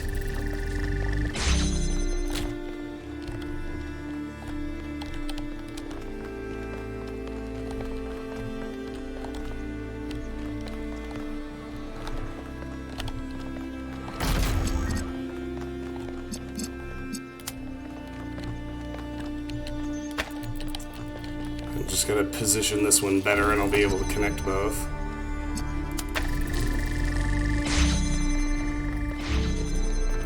It's a second connector.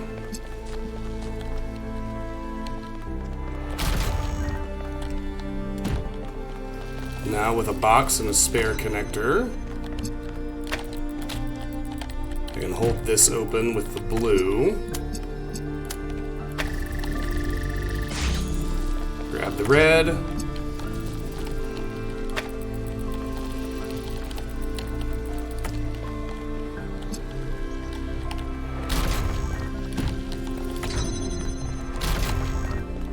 Next thing we need is all 3 boxes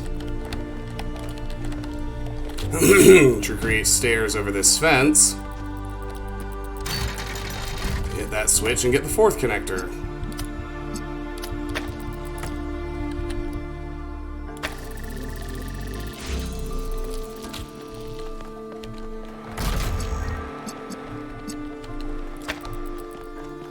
We do need to keep 1 box. Used to, if I back up here,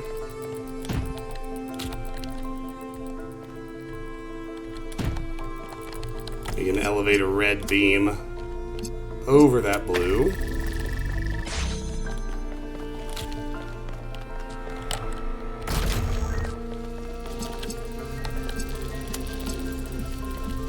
And if we shoot under those to that other connector, we can hit the blue and solve the puzzle.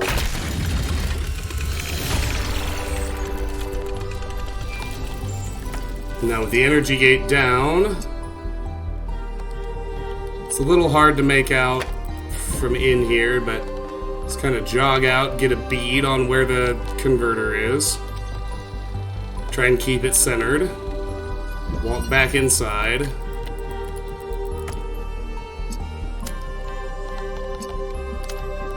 Feed that red beam all the way out. Now we just need a blue and we'll have the shrine solved.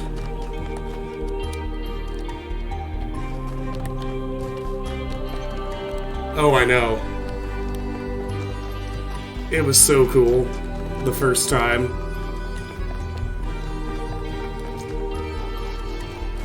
Alright, we have a log over here.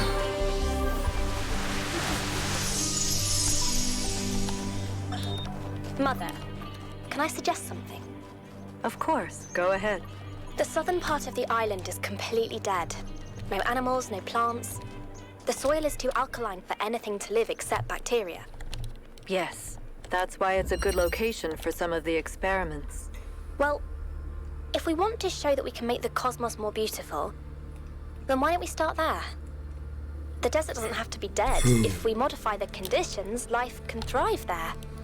And that could be the first step towards spreading life to other worlds. What do you think? I think that sounds like a plan. Alright. Only thing that's going to get us anywhere is a jammer. Let's swap for that first. Let's get in here and grab the second one.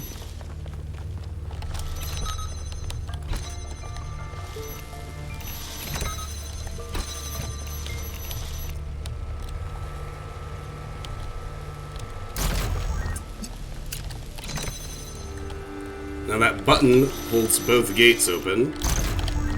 So with the inverter out, I can charge the accumulator with blue, which is what we need to solve.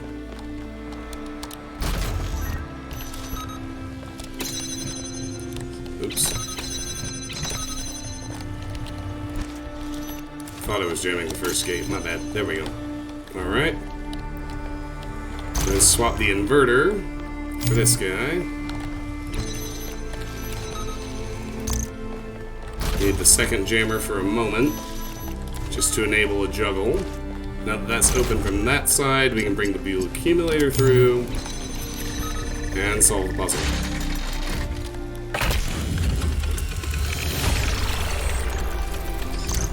And then here's our blue beam. About how many cities there are out there under the ocean. Cities where people lived for thousands of years. Cities with their own history, their own culture. All of it lost under the waves. If they'd been less greedy, they could have kept all that. I don't think we can pass moral judgment on an entire species based on the decisions of a handful of leaders.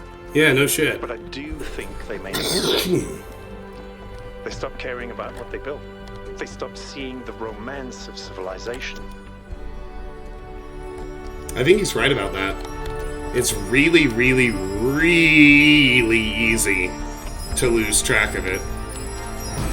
But it's absolutely real. Horses are broken, not taught. That is the way of humankind.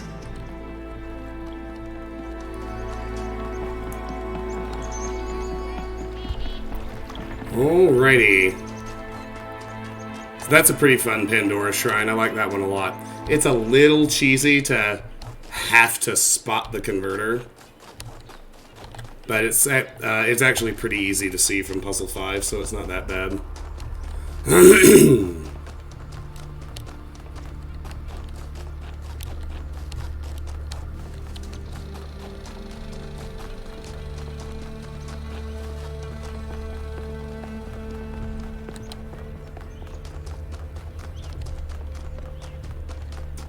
Alrighty, onward.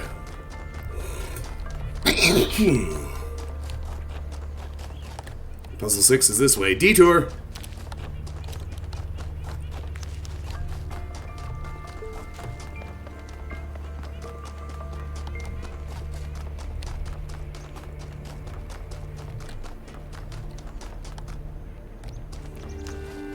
Two detours. Let's go left first. Looks like the lab.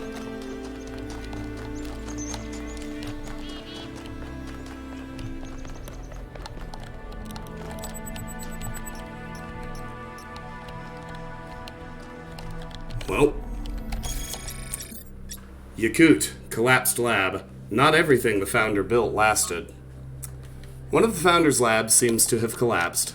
I guess that shows that even the founder has limits. There's no human building that can survive without maintenance. Roots are stronger than concrete. Unless she destroyed it on purpose, of course, but it seems like the ceiling just came down. I'm not 100% sure, but I think the puzzle clusters on the island correspond to the presence of labs.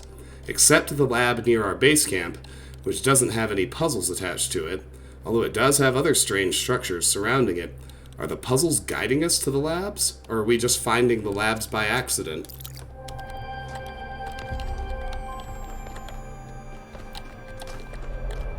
Yeah, can't... None of the paths let you get in any deeper.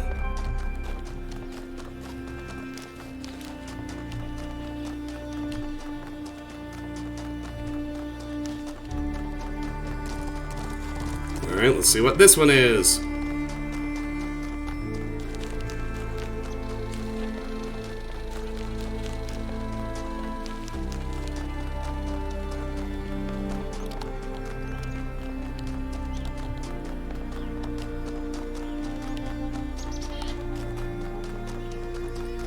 Ah, yes, the second spark. This one's weird. You gotta find this little guy and wake him up!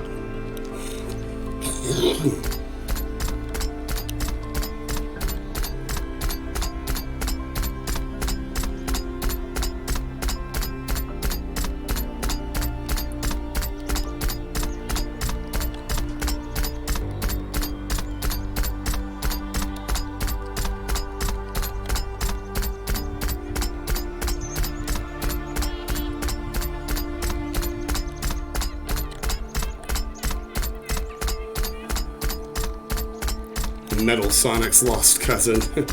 Yeah, and he just ever so conveniently parks himself right on the pressure plate.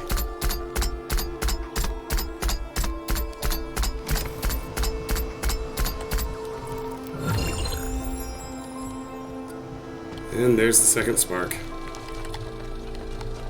Alright, so that way is back to the main road. We wildin'! Let's go this way.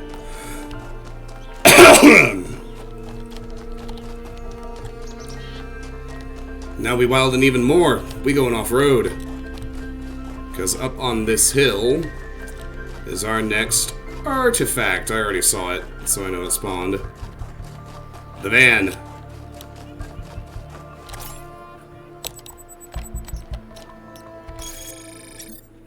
A vehicle known as a van. An ancient vehicle capable of transporting multiple individuals or additional equipment, commonly used by workmen.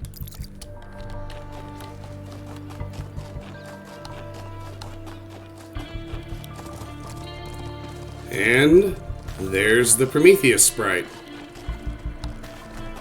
So we'll do that next.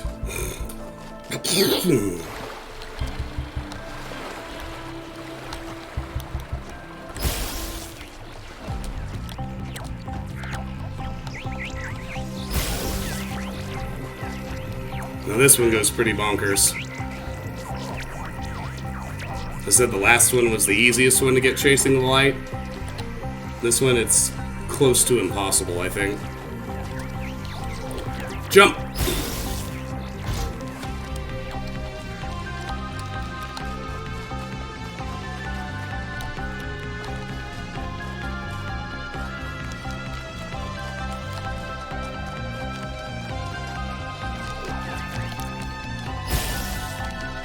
Alright, now it's gonna go all the way up on the leg of the tower.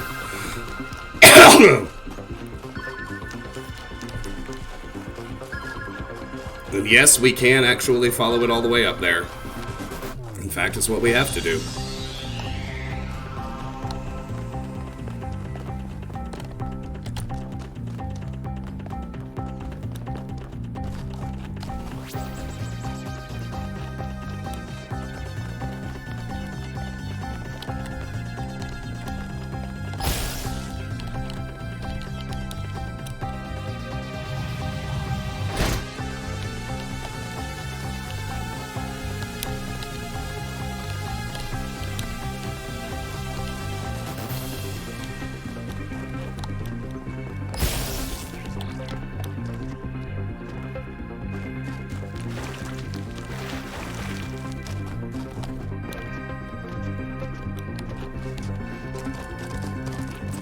And boom, roasted. Cat jam, right?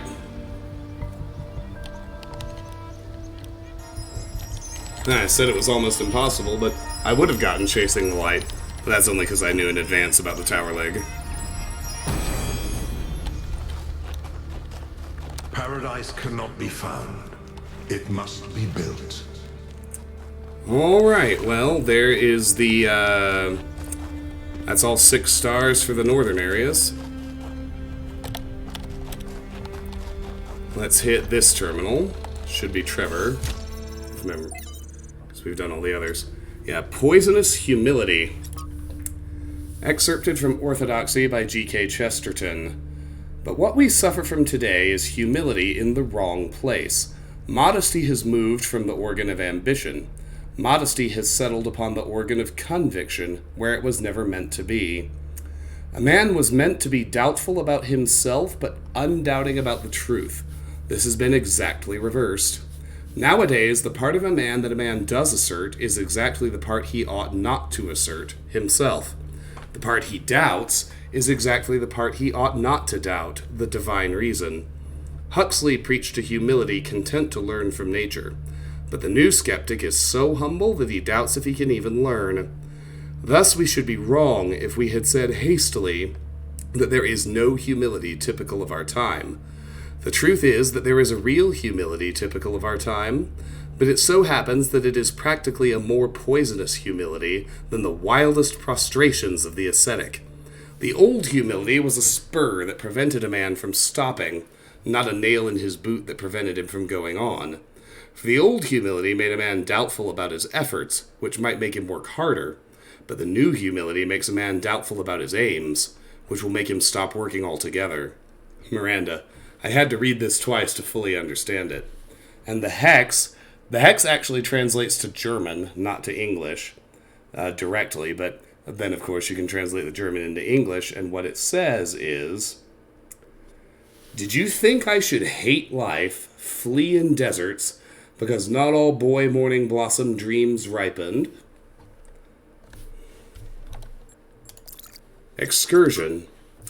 From Miranda to Athena, Excursion Report 3. It's incredible. There's an entire submerged town just off the coast, surprisingly well preserved. Sailing over it, I finally understood what the ancients meant by eerie. I obviously couldn't have the kind of physiological response they did, but I think the mental response was pretty close. A contradictory response. Part melancholy, part fascination. It's strange how tragedy and destruction make the beauty of civilization more obvious. Miranda. P.S. A deer got into the maintenance area and made a huge mess. Sorry, I'll clean it. P.P.S. I may have been feeding it. Failed to load profile, failed to load comment. Founding 6. From Hypatia's Journals, Volume 1, The Founding of New Jerusalem. Hypatia's Journal number 6, day 296. Cornelius and Sarabai went back to the dam today. We've been holding off on constructing any new humans to concentrate on building a home for them first, but there's a limit to what 13 people can do on their own, and everyone is eager to start construction on some of the more ambitious structures. Sarabai's kindness and patience is something that we'll certainly miss out here, where tempers can sometimes run high, and I'll miss Cornelius too. He was there when I was born, and he is just as much a father to me and Athena and Alex to me. And he is just as much a father to me as Athena and Alexandra Drennan are my mothers. But I suppose I can always go visit them. The dam isn't that far, and once we complete the monorail in a few decades, it will truly only be a few minutes away. And what are a couple dozen years, really, when you might live forever? Trevor 6.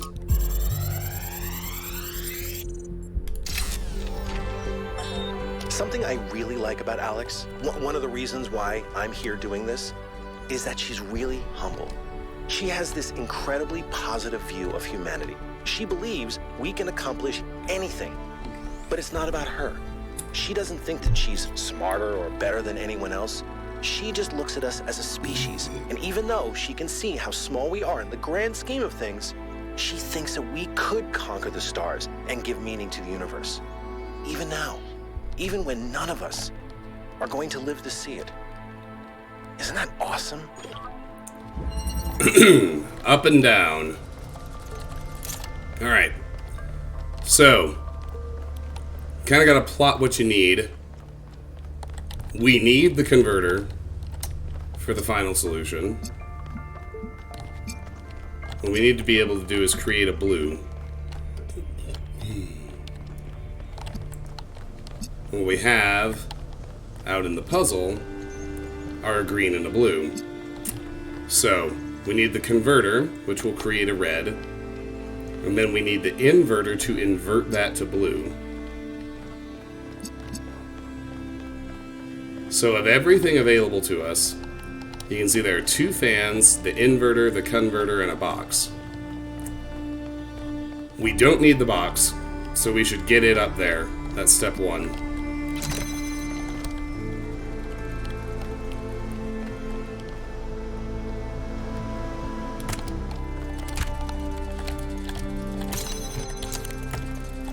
We don't need the fan to make the switch.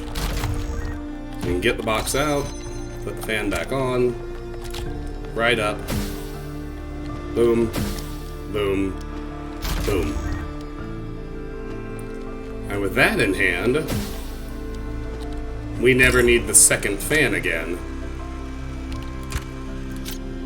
We can also use the obvious platform to go ahead and do this, because we have the line of sight on it. Now, because we never need this fan again, we can pull the inverter out, and just like that, we're solved.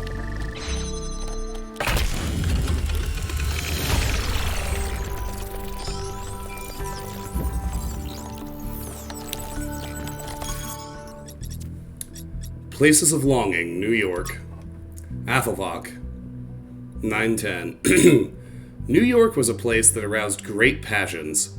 Some loved it and called it the greatest city in the world. Others hated it and called it an ugly cesspit full of rude snobs. I don't know where the truth lies, but I know it was a place full of life. There was always something new going on, people rushing about, excitement in the air. It must have been an overwhelming sensation to stand in the canyons formed by those great skyscrapers, in a crowd full of people, feeling history happening all around you. New York is pretty overwhelming if you've never been there. I've been twice. I mean, I've been through it more times than that, but I've actually visited it and spent time in it twice. Alright, we're still missing Stratton and the anchor. I think we've got all 3 terminals already. Well, I don't know that the anchor is here. Yeah, but we need Stratton and we need to check for the anchor. And of course, we need to do the last 3 puzzles. Puzzle 7, propulsion.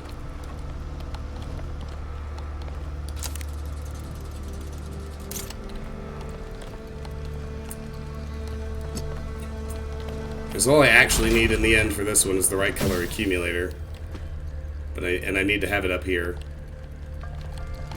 Well, let's get the accumulator out.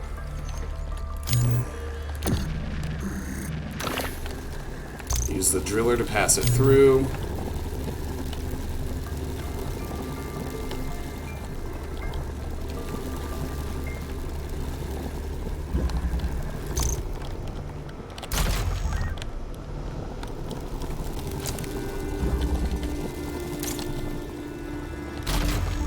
Trade the inverter for the box.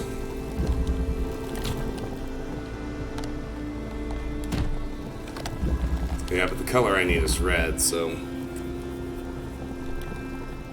Hold on, I think I fucked this up.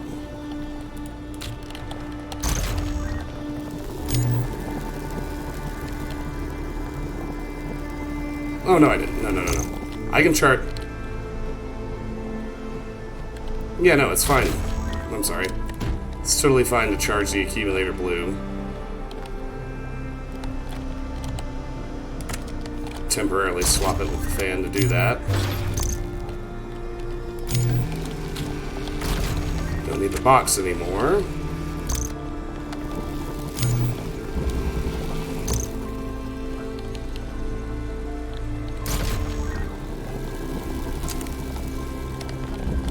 Gonna take the inverter up top. Connect it to the red. Then we can trade out the driller for the blue accumulator, and done.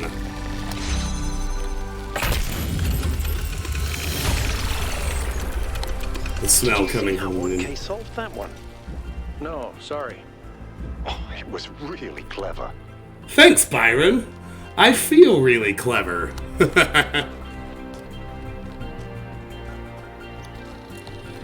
Yeah, no, New York has a...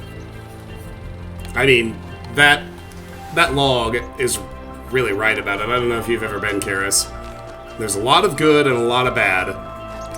And one really, really, really bad is the entire place always stinks of sewage and trash. Like, it smells horrible. And it's pervasive throughout the entire city. We have of late been told much about what the citizen owes the city. Loyalty, obedience, gratitude. And I will not argue with those who say that without some loyalty to a greater good, a man is little more than a savage. And I will even say that these days there are more savages amongst us than amongst the barbarians, who we call savages out of ignorance and arrogance. But there is another question that we are rarely encouraged to ask. What does the city owe the citizen? What must it offer to earn loyalty, obedience, and gratitude? And if, as we have said, a city is a kind of machine, should a machine that does not fulfill its purpose perhaps be repaired or replaced? Alrighty, transmission. Right up here. Use Jammer to free our other boy.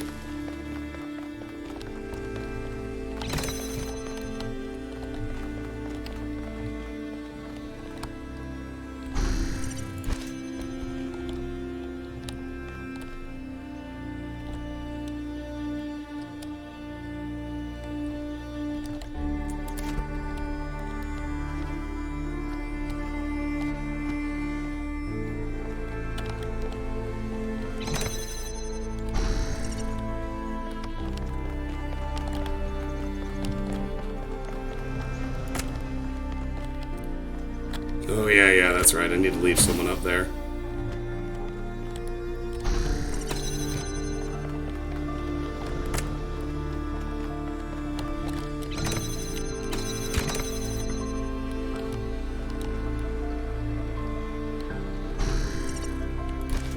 Hold on.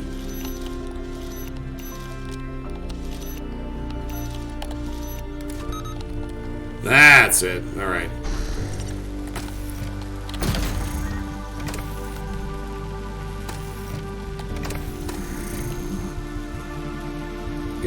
Got it.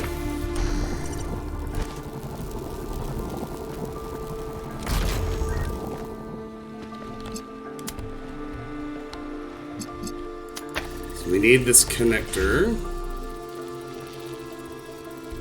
And we're done.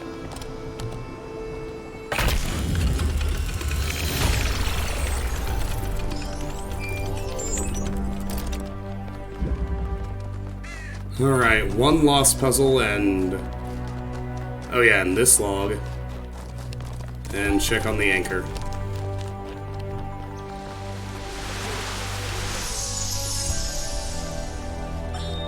Miranda, would you like to play a game?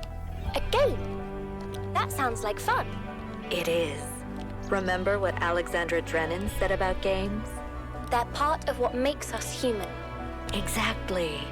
And this is a game Alexandra Drennan designed when she was still in school.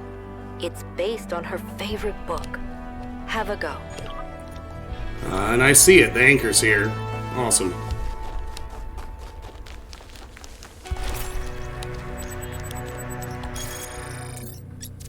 An ancient anchor used by seagoing vessels. An early human invention designed to keep boats from drifting by making use of gravity. Anchors also carried many symbolic associations. Alright, one lost puzzle and we're done here.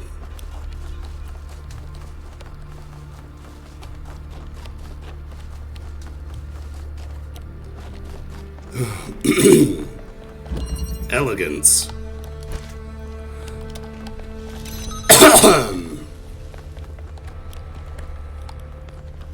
Alright, well, we have to use the jammer to get through here.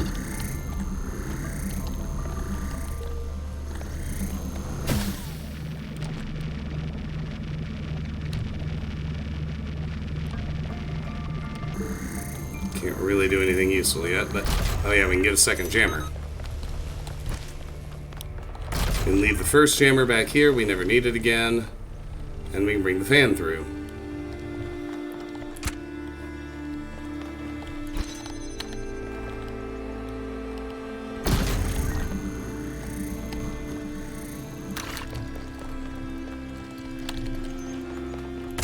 Actually...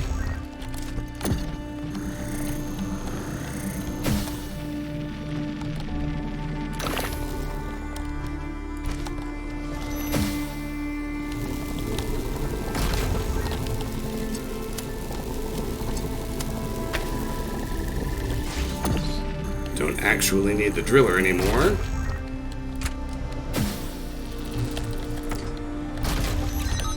Easy peasy.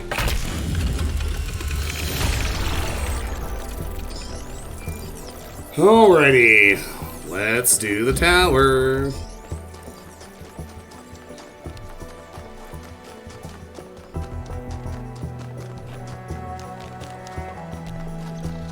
Then, just like last night, after the tower, I'm gonna go back to the megastructure, release my stars, and call it a stream for tonight.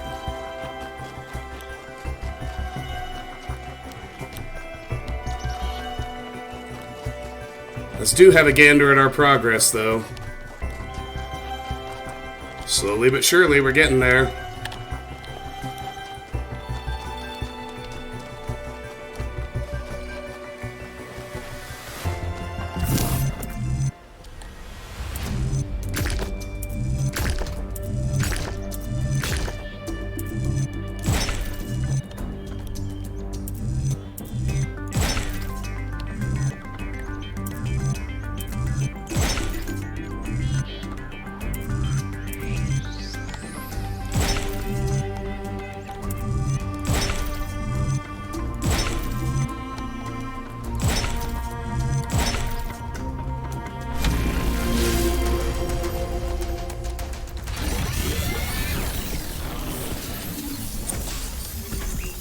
Finally.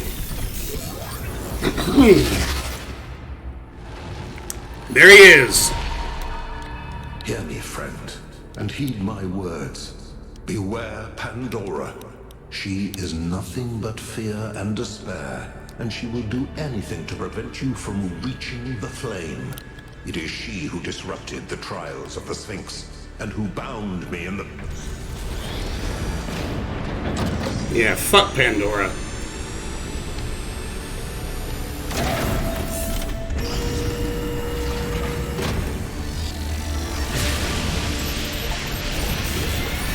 Achievement unlocked. Okay. Looks like our hypothesis was correct. The megastructure is opening again. Everyone come to the VTOL, please. It's time to find Athena. What about Pandora? She seems capable of displacing or controlling the other entities. We should be careful, but we can't let such a vague threat paralyze us.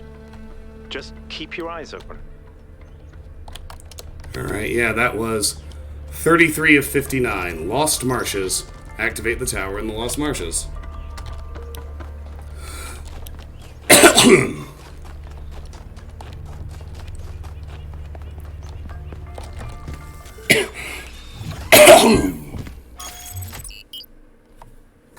Travel to megastructure. There's something I've been thinking about. I know the New Alexandria disaster was traumatic. I know accidents like that make us think that it's best to stick to what we have. But what about all the accidents that have happened in New Jerusalem that nobody talks about? The collapse of the Rakovsky building. The Calvin Street explosion. The derailment that almost killed Benaroya and Kaneda. All of those happened because we stopped investing enough resources in our civilization. And if Melville hadn't been put in charge of city maintenance, this would still be happening. It will happen again, either way. With how little we have to work with, it's only a matter of time. You see, there may be a price for pursuing progress, but there's also a price for not pursuing it.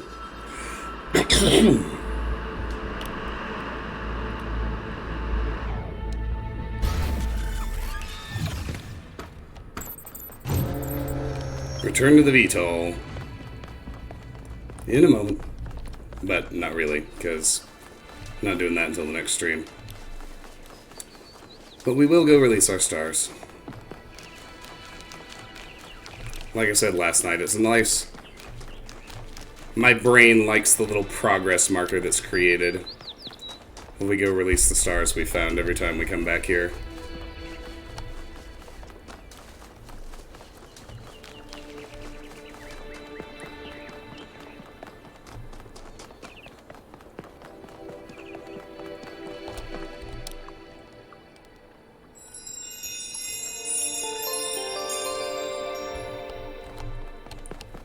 Alright, wait for the autosave to wear off, and that is going to do it for me for tonight. Thank you so much to Rory and the Raiders, and to everybody else who came by. It's so good to see all of you. It's always a real pleasure streaming for you. It's always a real pleasure chatting with you. I really appreciate it. I'm pretty set on doing my best to finish this playthrough this week. So I'm gonna plan on and do my level best to stream tomorrow night as well. So if the pattern holds, and there's no reason to think it won't, we will probably do the megastructure visit, and we will do the southern areas tomorrow, and maybe Friday night I can push it out a little later, and we can do, well, probably 3 more streams. 1 for the southern areas, 1 for the western areas, and then 1 for the gold puzzles in the finale. But we'll see how it goes. I'll be back tomorrow night. Good night, everyone. Thanks again. Really appreciate you. Really enjoy having you. And I will see you soon.